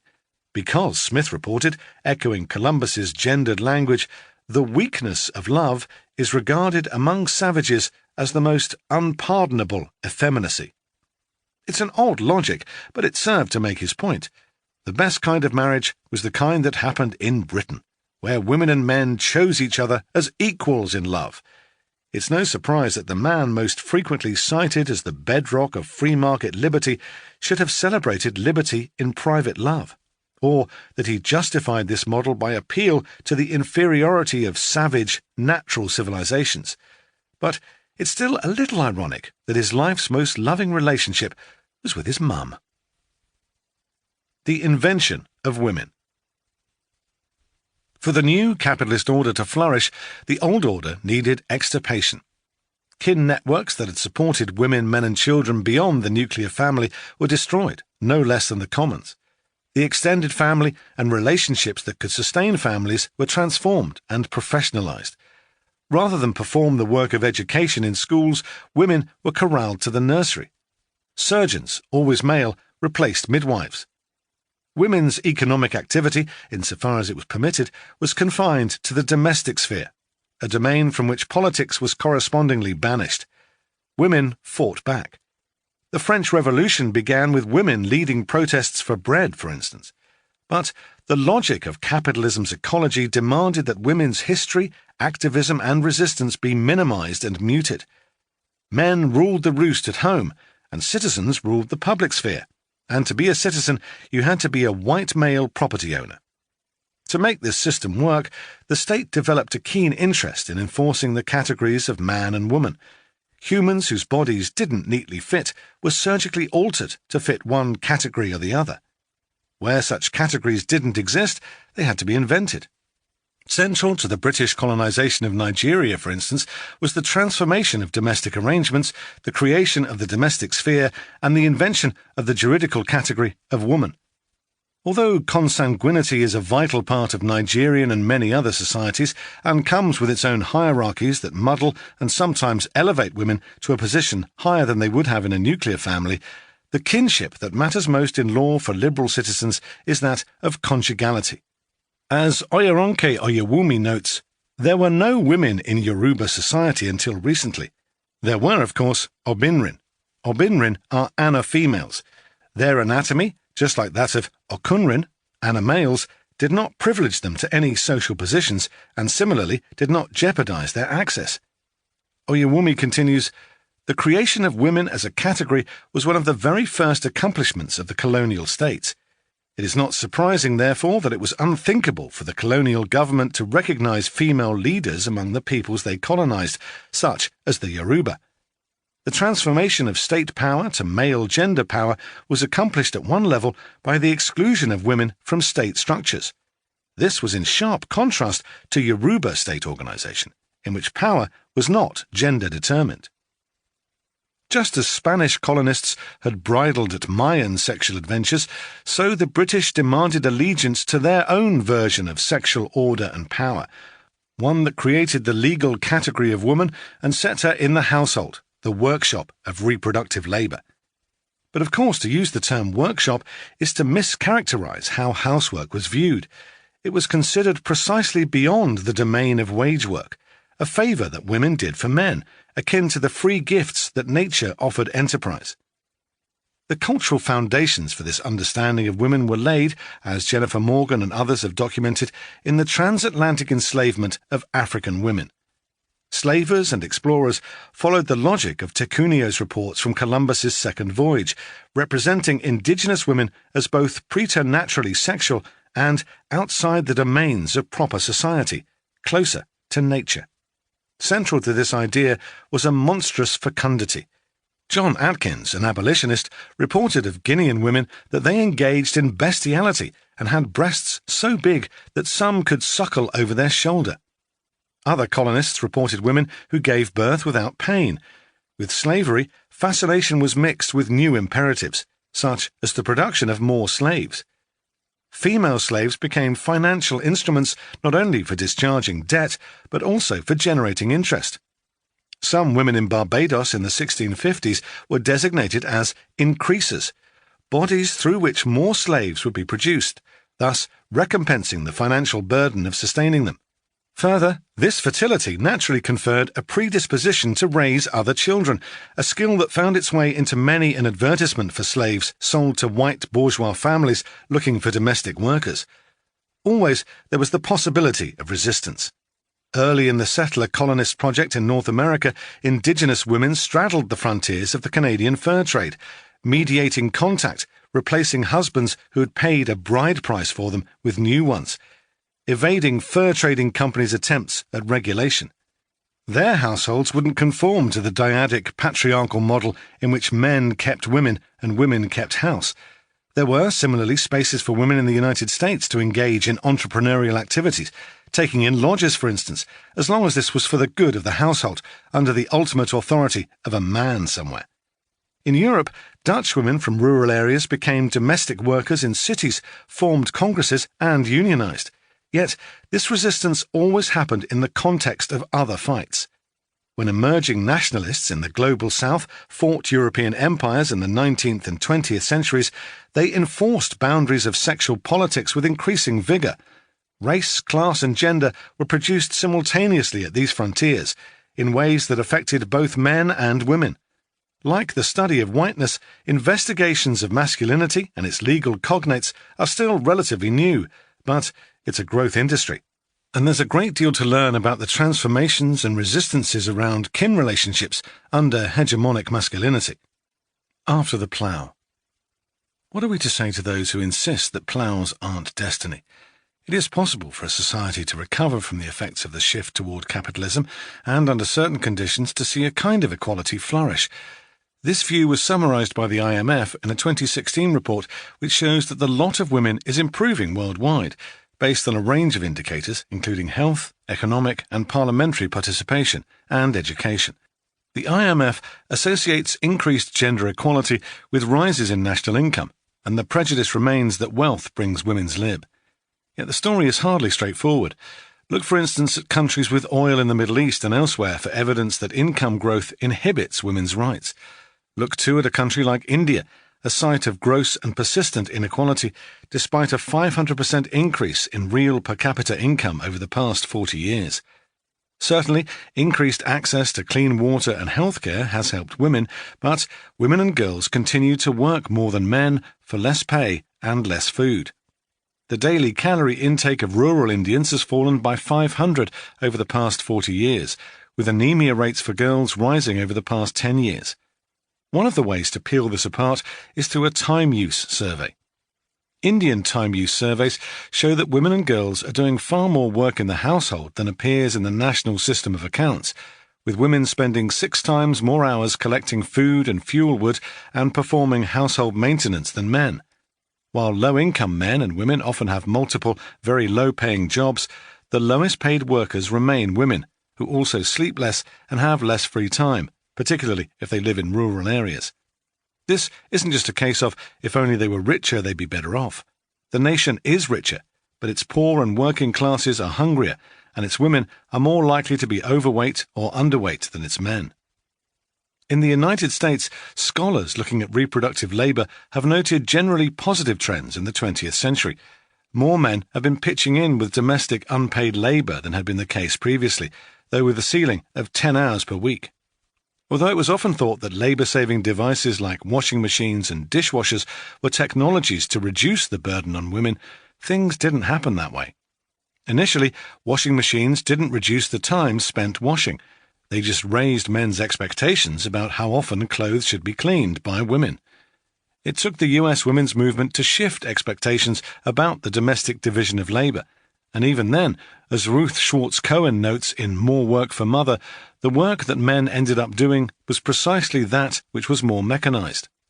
Women's work, meantime, has continued to be more mentally demanding, with multitasking more intense than in men's work in the household, even if over similar durations of time.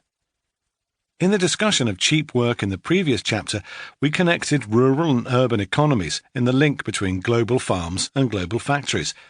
The availability of proletarian labour was possible only because of the transformation of care work into unpaid work, available as one of nature's free gifts, which, as we've seen, are neither free nor gifted. Capitalism not only continues to take care work for granted, but also expects the skills developed through this work to be available for sale in the world of commodity production. So it is that gendered ideas lead to women being sought and cheapened for their nimble fingers, caring attitudes, and supportive means, for example, by those looking to hire cheap workers for maquilas, call centres, and nursing care industries. Those workers having been trained through a lifetime of cheap care and expected to have certain skills because they are women.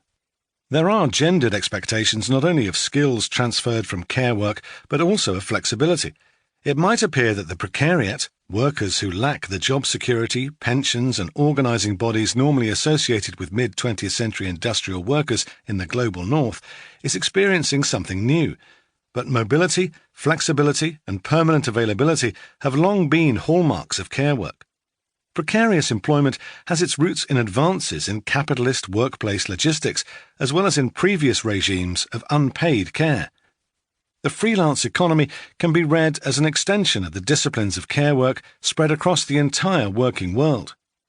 The growth in the care economy, estimated to be 70% from 2012 to 2022 in the United States, with similar trends globally, keeps care work structurally cheap.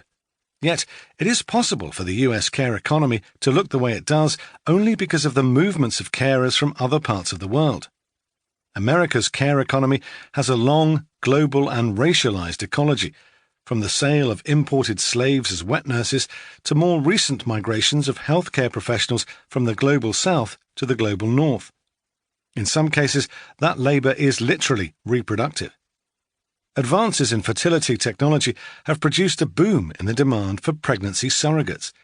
The world's largest market for wombs is India, where a service that costs $80,000 to $100,000 in the global north can be had for $35,000 to $40,000 in an industry expected to reap profits in excess of $2 billion in India alone. The frontier of cheap care has deepened and expanded, with vast international networks of care service providers remitting funds across borders to help sustain households elsewhere. The global household has always done the work that makes possible the global factory and the global farm. One radical response to the fundamental devaluation of care work involves a jiu-jitsu pricing move and the demand that housework be paid. As the 1970s Wages for Housework campaign argued, slavery to an assembly line is not a liberation from slavery to a kitchen sink. To deny this is also to deny the slavery of the assembly line itself, proving again that if you don't know how women are exploited, you can never really know how men are. The irony here, of course, is that there's a long history of women who were paid little, if at all, for their domestic labour, those working under slavery. The United States is not alone in this pattern, with carers from different classes, castes, and indeed nations suffering widespread exploitation in other countries too. And even if payment were a route to recognition, there's much further to go to reach dignity. As Angela Davis put it, psychological liberation can hardly be achieved simply by paying the housewife a wage. Yet, the insight of wages for housework shouldn't be forgotten. To ask for capitalism to pay for care is to call for an end to capitalism. If introducing money into this ecological relation doesn't guarantee success, perhaps more collective approaches might work. Although states have been there from the creation of the modern household, their role in managing care dramatically increased after the Second World War and the fight for the creation of the welfare state. That welfare state, especially in Western Europe, delivered meaningful gains for working classes in healthcare, education and pensions. But state management of care work isn't the same thing as freedom from such work. As Gwendolyn Mink observed, the battles for women's rights have been fought on the terrain of motherhood, and the attendant victories socialised motherhood rather than citizenship. Karen Oren noticed that labour law in general and care work in particular are domains of belated feudalism. It was only in 2015, for instance, that US care workers gained recognition as workers under the 1938 Fair Labour Standards Act, as a result of union and cooperative organising. In other words, one of the requirements for taking the ecology of the plough out of capitalism's ecology is a commitment to engage in political struggle, and not, as the IMF would have it, simply wait for incomes to increase. The fight to have care work recognised, rewarded and reduced under neoliberalism becomes yet harder under right-wing economic nationalism. In a number of countries in the global north, not just in the United States, the difficulties of finding secure work under austerity programs have already led adult children to live with their parents well into their 30s. Austerity also coerces women into caring for not just their adult offspring, but increasingly their elderly parents. US women now, as Evelyn Nakano-Glenn notes, spend more of their lives caring for their elders than for their offspring, 18 years versus 17 years. The relations of care that they bear have been sharpened by the decline in the real value of pensions, concurrent with the asset stripping of the welfare state. Nationalism, as we'll see in Chapter 7, always comes with attending logics of domesticity and homemaking. It is sadly entirely conceivable that the gains won by care workers over the past 70 years might be quickly reversed over the next decade. Yet the struggles of liberation and resistance continue, fought by groups from sex worker unions to home care collectives against forms of domination that look strikingly similar to those at the dawn of capitalism's ecology. Studies of trends in international occupational growth in the wake of the latest recession point to a striking rise in gendered work, a move toward a world of soldiering for men and nursing for women. That work is conducted under conditions in which violence continues to be used as a pedagogy of cruelty, as recent surges in brutality against women attest. If the struggles for the recognition, equal distribution, reduction and compensation of care work are successful, it will be a hopeful sign of the end of cheap nature and a shift toward valuations premised on care work, not exploitation. To imagine a world of justice in care work is to imagine a world after capitalism. But while capitalism persists, the cheapness of labour reproduction is based in turn on other cheap things.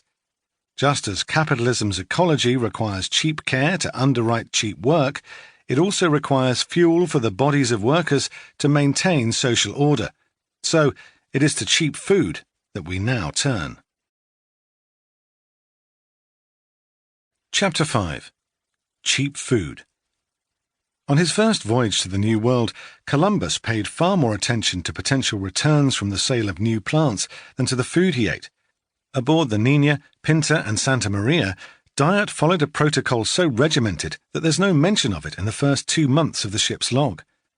When food does crop up, it's 2 days after first contact, when Columbus writes about an old man who came on board and cried to his friends on the shore to bring the sailors things to eat and drink. Columbus permitted himself the rituals of gastro-tourism a month later, on November the 5th, 1492, when he tried some local food and reported that the indigenous people had maimes, which are like carrots and have the flavour of chestnuts, and they have faxones and beans of kinds very different from ours. But Columbus wasn't there to taste test. The bulk of his notes looked like this: "There are 1,000 other kinds of fruits which it is impossible for me to write about, and all must be profitable." His daily rations, hardtack, a double-baked wheat biscuit, and a range of cured meats and cheeses didn't matter enough to make it into his journals. Only on the way home, on January the 25th, 1493, did he report that the sailors killed a tunny, dolphin, and a very large shark, which was very welcome, as they now had nothing but bread and wine and some yams from the Indies. It is such food, the food that sustains working human bodies, that is at the heart of our discussion in this chapter. Madeira's sugar revolution was a central and early part of capitalism's ecology, and Columbus himself introduced the plant to the New World, so that by 1506 it was widely and intensively cultivated on Hispaniola. But the food that matters in that story is not the processed sugar that Columbus and his kind conveyed from Madeira to Genoa, but instead the food of sailors and slave families, the sustenance that allows the extraction of cheap work. Crop varieties matter to soil and human ecology. We cannot talk about food in general, but need to recognize its particularities and the way that different crops have formed their own ecologies. Rice, maize, and wheat, Fernand Breudel's plants of civilization, have yielded very different forms of power, work, gastronomy, and nature. Europe chose wheat, which devours the soil and forces it to rest regularly. This choice implied and permitted the raising of livestock. Now who can imagine the history of Europe without oxen, horses, ploughs, and carts? As a result of this choice, Europe has always combined agriculture and animal husbandry. It has always been carnivorous. Rice developed out of a form of gardening, an intensive cultivation in which man could allow no room for animals. This explains why meat constitutes such a small part of the diet in rice-growing areas. Planting corn is surely the simplest and most convenient way to obtain one's daily bread. It grows very rapidly and requires minimal care. The choice of corn as a crop left free time, making possible the forced peasant labour and the enormous monuments of the Amerindians. Society appropriated a labour force that worked the land only intermittently. Although capitalism is often associated with coal and oil-fueled revolutions, transformations in the food system came first. Without food surplus, there's no work outside agriculture. The textbook civilizations, the Sumerians and the Egyptians, the Huns and the Romans, the Mayans and the Incas, grew through revolutions that allowed fewer people to produce more food. The diversity of food relations in the arc of human history from the Neolithic Revolution to the dawn of the 16th century is breathtaking. But they all shared two common characteristics: a system of agricultural productivity premised on land rather than labour, and a system of controlling food surplus through politics rather than the market. Capitalist agriculture transformed the planet. Some land became the exclusive domain of specific kinds of crops and crop systems, monocultures designed to bring in flows of cash. Other areas were reserved to house those humans who'd been excommunicated from the work of growing on those lands and had gone to live more closely together in places where their labours might be better rewarded: the cities. Cities and fields have long been siblings, bound by another timeless imperative: cheap food for the urban poor. Everyone from Cicero to the imperial Chinese has understood the importance of making sure that city dwellers are sufficiently well-fed to prevent urban discontent.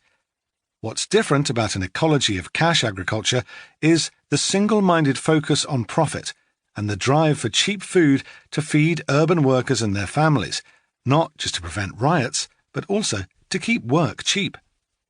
As we've seen in the chapters on work and care, maintaining a system of wage work is expensive and becomes more so over time.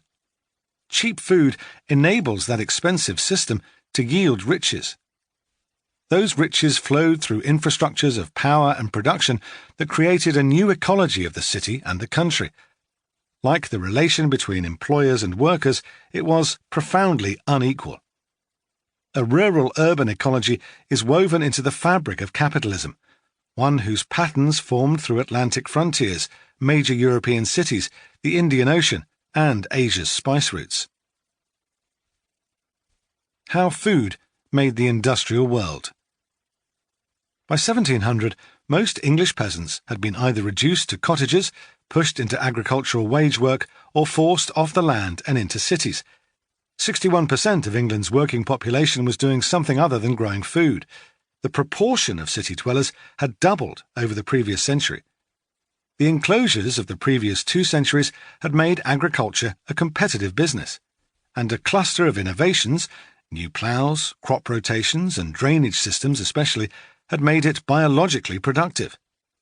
While historians debate the precise timing of its agricultural revolution, it's clear that by 1700 England was doing the 2 big things that every capitalist power must: increasing the agricultural surplus and expelling labour from the farm. It could expel labour from the farm because it was productive in a new sense. Labour productivity advanced rapidly, rising nearly 46% between 1500 and 1700. English agriculture was so robust at the dawn of the 18th century that it was able to rescue a rapidly proletarianizing Europe from hunger. While we tend to think of industrialization as producing new workers, it's truer to say that the expulsion of labour from agriculture favours new forms of industrialization. Europe's wage-earning population may have grown by as much as 60 million in the 2 centuries after 1550, and these workers had to be fed cheaply. Every global factory needs a global farm. That global farm in the 16th and 17th centuries had been in Poland, whose wheat and rye filled the bellies of Dutch fishers, sawyers, and peat cutters. By 1700, however, Poland's exports had collapsed, in great measure from soil exhaustion. For the next half-century, England was Western Europe's granary, its exports growing 5-fold. Grain prices held stable in Western European cities as a result, but for capitalism, ever hungry for economic growth, stability is never enough. Food prices in England and across Northern Europe fell. England's triumph was short-lived. Like Poland before it, the island saw its agricultural revolution stall. Farmers progressively cashed in their biological reserves. By 1750, a tipping point was reached. Grain exporting ground to a halt. Productivity growth slowed and food prices rose. Even with sharply rising imports from Ireland, English food prices increased twice as fast as the industrial price index, climbing 66% faster than textile prices and 48% faster than coal prices between 1770 and 1795. If this was simply an English phenomenon, it mightn't matter, but productivity slowed, inequality widened, and food became more expensive throughout the Atlantic world. Labour productivity fell or stagnated across Western Europe in the half-century after 1750. In France, the price of bread rose 3 times faster than wages before 1789's revolution. In central Mexico, too, yields declined, and the price of maize rose 50% toward the end of the century. Across Europe between 1730 and 1810, the price of the chief bread grains, wheat and rye above all, soared. 250% in England, and more than 200% in northern Italy, Germany, Denmark, Sweden, Austria, and the Netherlands. France experienced lower rates of food price inflation, 163% in this period, but that was hardly enough to forestall massive social unrest. By 1760, there were signs of a fundamental change in the English countryside that marked the triumph of agrarian capitalism as well as its exhaustion. In response to an increasing number of food rebellions across the country and rising grain prices, the scale and tempo of parliamentary enclosure jumped sharply, an attempt to rekindle a flare of productivity by repeating the cause of the agricultural boom. 6 times as many enclosure acts were passed between 1760 and 1790 as in the 3 decades prior. In the century after 1750, a quarter of England's cultivated land, previously open fields and commons, was privatised. This ecology was premised on cheap nature and cheap work, but it also needed cheap food. Cheap food is cheap in a specific sense. More calories produced with less average labour time in the commodity system. Certainly, some non-capitalist modes of cultivation have enjoyed very high levels of food production with modest effort. In early 19th century Brazil, swidden agriculture, in which cultivators clear plots of forest for cultivation, then repeat the cycle after several harvests, could yield between 7,000 and 17,600 calories of manioc, maize, and sweet potatoes for every hour of work. By way of contrast, this was somewhere between 3 and 5 times greater than England's labour productivity at the same time. But nowhere was rising labour productivity in agriculture sustained for large concentrated populations until the rise of capitalism. The cheap food model worked like this. Capitalism's agricultural revolutions provided cheap food, which lowered the minimum wage threshold. Workers could be paid less and not starve. This, in turn, reduced employers' wage bills as the scale of proletarianisation increased, allowing the rate of exploitation to rise. Accumulated capital could continue to grow only insofar as a rising food surplus underwrote cheap workers. It is a simple model. This system of cheap food didn't emerge on purpose, but understanding its emergence in capitalism's ecology makes it possible to think of and see the world differently, including how the imperatives of providing cheap food have helped to create the modern world. We quoted Broydel on rice, maize and wheat, but a central part of Britain's calorie intake in the Industrial Revolution was New World sugar. As Kenneth Pomerantz notes, replacing Britain's 1801 consumption of Caribbean sugar with locally grown calories would have required 850,000 to 1.2 million acres of the best wheatland. By 1831, still before the great fall in sugar prices and quintupling of per capita consumption that followed, the figure is 1.2 to 1.6 million. The story of capitalism is a global one, from the belly out. Throughout the 17th and 18th centuries, European governments tried to manage food prices in cities, not always successfully. There were bread riots, led overwhelmingly by women, whose provision of care and dependence on markets put them on the front lines of battles over cheap food. The most famous began the French Revolution. In 1789, as the food price crisis worsened, Parisian women marched on Versailles to get the baker, the baker's wife, and the baker's son, the king and his family. 2 years later, a sugarcane colony rose against its French colonizers, with aspirations to the kinds of liberty, equality and fraternity that were rallying cries in the metropole. Nor were the Haitian and French uprisings alone in an era of worldwide agrarian revolt that stretched from Russia to Peru to North America. To feed their workers, empires needed food. The Russian revolutionary Vladimir Lenin quoted Cecil Rhodes, the colonialist whose patrician statue has only just been torn down from the steps of the University of Cape Town, as saying in 1895, "I was in the East End of London yesterday and attended a meeting of the unemployed. I listened to the wild speeches which were just a cry for bread, bread, bread. And on my way home I pondered over the scene, and I became more than ever convinced of the importance of imperialism. The empire, as I've always said, is a bread and butter question. If you want to avoid civil war, you must become imperialists." 2 decades later, in 1917, Lenin found himself at the centre of a revolution whose slogan was peace, land and bread, building on years of bread riots, led, as in the French Revolution 130 years earlier, by women. Empire provided Europe's industrial workers with cheap food, though at huge cost to people in other parts of the planet. European empire created networks of commodity trade that made the Third World, as Mike Davis argues. One example from an old British colony demonstrates the generalised contempt for peasants held throughout European empires. During the 1845-48 potato famine, poverty and market forces instructed the Irish to work for a living, even if there was no employment to be had and no food they could afford. At the height of the famine, Ireland was exporting around 300,000 tonnes of grain a year to feed the mother country. That the ensuing famine would destroy large parts of the Irish population was, if anything, a bonus. Charles Trevelyan, the British Assistant Secretary to the Treasury, who controlled funds for famine relief, was quite clear on the matter. The real evil was not the physical evil of the famine, but the moral evil of the Irish people. Trevelyan received a knighthood for his services to the realm while Ireland starved, and wrote that as a way of curbing unchecked Irish population growth, the famine is a direct stroke of an all-wise and all-merciful providence. Other British colonies were subject to the same forces.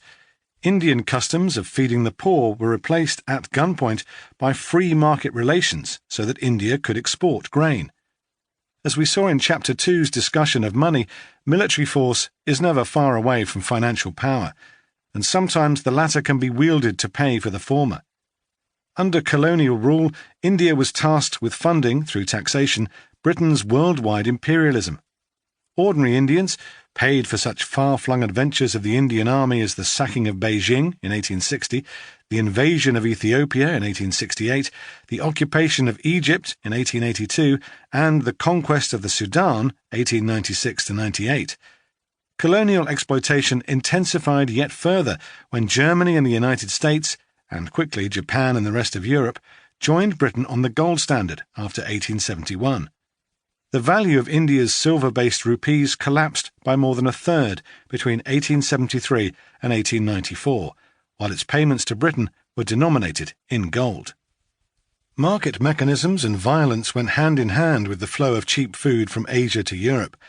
When Britain's warships blockaded China's Pearl River in November 1839, the struggle was over silver and opium, the latter cultivated on plantations across India.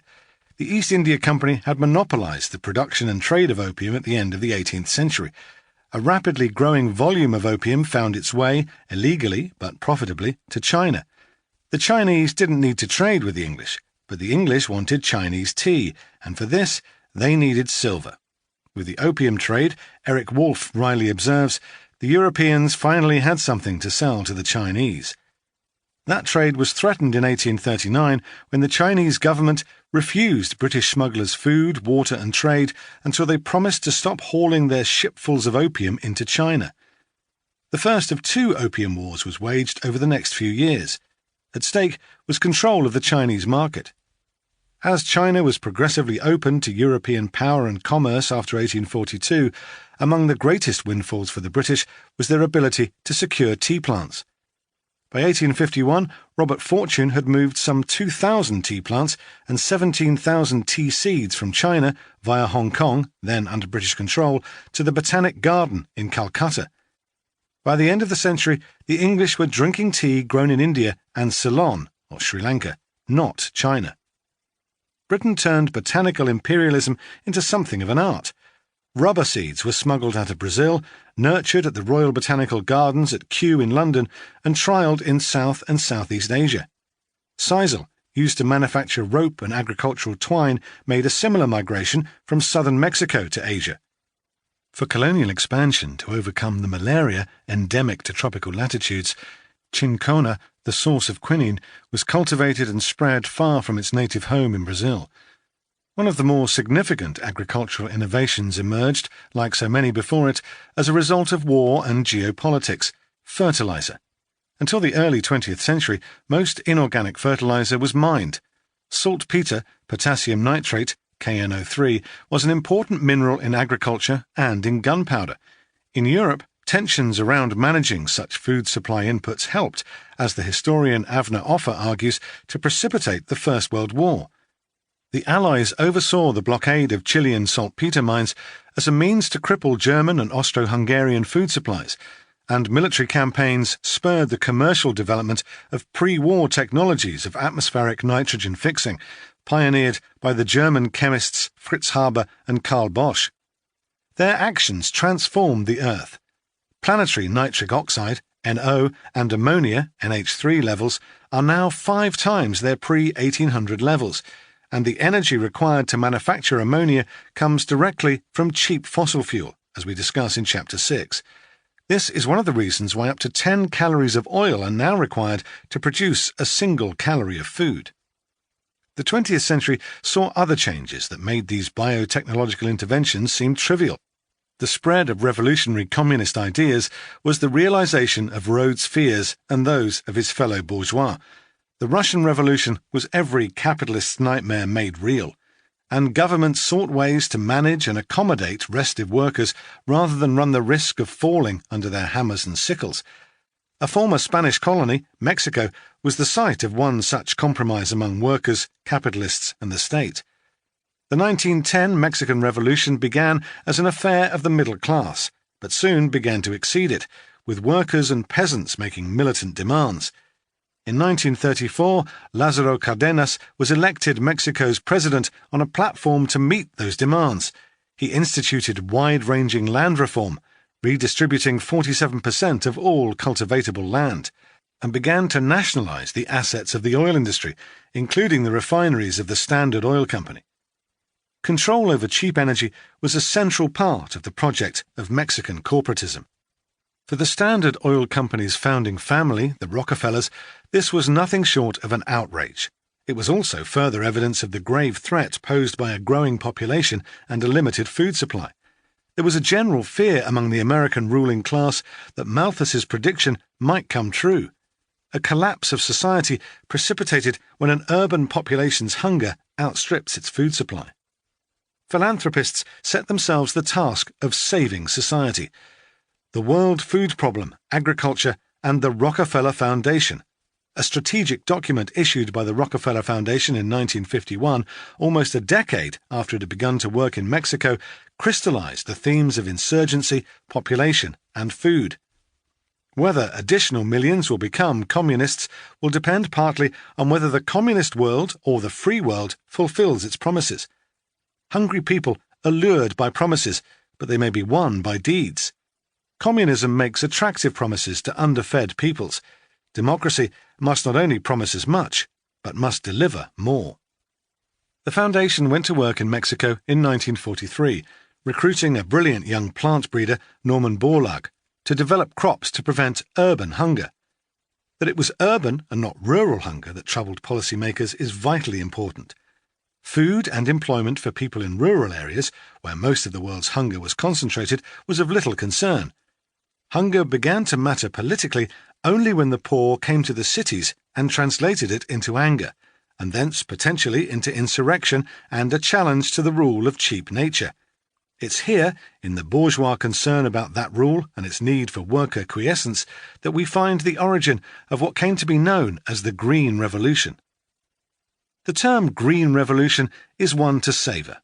It was coined in 1968 by William Gould, an administrator of the United States Agency for International Development, who spoke glowingly of a range of interventions. Recent developments in the field of agriculture contain the makings of a new revolution. It is not a violent red revolution like that of the Soviets, nor is it a white revolution like that of the Shah of Iran. I call it the Green Revolution. In other words, the Green Revolution used agriculture, new crop varieties, fertilizers, pesticides, irrigation, land-holding mechanisms, marketing approaches, and state power to maintain cheap labor, care, raw materials, and, to acknowledge Iran's impact on international oil markets, energy. Mexico's Green Revolution program is the embodiment of the regime of cheap food. The orthodox narrative says that Borlaug realized that Mexico's traditional wheat-growing highland areas could not produce enough wheat to make the country self-sufficient in wheat production. So he set about breeding varieties that would allow cheap wheat to flow freely in urban areas. For this, he was awarded a Nobel Peace Prize in 1970. And such is the allure of this history of the Green Revolution that governments and philanthropists have sought to repeat its success elsewhere, recently through the Alliance for a Green Revolution in Africa. But the official story of the Green Revolution doesn't have it quite right about Mexico. For the majority of Mexican peasants, corn, maize, was a far more important crop than wheat. Nearly 10 times more land was planted with corn, 4,781,759 hectares, or 11,815,984 acres, than wheat, 555,756 hectares, or 1,373,303 acres in 1950. Wheat tended to be grown by commercial farmers, with models and resources more comparable to their US counterparts than those of corn production. Similarly, when the Green Revolution was introduced into India, the crop at the spear tip of research investment was corn, which accounted for less than 3% of the country's agricultural output and isn't a staple there at all. Seed technology wasn't the only mechanism needed for certain crops to jump continents and begin to be cultivated globally. The Green Revolution required agricultural extension services and government field workers to proselytise on behalf of the new crops. It also needed national governments to subsidise farmers through agricultural marketing boards to grow more of those crops. Cheap food required the suppression of political dissent. The Green Revolution was, after all, a package of reforms designed to prevent the red revolutionary political goal of many peasants' and landless workers' movements, comprehensive land and agrarian reform. That's why, in its implementation, the Green Revolution was often an authoritarian program. It's possible to see the Green Revolution as a success. Globally, grain output more than doubled, and yields, the amount of output per unit area, more than doubled between 1950 and 1980. In the heartlands of the Green Revolution, yields grew even faster. India's wheat yields shot up by 87% between 1960 and 1980, close to what American corn farmers experienced in the 2 decades after 1935. A rising share of all this food was traded on the world market, with global grain exports increasing 179% over the 1960s and 1970s. The political commitment to making food cheap through state subsidy and violence worked. Food prices declined 3% a year between 1952 and 1972, 3 times faster than the already steep decline in commodity prices across the 20th century. Real prices for rice, maize and wheat declined yet further from 1976 to 2002. Perhaps the greatest success was the effective quieting of peasant demands for land reform and urban demands for political change. Yet, the long Green Revolution's prodigious output achievements did not reduce hunger. If China, where the agricultural revolution was decidedly redder, but no less productive for it, is removed from the analysis, the ranks of the hungry swelled by more than 11% over the course of the Green Revolution. And while reporters are happy to celebrate the fact that India's wheat production doubled from 1965 to 1972 and rose steadily throughout the 1970s, the amount that Indians actually ate hardly improved over the same period. India's pesticide consumption increased 17-fold from 1955 to 2005, with a large share of that directed at the state of Punjab. Communities where the Green Revolution was practiced most intensively have more recently become cancer clusters, with some areas officially declared cancer-stricken villages. But again, the Green Revolution wasn't directed toward Indian villages, just those workers in the urban cash nexus who might nurse ideas about defecting from capitalism. Through trade agreements, subsidies and technology, governments have managed food prices, particularly for staples and processed food. Indeed, it is a global phenomenon that from 1990 to 2015, prices of processed food rose far less than those of fresh fruits and vegetables. To get their recommended daily 5 fresh fruits and vegetables, residents of low-income countries would need to spend at least half of their household income on just these 5 healthy items, with households in rural areas spending a greater percentage. 70% of rural residents in low-income countries can't afford to buy 3 servings of the cheapest vegetables or 2 servings of fruit. Since 1990, wage rates for workers in countries in the Organisation for Economic Cooperation and Development have been relatively static. This was a direct consequence, as we noted in Chapter 3, of anti-labour policies that scholars aptly call wage repression. Given consistently low wages in the neoliberal era, it makes sense to look at cheap food as cheap, not merely relative to wage costs, but directly in terms of price. When we do, it emerges as no accident that a foodstuff whose price has fallen dramatically is chicken in Mexico, a direct consequence of the North American Free Trade Agreement, NAFTA technology, and the US soybean industry. NAFTA originally excluded agricultural goods, but they were included at the insistence of the Mexican government, which wanted to modernize its peasantry by moving them from agriculture into urban circuits of industry. The strategy worked. Mexico's campesino agricultural economy buckled, as evinced by the 2003 El Campo no aguanta más, the countryside can't take it anymore, protests throughout the country. Circuits of migration and pools of labour for US agriculture were the result, but at least the chicken was cheap. Meat has been at the epicentre of the global dietary transformation since the 1970s. As we consider the future of the long green revolution, we turn to examine both how we became an increasingly carnivorous planet and how the logic that allows meat to be manufactured cheaply is twinned with the rise of nutritionism, a way of treating hunger not by directly addressing poverty, but by prioritising the delivery of individual molecular components of food to those lacking them. A grim future of cheap food presents itself. From vegetables with a little meat to poverty with added vitamins. The Canadian food scholar Tony Weiss has pointed to the scale of recent changes in meat consumption. In 1961, just over 3 billion people ate an average of 23 kilograms, or 51 pounds, of meat, and 5 kilograms, 11 pounds of eggs a year. By 2011, 7 billion people ate 43 kilograms, 95 pounds of meat, and 10 kilograms, 22 pounds of eggs a year. In a mere half-century, from 1961 to 2010, the global population of slaughtered animals leapt from roughly 8 to 64 billion, which will double again to 120 billion by 2050 if current rates of growth continue. To those with a romantic view of where their food comes from, meat appears to be a raw ingredient rather than a processed one. Yet the industrial labour techniques of simplification, compartmentalisation and specialisation, first developed in sugar production, have found their way into meat production too. Feed and oilseed crops, made possible in the global south, partly by the spread of the Green Revolution, form part of what Weiss terms the industrial grain oilseed livestock complex.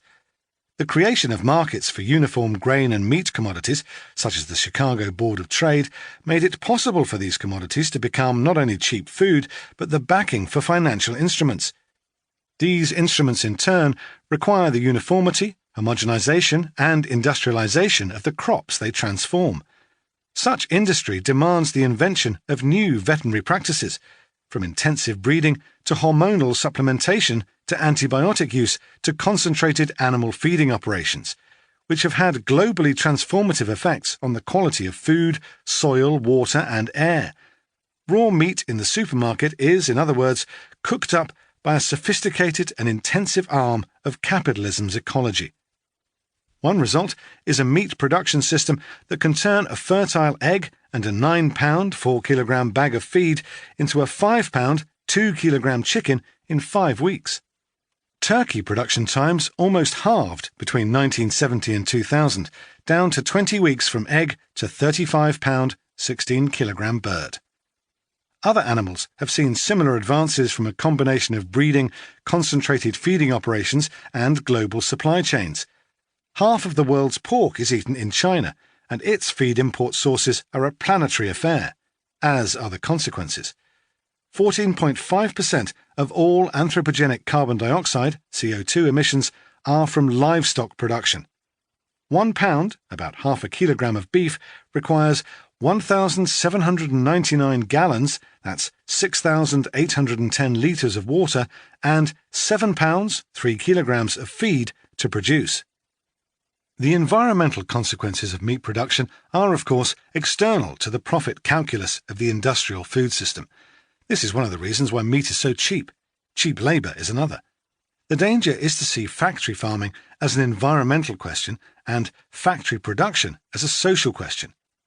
Given the centrality of cheap labour power in the US neoliberal meatpacking sector, we might also point out the centrality of Latino immigrants. The delivery of this cheap work was made possible by class restructuring on 2 fronts. One, in the United States, was a strong movement in the 1980s by newly aggressive meat-packing firms, such as Hormel, to destroy union power and replace unionized workers with low-wage immigrant labor. The other was the destabilization of Mexico's agrarian order after 1994 by NAFTA, which resulted in flows of cheap immigrant labor, unemployed workers displaced by capitalism's ecology from one side of the US border to the other.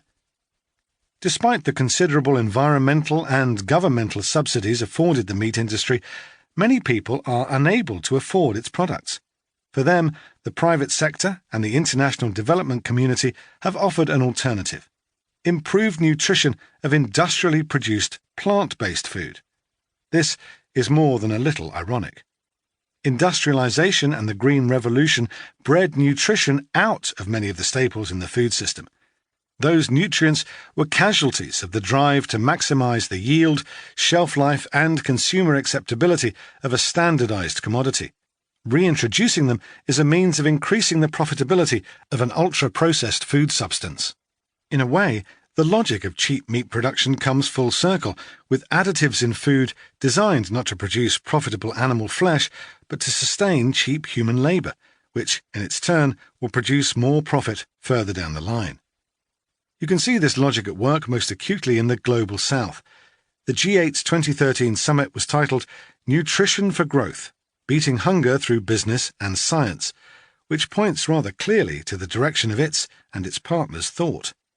It launched an initiative on hunger, the New Alliance for Food Security and Nutrition, to bring the work of the long Green Revolution to Africa. Recall that the Green Revolution began in the 20th century as an intervention in class politics, a way to manage the political concerns of hungry and angry urban insurgents. The New Alliance was built on foundations suggested at the World Economic Forum, a group of business interests that the Financial Times once called the Masters of the Universe, to address concerns of urban unrest while developing markets for agriculture and food industries. This helps explain why the New Alliance's largest donor is Yara, the Norwegian fertilizer giant. Yara is keen to address the decades of export-oriented asset stripping of African soils. Deficiencies of nitrogen, potassium, phosphorus, selenium, and other trace elements are a result of their shipment away both under colonial regimes and after independence, in the latter case to repay the World Bank structural adjustment loans taken out by post-colonial countries in the 1980s and 1990s. It's not just soil that's ripe for amendment. Humans are too. The G8 plan requires that foreign corporations be granted increased access to African markets and land, and that African bodies be supplemented with fortified processed food to manage some of the diseases associated with poverty and an inability to access food. This is the quintessence of the era of poverty with added vitamins, an agricultural policy that makes it harder for the rural poor to thrive in farming, but treats their penury with micronutrients, a policy that combines exploitation with a strategy to prolong and manage that exploitation. Here we come to an important point about cheap food regimes. They guarantee neither that people are fed nor that they are fed well, as the global persistence of diet-related ill health and malnutrition can attest. Indeed, capitalism's cheap food regimes are, as Farsad Araghi quips, hunger regimes. Meanwhile, capitalism's agricultural frontiers continue to press against the world's peasants, who provide 75% of the food in large parts of the Global South.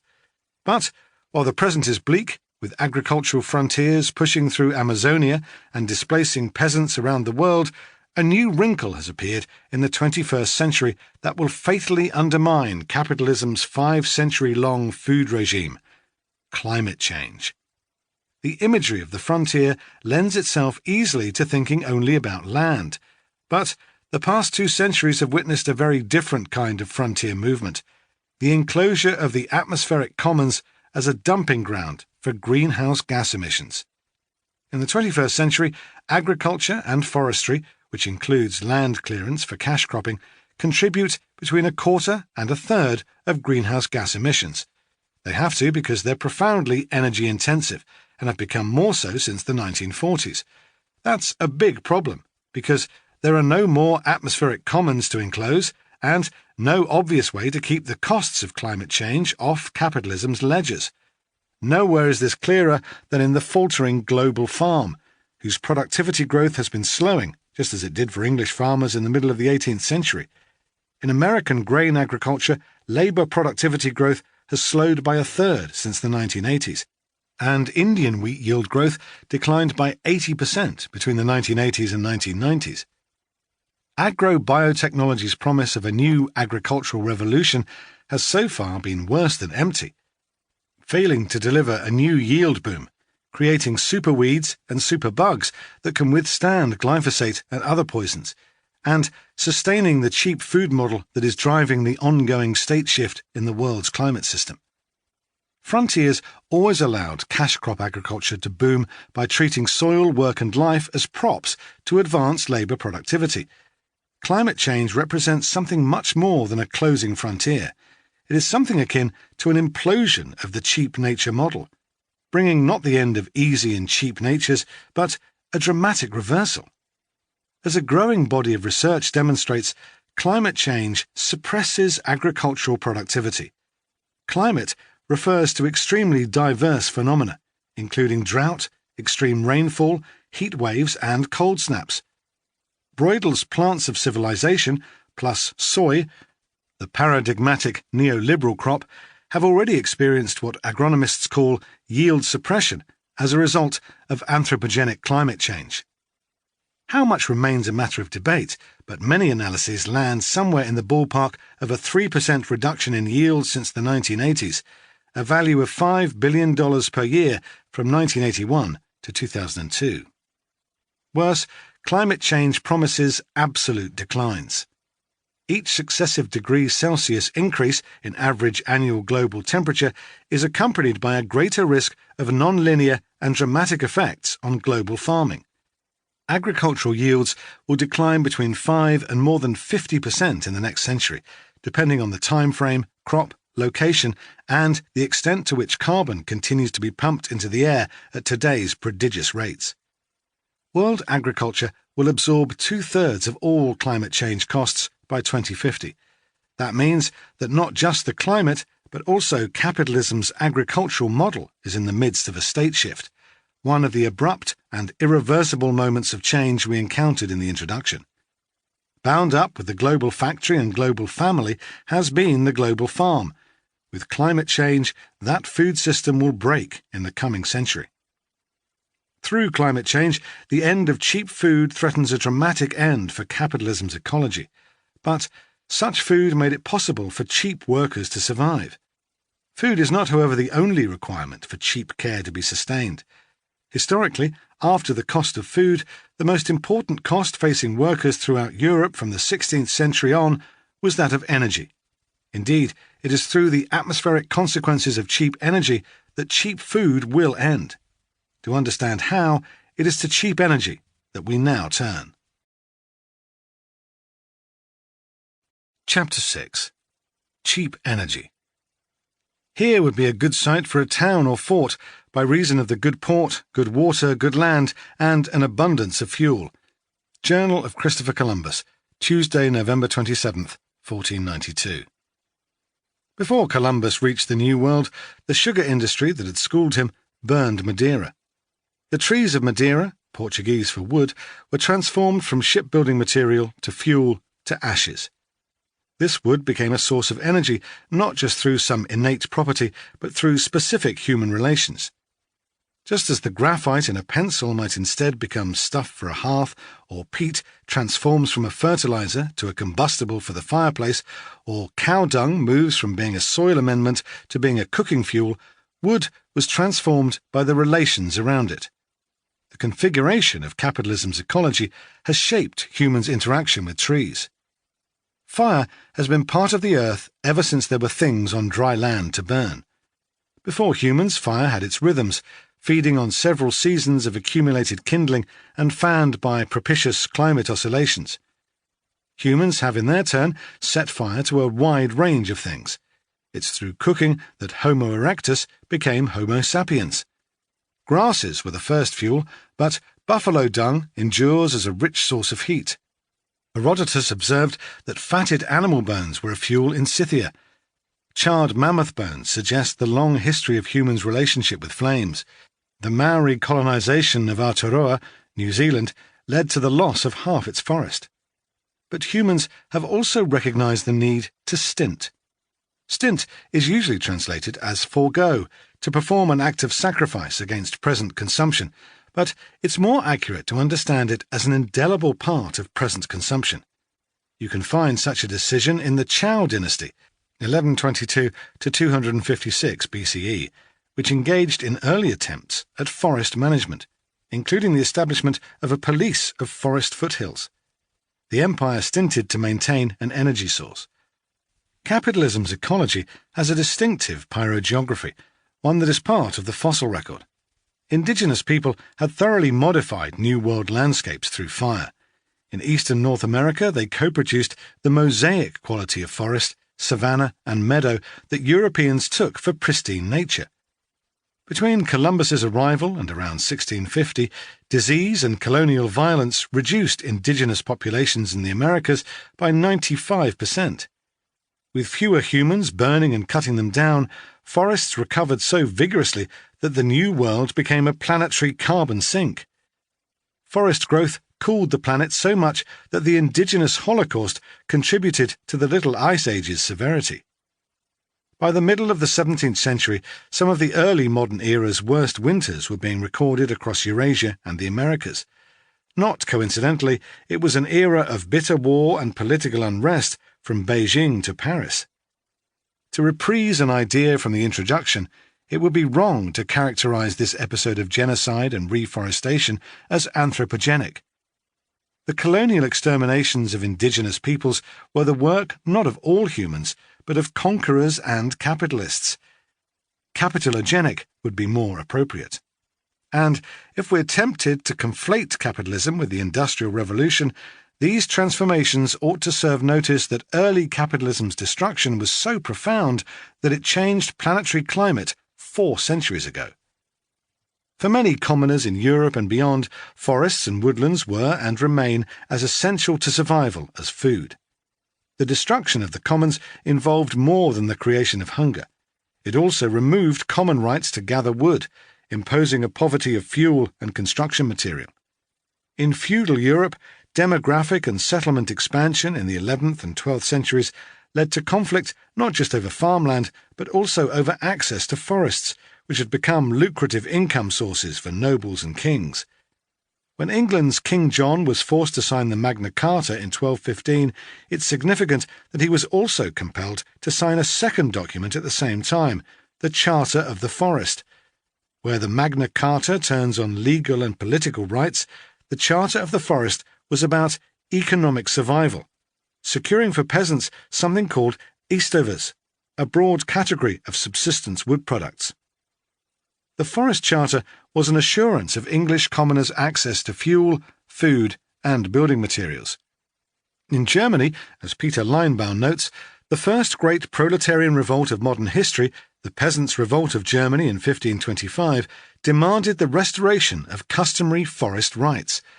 These included rights to use windfall wood, rootfall trees, and inbows, where these latter were defined also only to so much thereof as the bees do light on, and the honey that shall be found in the tree, but not to cut any main bough or tree itself by colour thereof.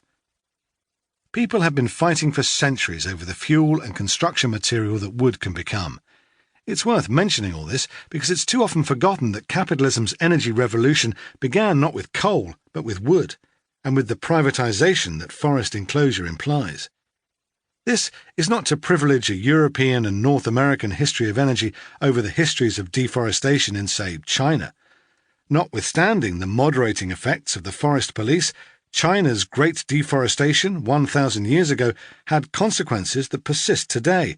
At 10 cubic metres, 353 cubic feet, the country's per capita forest reserves are an eighth of the world average. But China's world ecology wasn't committed to global conquest. Europe's was.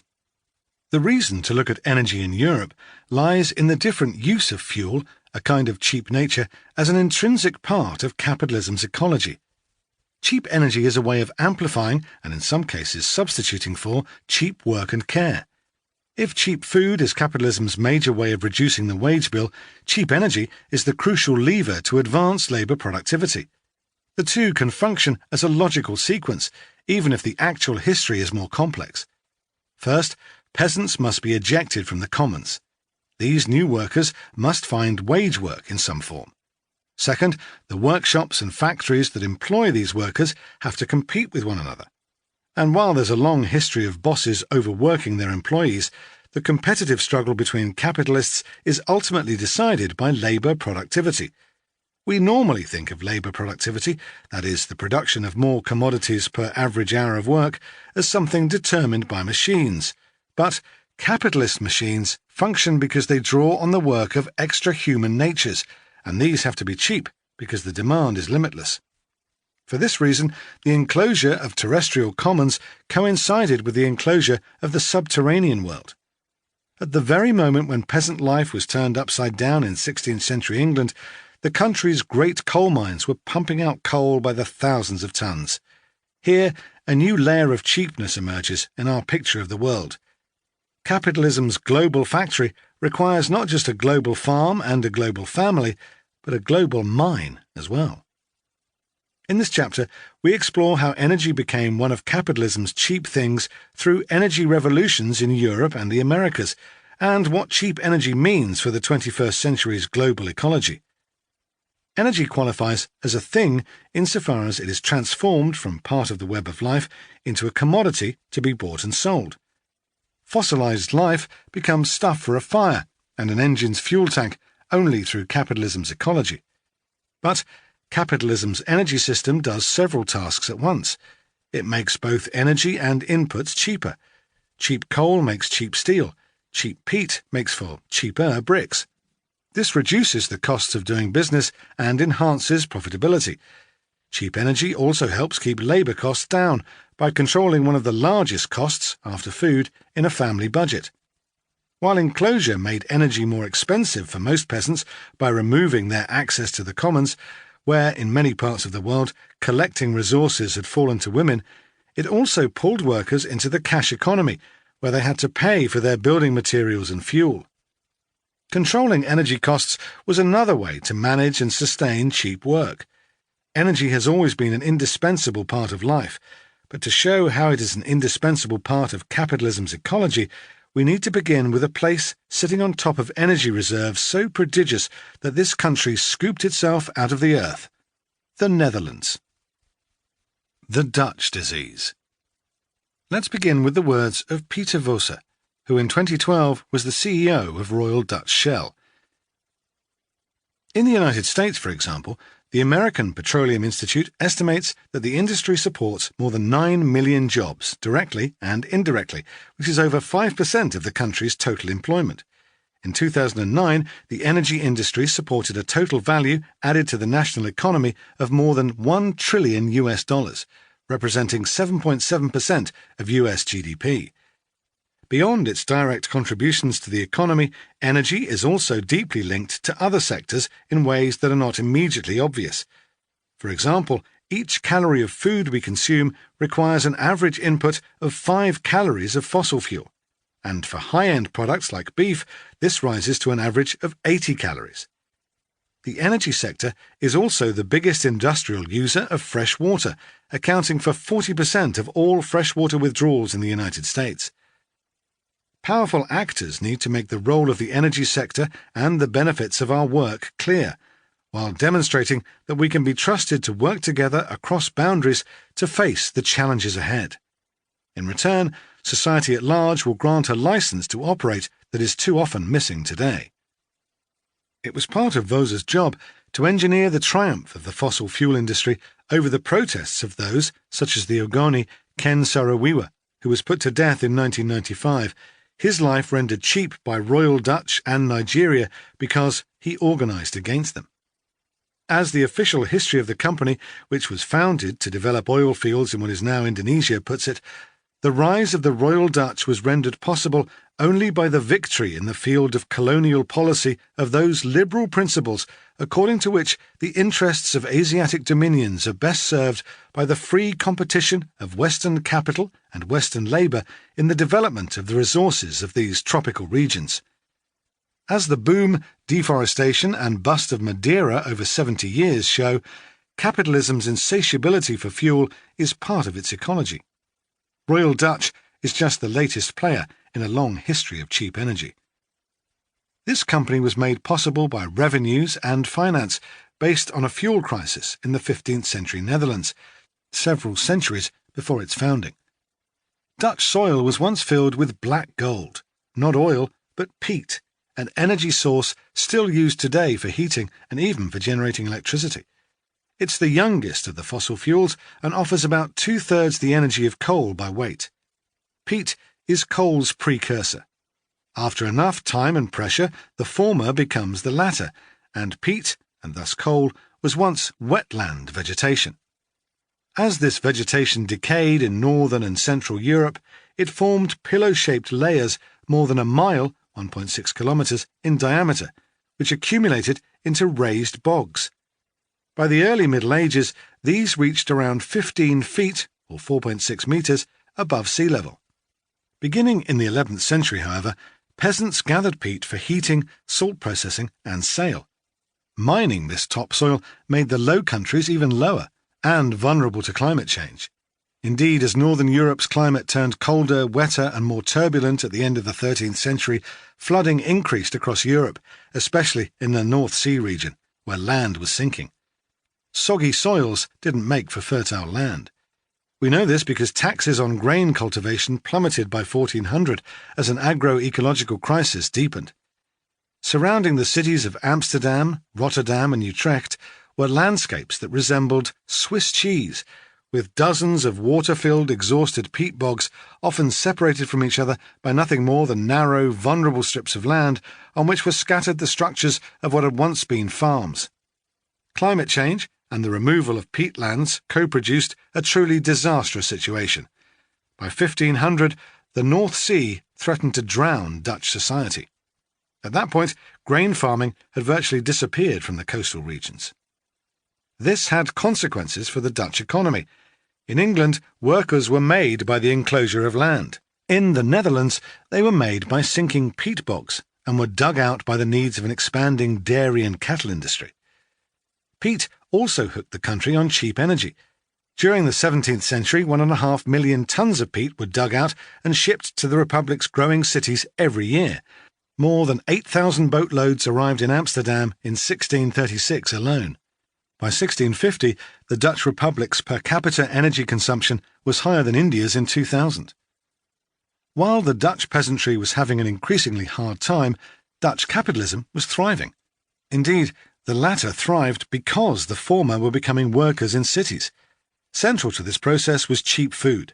The Dutch began the long 16th century with the highest grain prices in Western Europe and ended it with some of the lowest. As we mentioned in the previous chapter, this grain came from a frontier in Poland, a country with fertile soils along the Vistula and landlords who were ready to fall into international debt peonage. Inventive financial arrangements sent Andean silver swiftly out of Amsterdam and Antwerp to Poland in exchange for wheat and rye. The trade deficit formed part of a strategy to keep cheap food flowing to the growing Dutch cities. Just as in Madeira, the Polish rye and wheat boom lasted 50 to 75 years. By the 1660s, soil erosion had nearly halved yields, and capitalism's ecology had deepened and expanded beyond Poland's thinned land. The Dutch owed their superpower status to both an agricultural and an energy revolution. These comprised not just large-scale peat extraction, but also the pioneering application and technological development of wind power to a wide range of industrial pursuits. From the mid-16th century, windmills of every kind punctuated the Dutch landscape.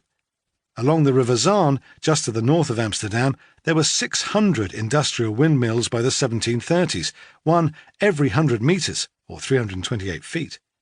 But the Dutch road to capitalism faced three serious constraints to expansion after 1650. One was that the country had no forests to speak of. This was overcome through the power of ready cash, a resource that it had in abundance. Dutch merchants reached across the North Sea and into the Baltic for cheap timber and a wide range of forest products, necessary not only for shipbuilding but also for bleaching textiles. A second problem was less tractable. Peat was abundant but never particularly cheap. Its cost rose 50% faster than the price index in Antwerp between 1480 and 1530. Even with innovations after 1530 that allowed peat extraction below the waterline, prices continued their upward trend, tripling in the northern Netherlands in the century after 1560. Coal was imported from nearby Liège, now in Belgium. but especially from England in growing volumes, some 65,000 tonnes a year by the 1650s. That represented a lot of energy, and the leading energy-intensive industries shifted to coal when possible. Sugar refiners, whose giant 5-storey buildings were the closest thing to a modern factory you'd see in the 17th century, burned so much coal that Amsterdam City Council banned the practice in 1614.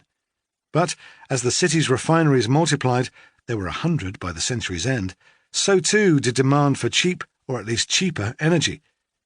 Despite the earlier bans that had registered the insufferably great sorry that coal burning inflicted on Amsterdam citizens, year-round coal burning was legalised in 1674. Peat was cleaner, but coal cheaper.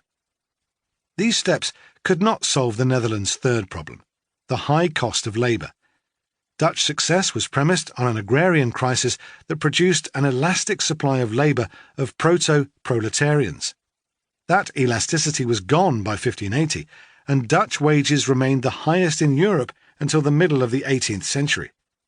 By 1650, and probably earlier, Dutch capitalists had the highest wage bill in Europe, one that moved still higher after 1680. Between 1590 and 1730, Dutch wages were never less than a third higher than those in England, and frequently twice that. But, due in no small part to their far more territorial forms of colonialism, the English were soon to catch up. The transitions to large-scale peat digging in the Netherlands and coal mining in England occurred simultaneously in the 1530s and 1540s.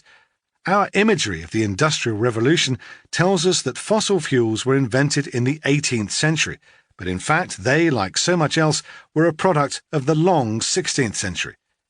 The first great industrialisation occurred in the century or so after 1450, unfolding in the great sugar planting and silver mining frontiers, as we've seen, but also in shipbuilding, brewing, glassmaking, printing, textiles, and iron and copper smelting. All, in one way or another, consumed prodigious amounts of energy. In modest amounts, coal had been mined and burned for a very long time. For the Romans, it was the best stone in Britain. In the century after 1530, England's coal output climbed dramatically, growing eightfold. In Newcastle alone, where coal was king, production grew nearly 20-fold between the 1560s and 1660s, accounting for perhaps a third of all English coal.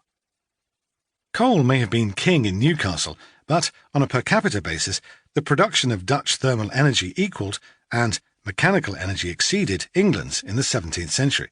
But Dutch energy just wasn't cheap enough.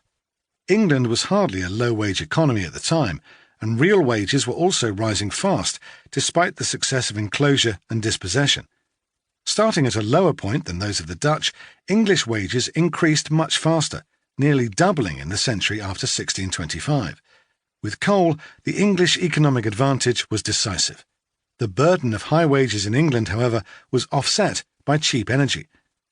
The high cost of workers and the availability of abundant cheap energy in England drove a series of the 18th century's technological breakthroughs, the use of a coal derivative, coke, to make iron, and of the Newcomen steam engine to drain coal mines whose increasing depths meant constant flooding.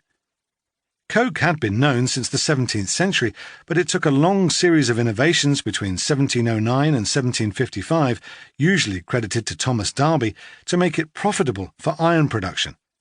This liberated England from dependence on charcoal. Coke-fired iron, just 7% of English iron output in 1750, accounted for 90% in 1784. The cost of producing a ton of iron collapsed, falling 60% in the 18th century. Cheap energy made cheap iron, made cheap tools and machines. So long as abundant energy could be extracted, labour and capital costs were saved, and raw materials became cheaper. We're not presenting this as a pure English technological miracle. Some explanations would have us think that there would be no real capitalism without English coal. Indeed, coal's significance is easily overstated. The major innovations in textile manufacturing, such as the mechanical loom and the spinning jenny, preceded rather than followed steam's widespread introduction, and as late as 1868, 92% of Britain's merchant fleet was powered by wind, not coal. We know enough to realise that capitalism's frontier is nothing if not inventive. It is possible to imagine an English history without coal, with more energy imported and discovered, and to imagine a 19th century even more prone to social revolt and revolution than it was.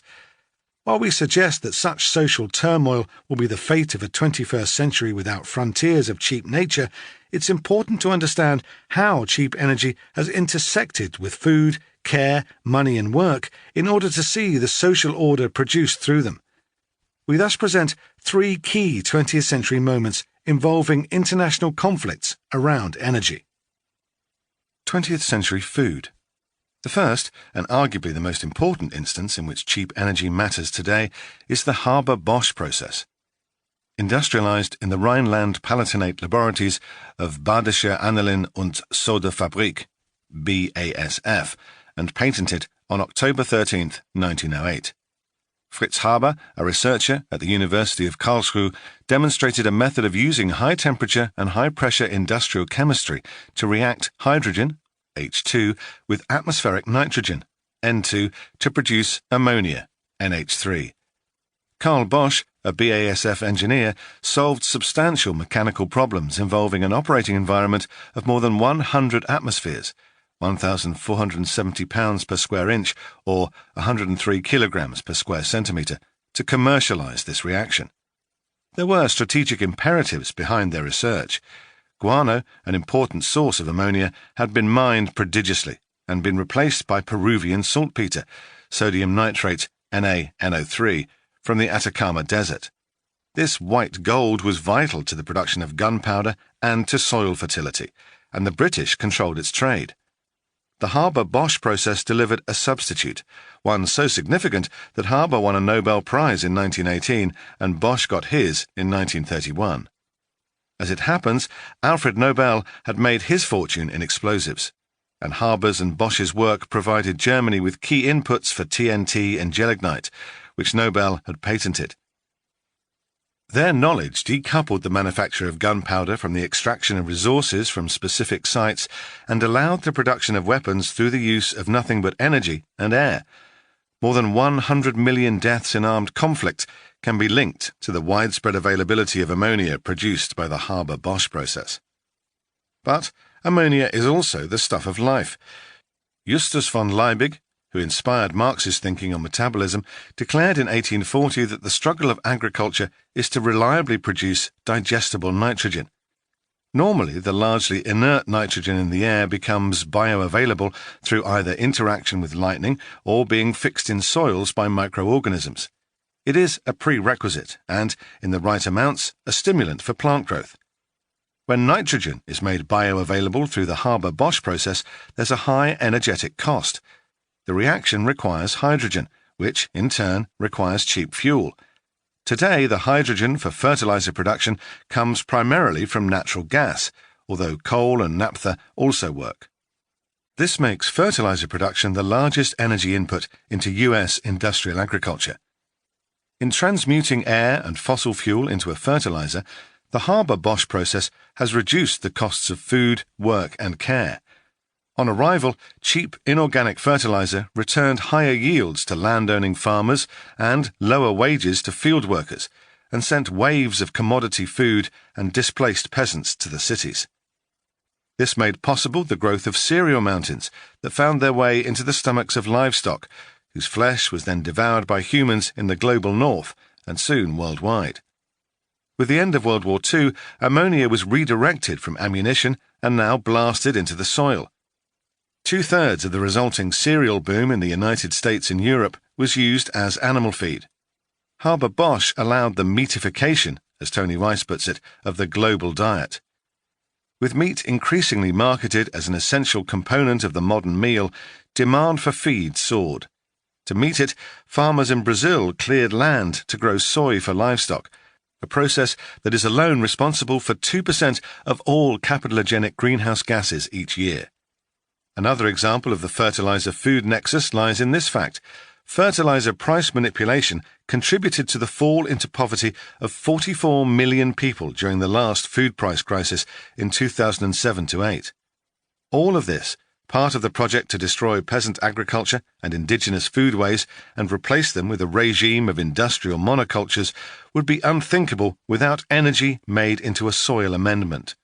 Or, as Marx put it, all progress increasing the fertility of the soil for a given time is a progress towards ruining the more long-lasting sources of that fertility.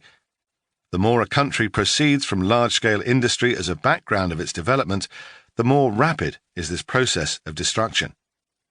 Capitalist production, therefore, only develops the techniques and the degree of combination of the social process of production by simultaneously undermining the original sources of all wealth, the soil and the worker. 20th century coal and work. Keeping energy cheap requires sustained state intervention. State support is also necessary to keep reproductive labour free and paid labour cheap. When the state fails, we see resistance politics emerge, as in movements as diverse as the 21st century Occupy Nigeria and UK fuel protests. The second 20th century connection to cheap fuel links modern protests to the 1525 Peasants' War. Remember that as part of the right to common in the forest, peasants wanted access to wood as fuel and construction material. The politics of resistance in the 20th century is also linked to both housing and energy. Workers need roofs over their head, and roofs are not free. Houses in Colorado at the end of the 19th century were made with brick. Lumber was far too expensive, while brick could be manufactured with locally available clay and coal. This manufacture made energy vital to housing. Mining technology lowered the price of coal, but labour remained 60 to 80% of its cost. Two ways to keep that cost down were to pay immigrant workers very little and to settle them in company towns, which compelled them to hand back wages for housing and services such as schools, cut-price English lessons, and recreational facilities. With little control over their lives, workers felt the company town akin to refeudalization rather than benign capitalism. When the Rockefeller-owned Colorado Fuel and Iron Company squeezed their wages, coal miners organized. Their strike, from spring 1913 to winter 1914, remains a signal moment in U.S. labor history. On April 20th, 1914, around 20 men, women and children were killed at a strikers' camp in Ludlow, Colorado. Subsequent outrage, particularly against the mine owner John D. Rockefeller Jr., led to congressional investigation. And, fueled by further union organization, restrictions on child labour and the introduction of the 8-hour working day. Timothy Mitchell points out that the labour politics of carbon had a profound impact on the 20th century. Set aside the discussion of whether a particular country is cursed by a resource like fossil fuel or minerals. Look instead at how the extraction of those resources built a working class that was able to resist its exploitation, and whose demands for equality could be met through the energy its labour made profitable. All of a sudden, national destinies could be dreamed far bigger than before, precisely because such national dreams were underwritten by cheap energy. 20th century oil and money. The third story of cheap energy in the 20th century comes from the transformation of energy into money and the American way of life. The United States was the preeminent oil power of the 20th century. Although Russia had the pole position as the century opened, with the discovery of oil in Pennsylvania, Texas, and California, the United States quickly took the lead. By 1945, 2 of every 3 barrels of oil were produced in the United States. Only in the 1970s did the Soviet Union and then Saudi Arabia displace America as the world's leading oil producer. Global oil production grew prodigiously after World War II, outstripping the era's extraordinary economic growth by almost 60%. When the United States abandoned the gold standard in August 1971, international capital sought refuge from this Nixon shock in commodity purchases. At the same time, the Soviet Union, following poor harvests, traded its oil for wheat, driving up the price of bread.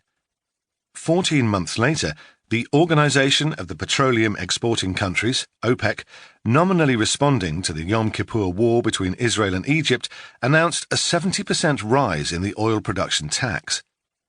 World oil prices leaped from $3 to $12 per barrel. The OPEC countries were responding to the US export of dollar-denominated inflation. As the Shah of Iran put it, the United States had increased the price of wheat you sell us by 300%, and the same for sugar and cement. The world paid the higher oil price, and the OPEC countries found themselves sitting on substantial income, reserves of what became known as petrodollars. These reserves needed a return, so they were cycled back to oil-importing countries as low-interest loans. Think of this as money backed not with silver, but with oil, a de facto oil standard. The so-called Volcker shock of 1979 tripled the real interest rates on these petroloans over the next 2 years. To avoid default, indebted countries, predominantly in the global south, turned to the only lenders who'd consider them, the International Monetary Fund and the World Bank. Institutions that could administer austerity programs, small governments, and free markets through their own shock doctrines. Petrodollars thus made possible the sorry history of neoliberal governance. The political economy of energy has, however, changed over the past 2 decades. During the 1980s and 1990s, the costs of bringing a new barrel of oil to the market grew by just under 1% a year. That shifted dramatically at the end of the century. Between 1999 and 2013, those costs climbed nearly 11% every year. In the most expensive oil fields, the top tenth of production, which often predicts future price trends, production costs increased tenfold between 1991 and 2007, and by another 2/3 since. Cheap oil is coming to an end, even as climate change is on its way to killing 100 million people by 2030. And that end is not only about future death. Things are already dirtier and more violent than ever, as conflicts stretching from Alberta to Ecuador replay a 16th century battle between indigenous peoples and extractivists, once again with planetary implications. Why is cheap oil so important? It's not that capitalism can't do without fossil fuels. After all, retailers and manufacturers don't care if their electricity comes from ancient fossils, windmills, or solar panels. Cheap oil is so important because today's capitalists don't wish to support the kinds of massive investment that would make a solar transition possible. Clearly, some businesses will cash in on various renewable energy initiatives. It is, however, hard to believe that all of the world's businesses will pitch in the $45 trillion necessary for a large-scale conversion to renewables by 2050. If a solar transition is to happen under capitalism, it will only be because governments will pay for it. Neoliberal practice has left governments with few policy prescriptions outside tax relief, and in countries like the United States, corporate taxation is already at historic lows, with self-styled green tech companies, Apple, Google, the greatest beneficiaries. We will all end up paying to keep their share prices high. We want to close with a discussion of the cheap in cheap fuel. The crisis of fuel isn't necessarily a crisis of scarcity or overproduction. The shift away from fossil fuels isn't the end of the regime of cheap energy. Indeed, the climate crisis has afforded an opportunity for finance to present itself as a mechanism of global salvation. It is through carbon credits, offsets, and permits to pollute the atmosphere that the atmosphere will be saved, or so we are told. This is where commoning can finally be ended, through the full financial externalization of collective responsibility, turning what need to be collective decisions on the fate of the commons into a financial product in a global market. Yet, we cannot end a discussion of energy without observing that the International Energy Agency, in 2016, announced that the capacity of renewable energy exceeds that of coal. Does this render a discussion of cheap energy moot? Hardly. Look inside the batteries of the solar revolution, and you'll find blood minerals from the Democratic Republic of the Congo and Bolivia. The lithium extraction complex in Bolivia looks like Potosi, Redux. Jamming rivers as a way of tackling climate change has been catastrophic, and part of a strategy to dispossess indigenous peoples. Moving away from fossil fuel toward dams still leads to entirely predictable species extinction and may end up increasing greenhouse gas emissions with the decomposing ecology of human-made reservoirs. Above all, the strategy of cheap fuel doesn't depend on carbon. It has in the past, but needn't in the future. Hydroelectric dams, for instance, reveal that the cheap energy strategy always depends on states. It requires the violence meted by public and private sectors, licensed by a world ecology that stretches back to cheap nature, and is possible only because of a collective understanding that cheap energy is part of the national bounty.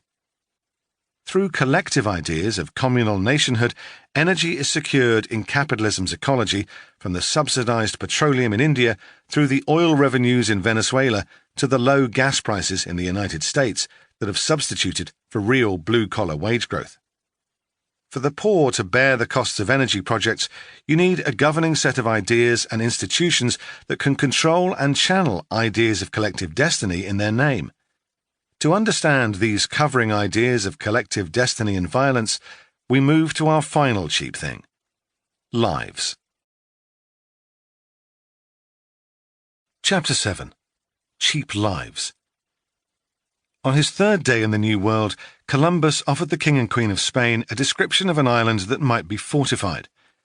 Though I do not see that it will be necessary, for these people are very simple as regards the use of arms, as your highnesses will see from the 7 that I caused to be taken to bring home and learn our language in return, unless your highnesses should order them all to be brought to Castile, or to be kept as captives on the same island, for with 50 men they can all be subjugated and made to do what is required of them. Columbus learned early that it's one thing to set up a colony and another to maintain it. The Santa Maria foundered on his first expedition, and there wasn't enough room on the other ships to bring its crew home. That Christmas, some of its sailors salvaged what they could from their ship and, under Columbus's command, settled La Navidad on Hispaniola. This complement of around 40 colonists included Diego de Araña, a cousin of Columbus's mistress. All were dead when Columbus returned on his second voyage. He learned that his men had been killed for their abuse of indigenous women. The second voyage was better prepared for native unrest than the first. It was equipped with a colonial mandate: 17 ships, 1,200 men, livestock, and their attendant diseases, which sighed through the indigenous population. Yet, while it certainly involved bloody murder, colonialism was never exclusively an act of brute force. Columbus and his descendants had weapons, but also an organization and language that legitimated their use of that force. Capitalism may have claimed the New World with guns, germs, and steel, but the New World's order was kept through race, police, and profits. These technologies of hegemony and order are the subject of our final chapter.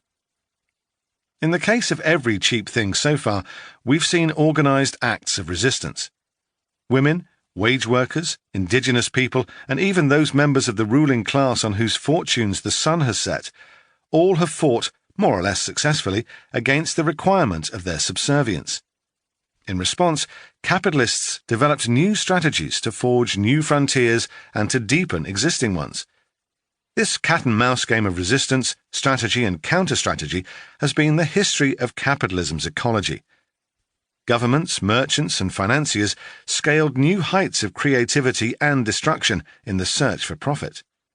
But capitalism's ecology has also expanded and consolidated itself through prodigious experimentation in the arts and science of social order. Among the more durable and flexible technologies of social control is one that has become so familiar that it's easy to forget its novelty and peculiarity: the nation-state.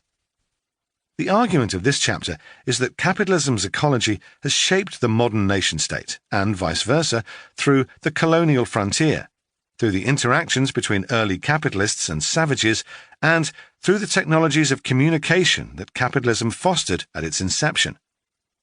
The ordering and reordering of society through cheap things has always proceeded by both force and suasion, coercion and consent. To maintain hegemony is, as Antonio Gramsci observed, to recruit and maintain forces from across society in a bloc that is able to continually outmaneuver its rivals. In the pursuit of order and control, the idea of the nation became affixed to the state in ways that few could predict, and which continue to shape the planet. Keeping things cheap is expensive. The forces of law and order, domestic and international, are a costly part of the management of capitalism's ecology. We've titled this chapter Cheap Lives and Not Expensive State because we want to focus not on the institutions of government, but on their processes and consequences. Technically, lives aren't a cheap thing in the way that the others are, but it would have made for an infelicitous title to admit this earlier. Understand how capitalism has made cheap lives a strategy of cheap nature, and you understand not only the forces required to keep money, work, care, food and energy cheap, but also how the most sophisticated and subtle modern institution, the nation-state, still draws on early modern roots and natural science to manage modern life. More important still, as states confront the limits of their ability both to manage the lives in their charge and to provide conducive environments for liberal capitalism, we're reaching the end of an era of cheap lives. We make this argument not with relish for the successor to the liberal nation-state, but out of concern for what may follow. We're astute enough students of history to know that what comes next might be far worse. Like everything else in our tale of cheap things, the components of the modern nation-state and its cheap lives predate capitalism.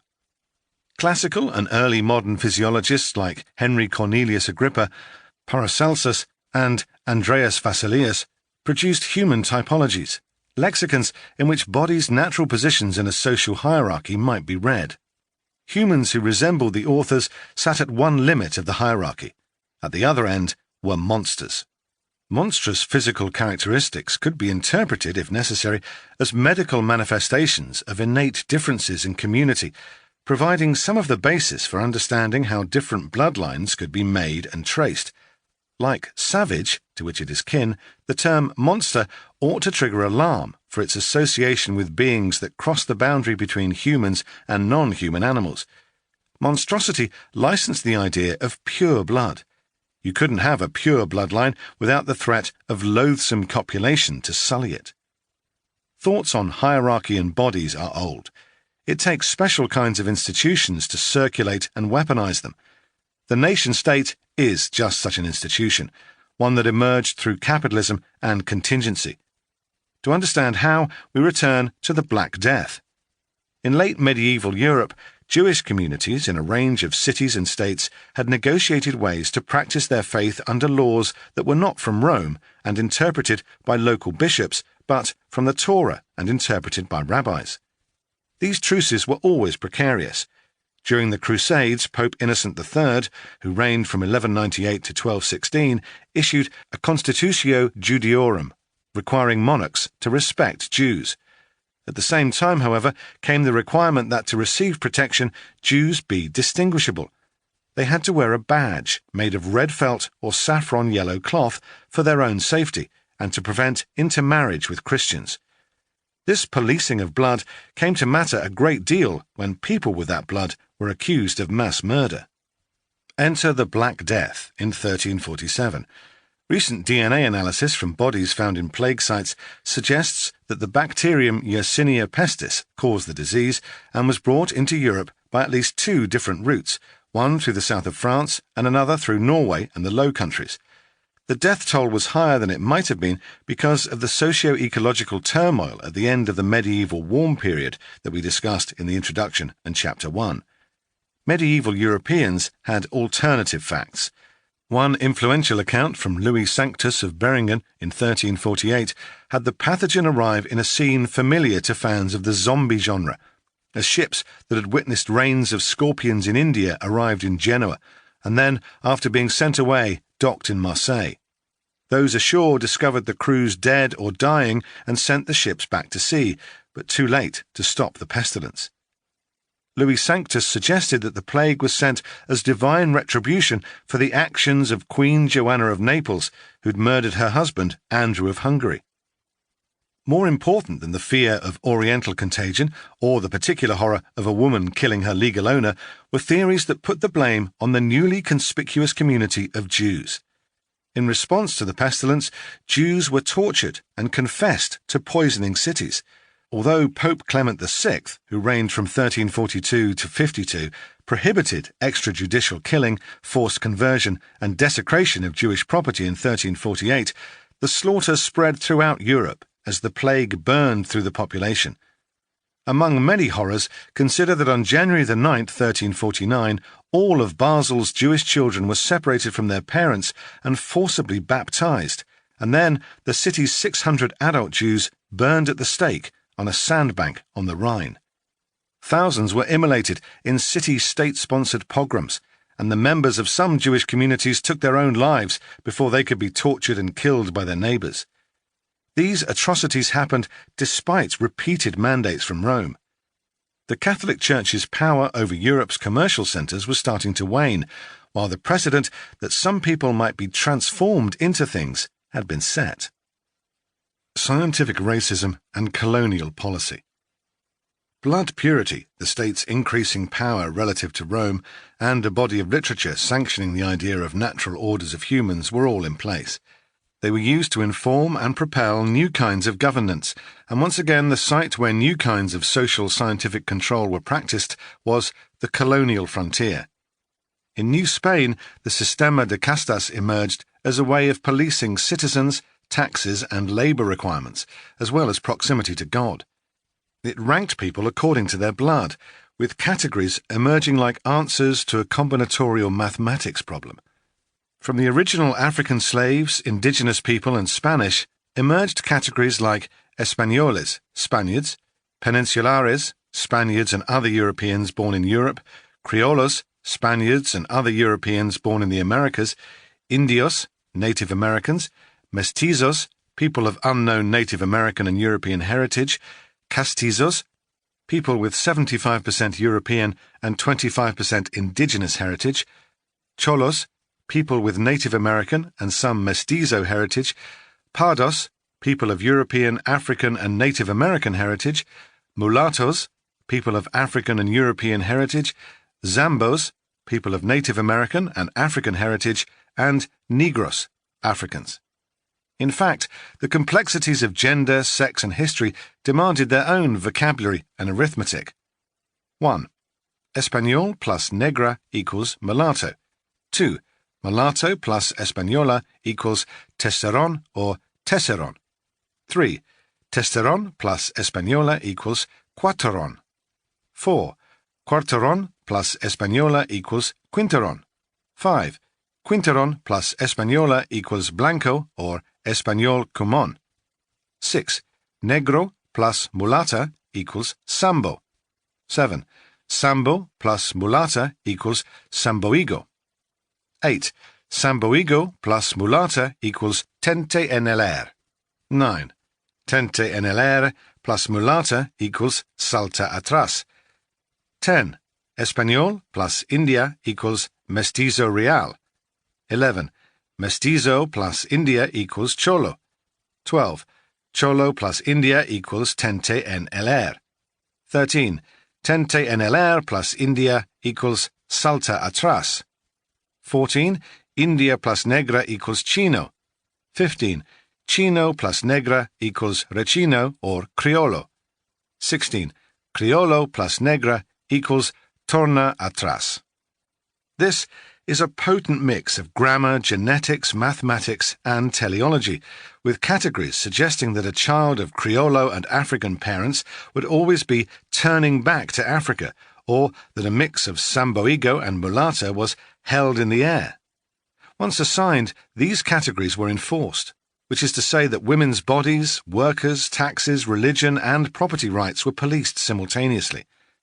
The colonial state produced new categories, new natures to meet the needs for labourers, first for silver specie and then for agricultural production destined for sale and profit in Europe. Each of these governmental categories came with specific duties, privileges and paperwork, including certifications of purity of blood and tax rates. Some lives were then, literally, cheaper than others. Natural science contributed to the consolidation of this order. The Swede Carl Linnaeus, 1707 to 1778, developed the nomenclature with which humans continue to identify species to this day. In his 1735 General System of Nature, he offered a typology that put humans in the class of mammals, the order of primates, the genus of Homo, the species of Homo sapiens.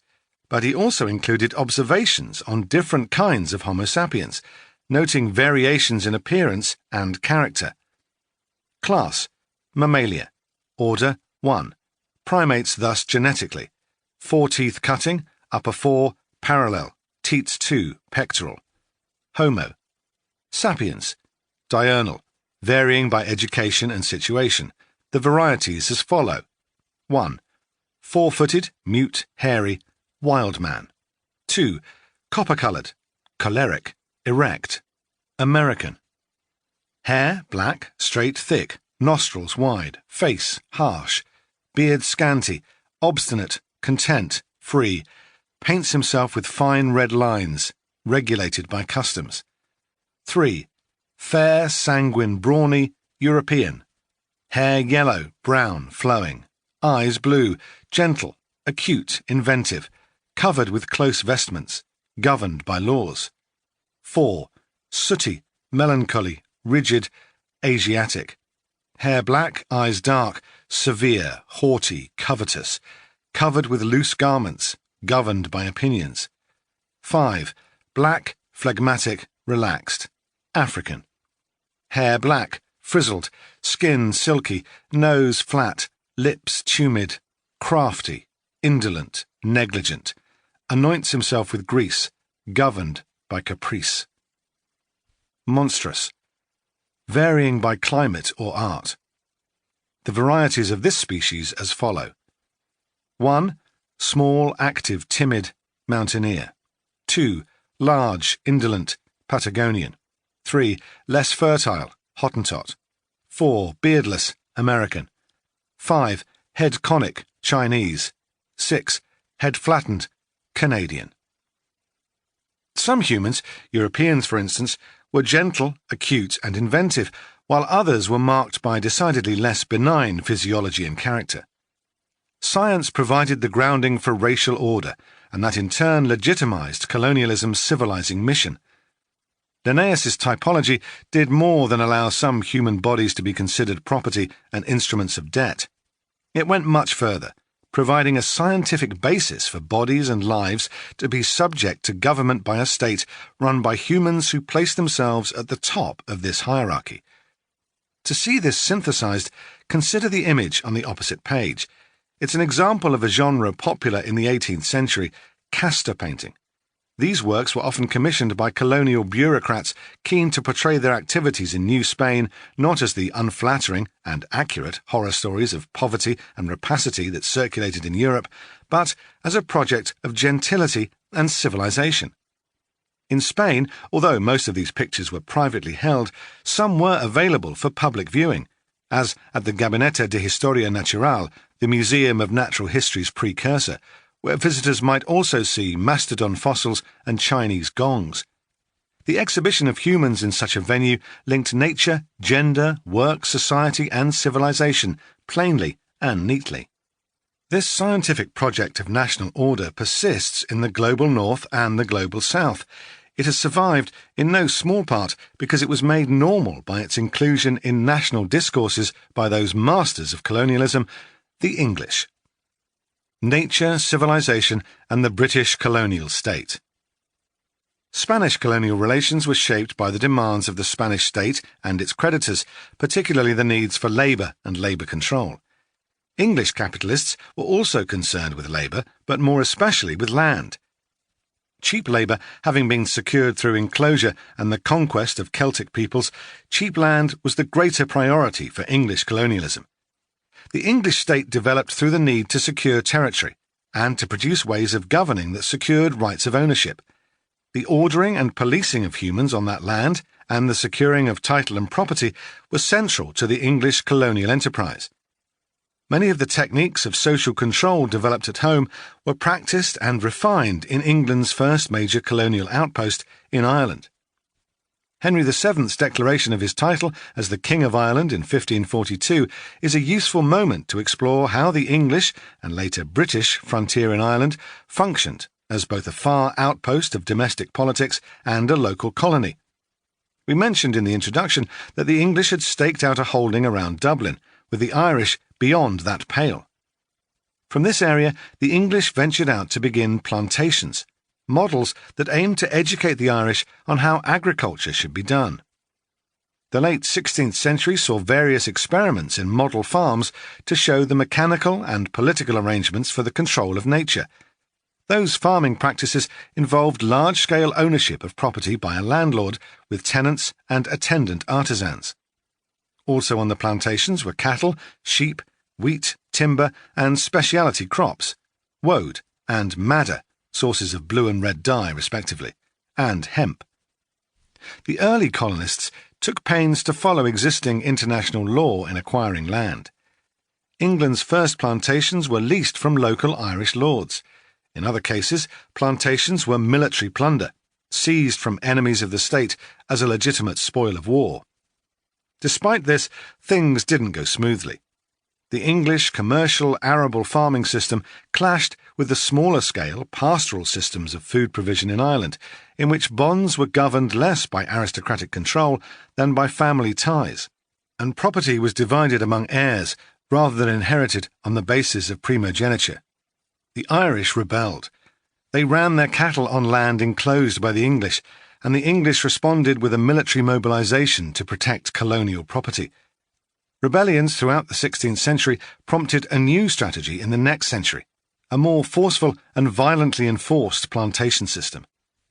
The plantation of Ulster was more directly controlled from London, which organised natural and social experiments that were repeated elsewhere, such as the granting of rights to private corporations to colonise Derry in north-central Ireland. Meanwhile, the indigenous rebellions were repressed with increasing force, the violence being justified by a new rationale for colonisation. While the legal parameters of England's presence in Ireland were being debated and international law being shaped, the reasons that England needed to be in Ireland started to include ideas such as this: His Majesty is bound in conscience to use all lawful and just courses to reduce his people from barbarism to civility, for half their land doth now lie waste, by reason whereof that which is habited is not improved to half the value. But when the undertakers, the settlers, are planted among them, and that land shall be fully stocked and manured, 500 acres will be of better value than 5,000 are now. The argument, sent by a colonial lawyer to the Earl of Salisbury, was that leaving such productive assets in the hands of people unable to use them efficiently amounted to a social crime. The savagery of the Irish confirmed their inefficient use of the land, which confirmed their savagery. Nature, the relentless push of the frontier, and new forms of order and economics made one another. This process found its way from Ireland's frontier into the New World, through the sword of one of England's most venerated heroes, Sir Francis Drake, and the pen of one of liberalism's highest priests, John Locke. Liberal policing at the Atlantic frontier. The British colonial state drew on talent and technologies from both sides of the Atlantic. Francis Drake learned the arts of brutal suppression of indigenous people in Ireland. Drake helped put to the sword every man, woman and child on Rathlin Island in 1575 before finding a higher title and greater riches in the New World. More important, though, were the work of statecraft and the building of juridical justifications for states to embark on colonial adventures. In this, John Locke emerged as a poster child of liberal imperialism. His views of private property and personhood drew deeply from his work as a colonial administrator. At the same time that Locke was redrafting the fundamental constitutions of Carolina, introduced in 1682, he was writing Chapter 5 of the Second Treatise on Government titled On Property.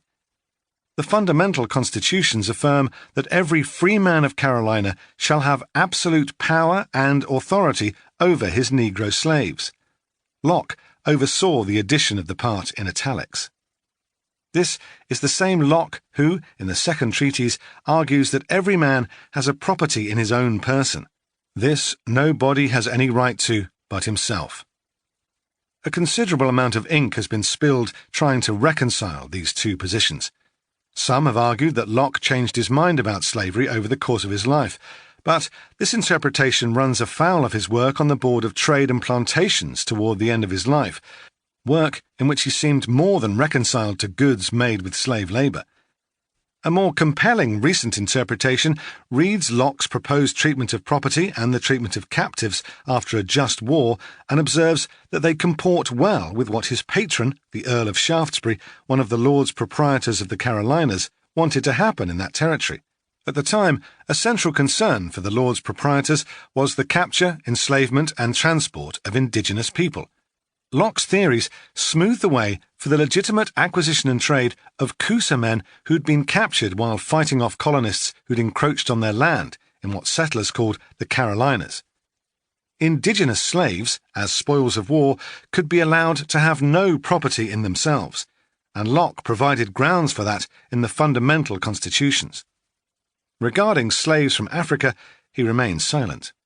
In other words, one of the most enduring contradictions in modern political thought emerged not from some oversight in the system of liberal theory, but because one of liberalism's key philosophers was producing work for hire.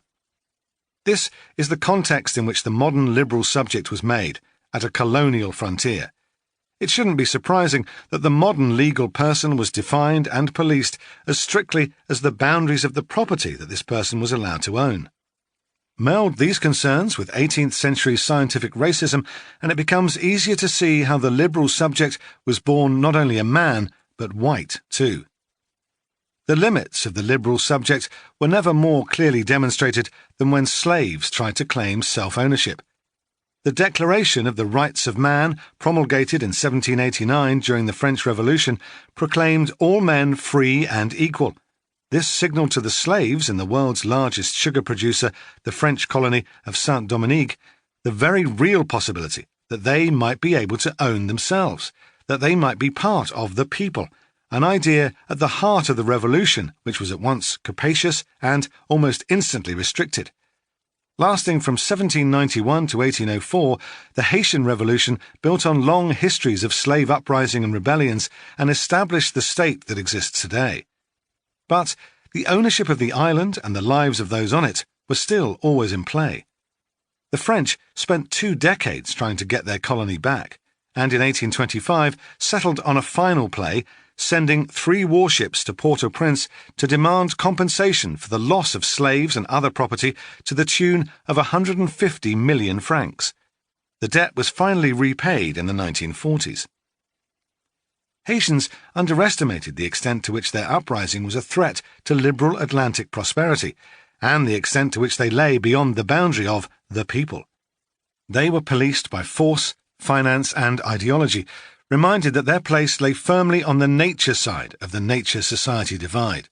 Yet they can hardly be faulted for wanting to master their own destiny, especially at a time when new ideas about the constitutive form of that destiny were emerging wherever printing presses were available to spread them.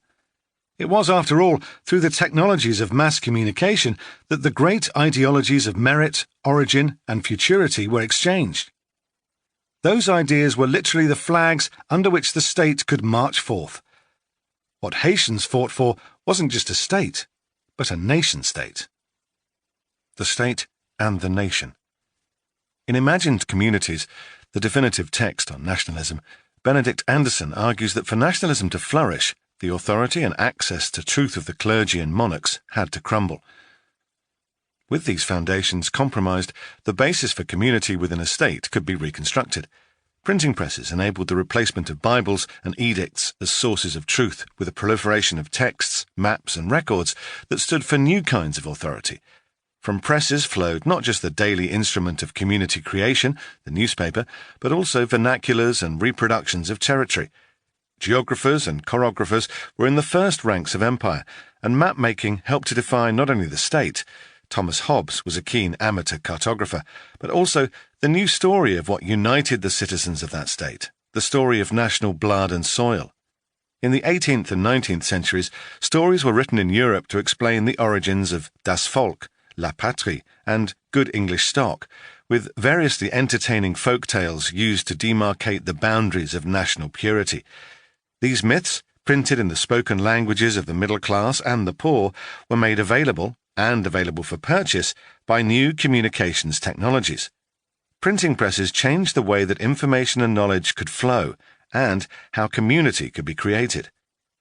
Theocracies and aristocracies ceded to new national bourgeois democracies, with the franchise extended under the Enlightenment's strictly limited ideas of equality and self-ownership. With their own vernacular on paper, the bourgeois invited the masses into history. And, as Tom Nairn observed, the invitation card had to be written in a language they understood. Anderson took Nairn's idea further, recognizing that these new texts had their own political economy. Money could be made by circulating visions of popular liberation.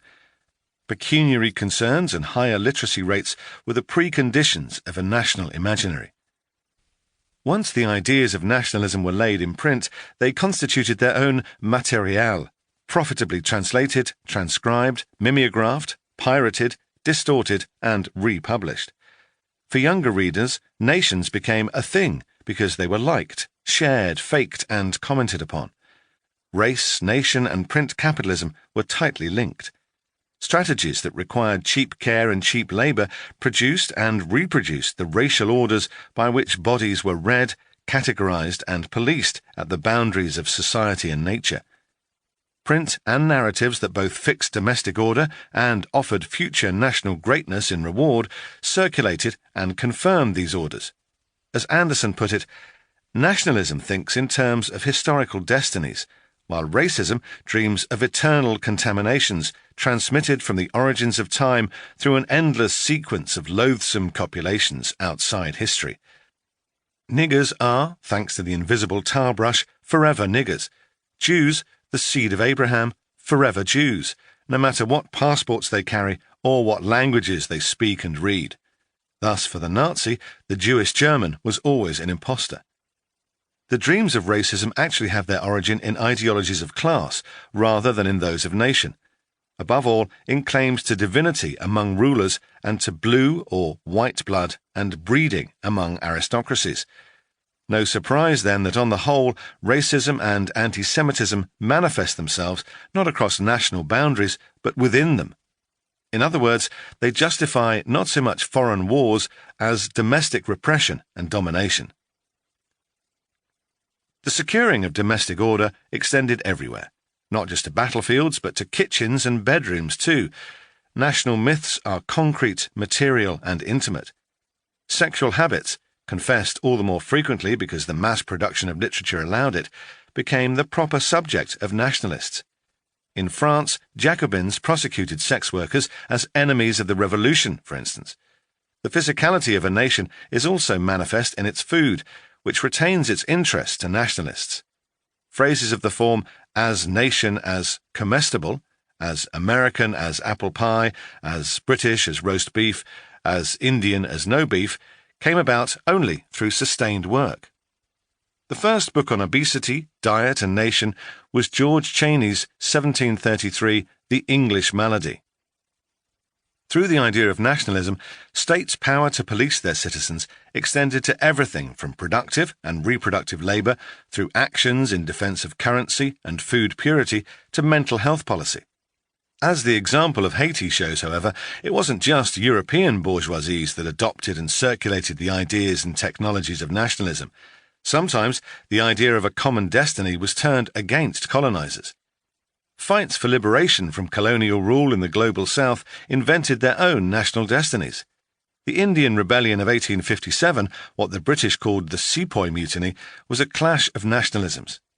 In a culmination of long festering resentments over taxation, exploitation, and injustice, the Indian military refused to cooperate with the British.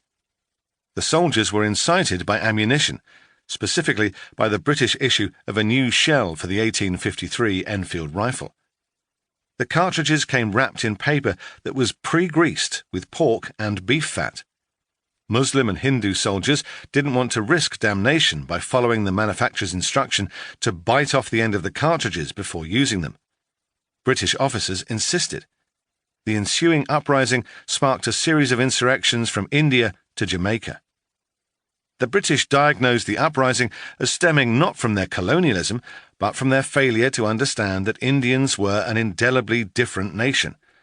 Rather than continue to try to civilize and Christianize them, the colonist Sir Henry Maine proposed a new strategy. It was subtle and powerful, a technology of governance that persists today, the invention of the category of the native. Through it, the government supervised the judicial creation and management of different religious communities and sects within them, deepening the state's control of its subjects' lives. This strategy was born of anti-colonial resistance, in response to which Mahmoud Mamdani argues in claiming to protect authenticity against the threat of progress, the settler defined and pinned the native. This is the strategy of cheap lives in 3 words: define and rule.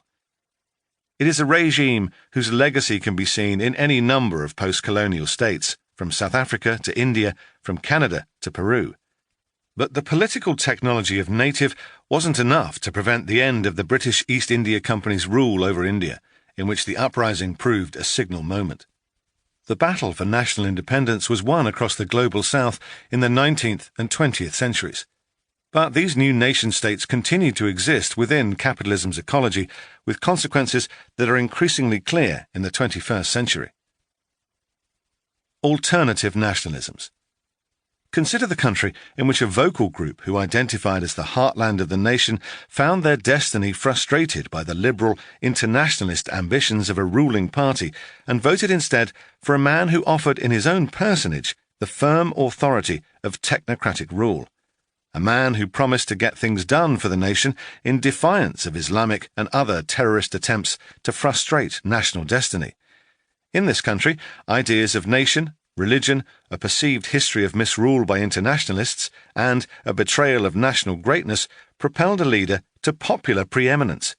A man transparent to all on social media, yet opaque in his backroom deals. His rule enriched an already wealthy class, but the transfer of wealth happened at the same time that a war on terror and national dissent was prosecuted with noisy, attention-grabbing bravado. We have Narendra Modi's India in mind. But his rise is one among many upsets to a particular hegemonic order of liberal internationalism. Hegemony, the idea with which we began this chapter, is never secure or guaranteed. It must always be maintained by force and suasion. The role of workers in the nation-state, of whatever nation, has been as subservient partners in a hegemonic block of forces. The nation is a fiction in permanent flux, written and rewritten to interpret and order its destiny, and thus the present.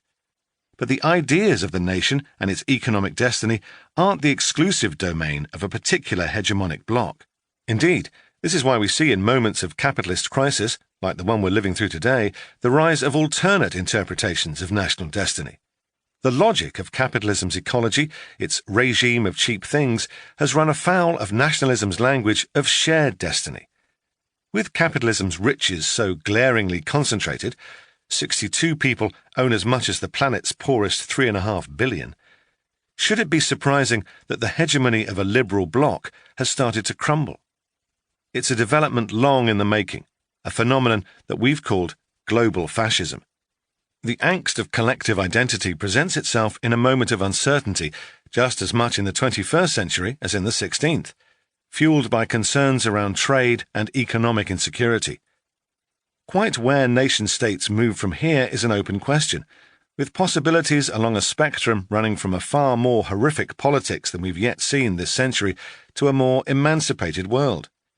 Yet, the idea of nationhood, of community and a vision for the future circulated, debated and lived by a large number of people isn't automatically toxic or authoritarian, particularly if it exists in opposition to capitalism's ecology, as many nations still do. Recall that the United States is a country of more than 500 nations. The Bureau of Indian Affairs recognizes 566. Australia records a similar number of Aboriginal nations. Canada has more than 600, and India has 255 indigenous nations, whose members total 7% of its population. Through recent scholarship and activism, indigenous groups have explored what a non-patriarchal indigenous nationhood might look like. Centrally, it would involve renegotiating relationships around care, nature, and work, and managing territory under governance arrangements that strip the state out of the nation-state dyad. Quite where these relations might end up is unclear. The Kino Ndar Nimi collective of activists involved in the Idle No More movement in Canada presents a series of visions of what it might be to live in nations outside capitalism's ecology. Glenn Sean Coulthard, in his Red Skin, White Masks, presents another, with lessons on the dangers of engaging with the state in this new national enterprise. He's right. In the plurinational state of Bolivia, as it's now called, indigenous leadership has paid for an expanded welfare system with mining receipts. It's not clear that this new nation-state is a break from capitalism's ecology if, to save Pachamama, the revered Andean earth goddess, the government licenses her destruction. We're not optimistic that the electoral success of indigenous and other nations holding alternative views of the web of life can guarantee transformative change. But with increasing militancy in other settler colonies, particularly those in North America around extractive industries, and ongoing calls for more radical transformation in Bolivia, it is a source of hope for us that such experiments thrive and that lives might be revalued under these alternative nationalisms. As we approach our conclusion, it's worth rehearsing once more why a chapter on lives fits into a book about cheap things. In the introduction, our discussion of things nodded to the process through which nature was cleaved to society as a strategy within capitalism's ecology. This chapter has shown how the idea of human lives, recognized and ordered by the state, developed within a racialized and patriarchal hierarchy. The state manages those lives within that hierarchy, one that presents itself to us and through which we live as a nation. To imagine that white supremacy might be ended by a redefined nation is to misunderstand the series of power operations that have led to the modern form of the nation within capitalism's ecology, and to underestimate the historical inertia of the nation-state. Revolutionary politics requires an expansive, post-capitalist vision of governance and reckoning, and it is to the horizon of such a politics that our analysis drives us in our conclusion. Conclusion. Our cheap things didn't magically make themselves. They emerged through a violent alchemy of ideas, conquest, and commerce in the modern world. At its heart has been a series of binaries that entwined with each other from the beginning: society and nature, colonizer and colonized, man and woman, the West and the rest, white and not white, capitalist and worker. Each of these dualisms has not merely worked to describe and categorize the world, but served practically to dominate and cheapen the lives of nearly all humans and the rest of nature. Understanding capitalism as a world ecology of power, capital, and nature helps us see how deeply each half of these is embedded in the other, how mightily the powerful have worked to police the sharp boundaries between them, and how forcefully those boundaries have been contested. Slaves, indigenous people, women and workers, not exclusive categories as we've seen, have experienced and resisted those always connected binaries from the beginning. Even at capitalism's dawn, there was trouble at the frontier, as free and slave workers fraternized and resisted in Madeira. Their lives were cheapened, they lived the contempt of their masters and employers, and they fought back.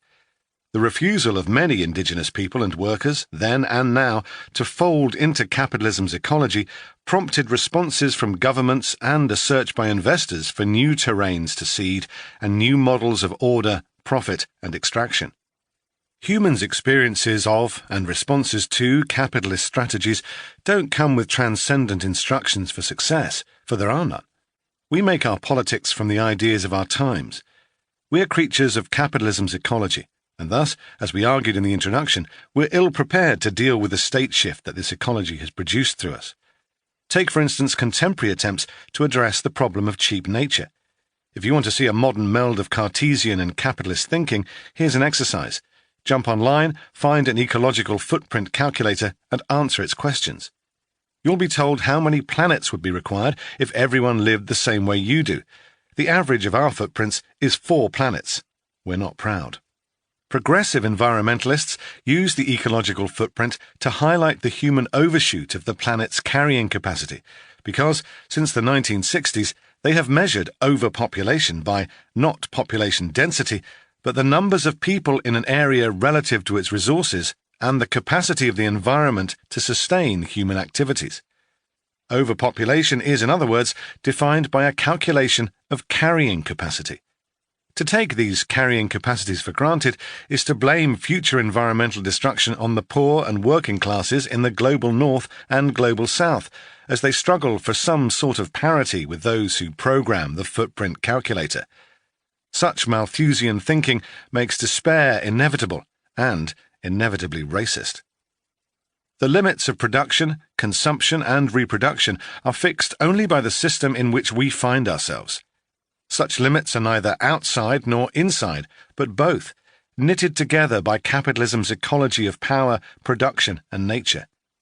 The individual footprint teaches us to think of consumption as determined by lifestyle choices rather than socially enforced logics. If you've been gentrified out of your old neighborhood and need to commute an hour to your job, your ecological footprint isn't a lifestyle choice. It's a choice in the same way that English peasants, once kicked off the land, were free to find wage work or starve. Worse yet, footprint thinking teaches us to consider the drivers of planetary crisis as grounded in the aggregations of people and consumption, rather than in systemic dynamics of capitalism and empire.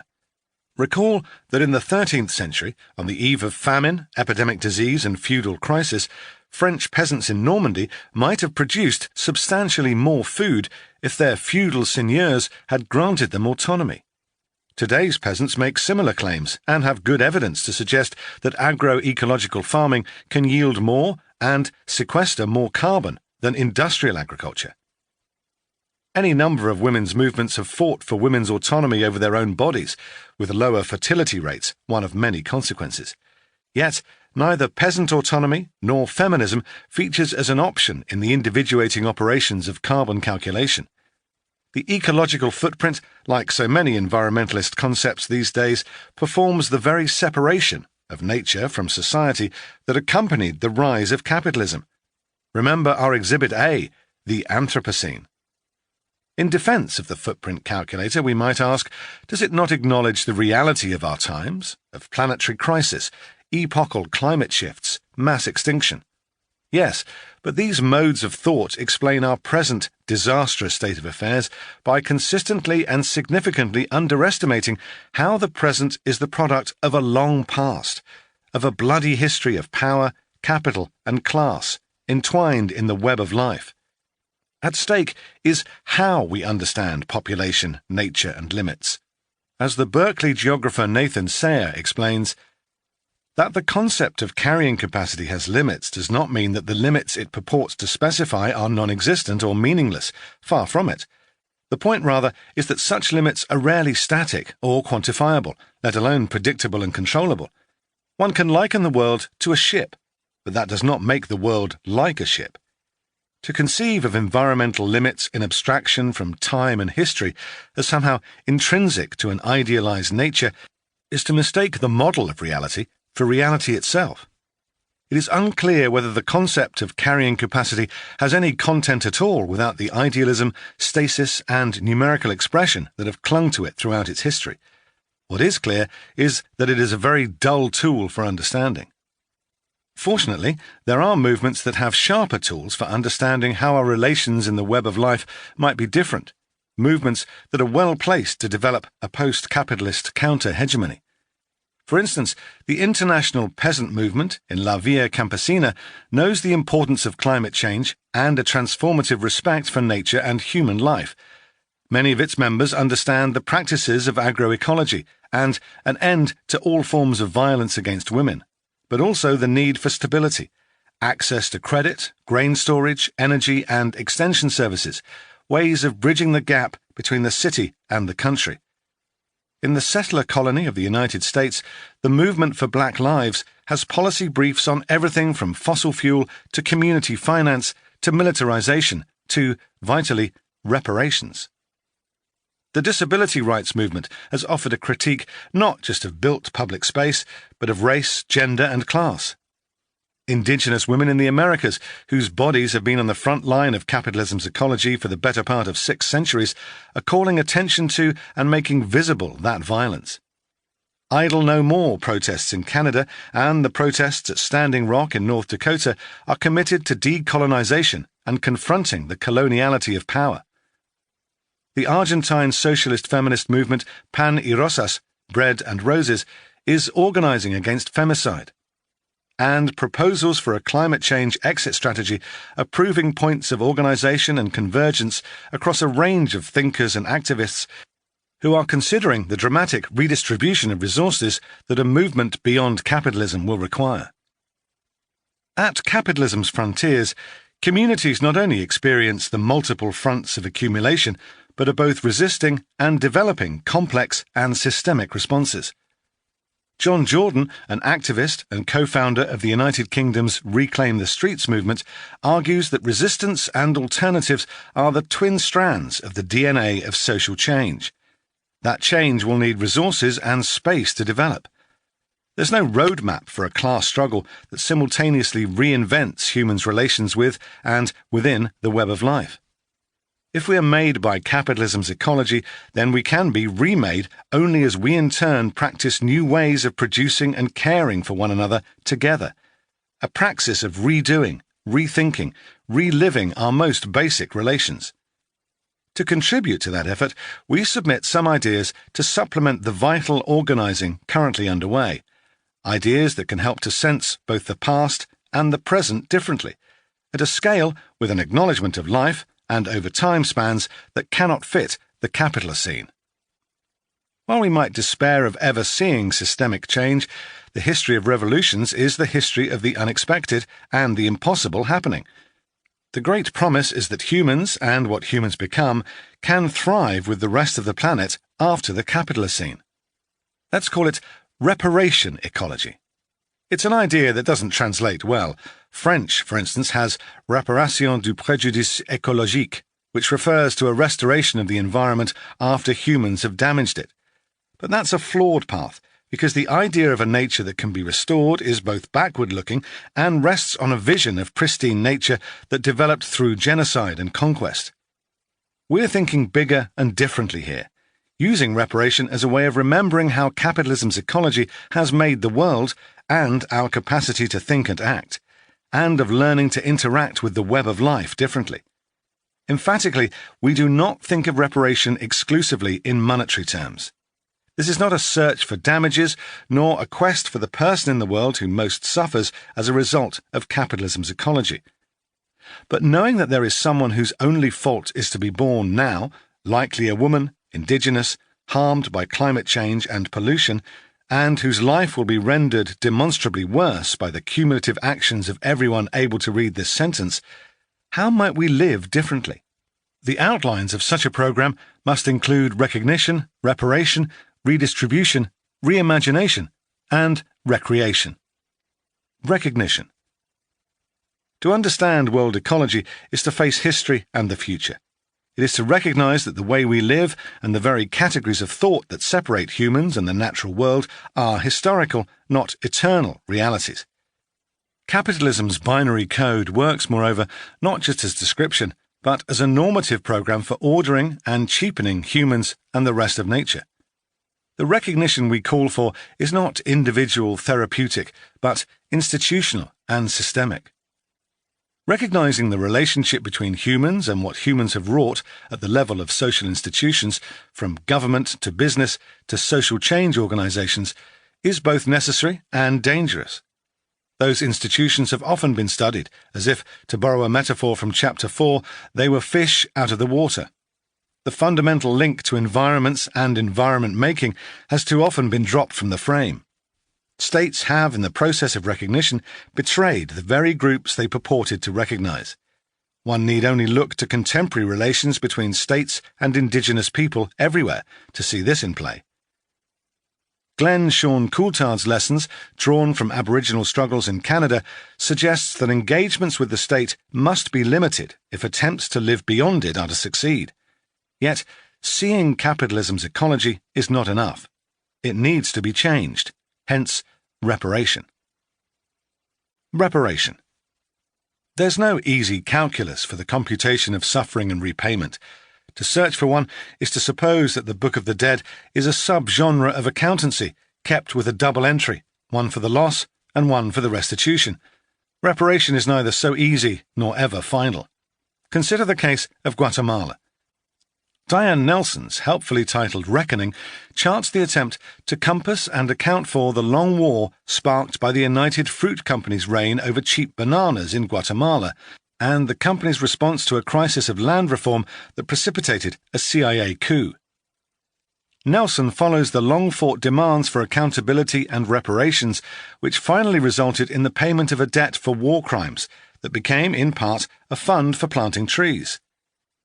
Of one of her informants, she reports, "In Joyabaj, Doña Miguela's husband has received some money but hasn't planted anything. She's incensed because he spent it on another woman instead of helping their youngest son get to the United States." In other hands, this might be evidence of the futility of reparations, of the hopelessness of changing one thing when everything must change. Nelson instead offers it as a demonstration of a victorious political effort, one that the state spent decades trying to smash.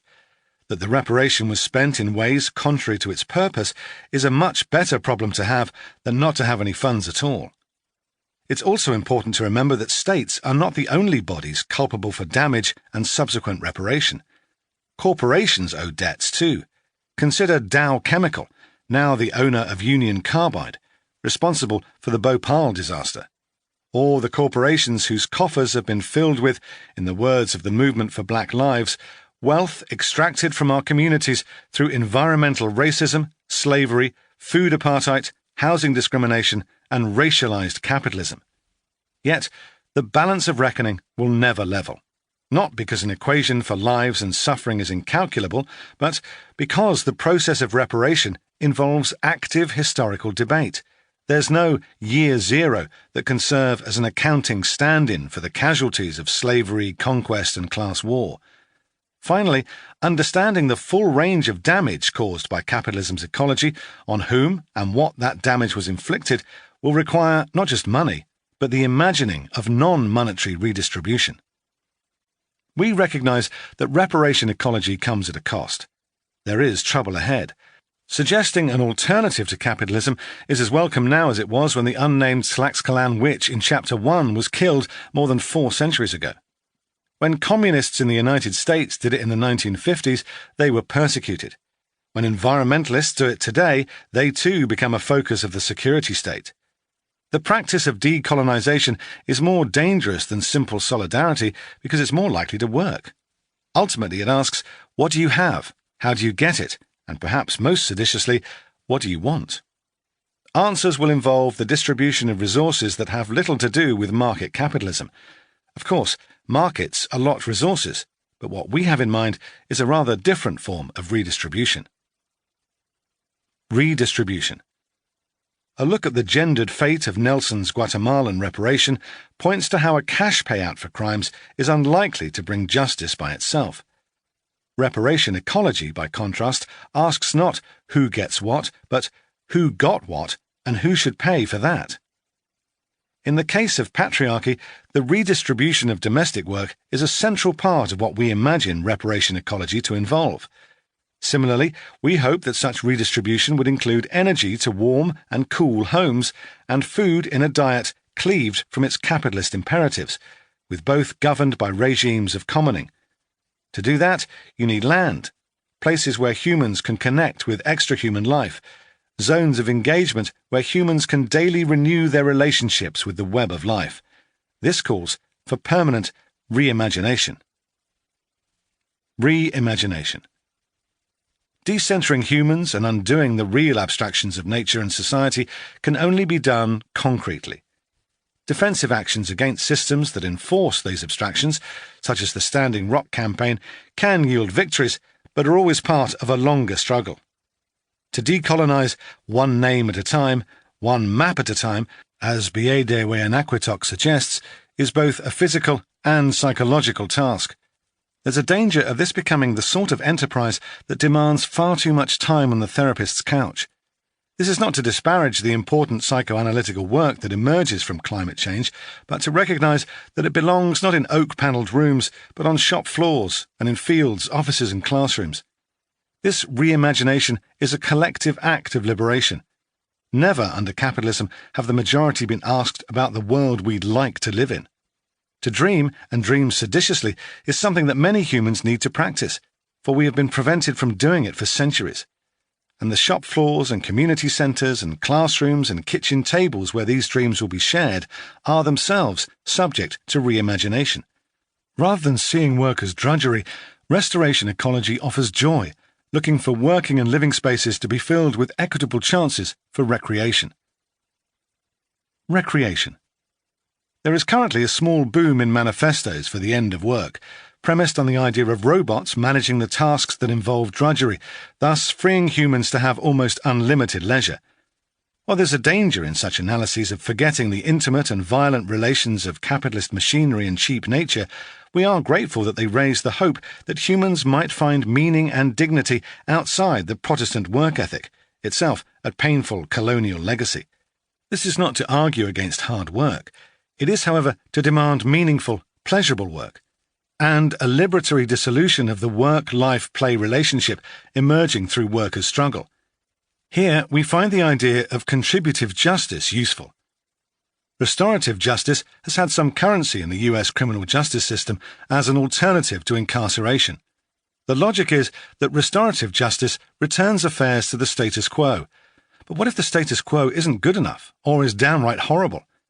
In writing about back-breaking agroecological work, Christian Timmerman and Georges Felix find that the application of deep knowledge to land, self-determination, and connection to the web of life offers a chance not only to engage in paid labour, but to contribute to a better state of justice, to make oneself, one's community, and the world better. The joys of both idleness and good work are ones that we celebrate under the rubric of reparation ecology. These ideas, we suggest, offer a way to think beyond a world of cheap things, to imagine how we might live without the real abstractions of nature and society and the strategies that capitalism's ecology has spawned. If this sounds revolutionary, so much the better.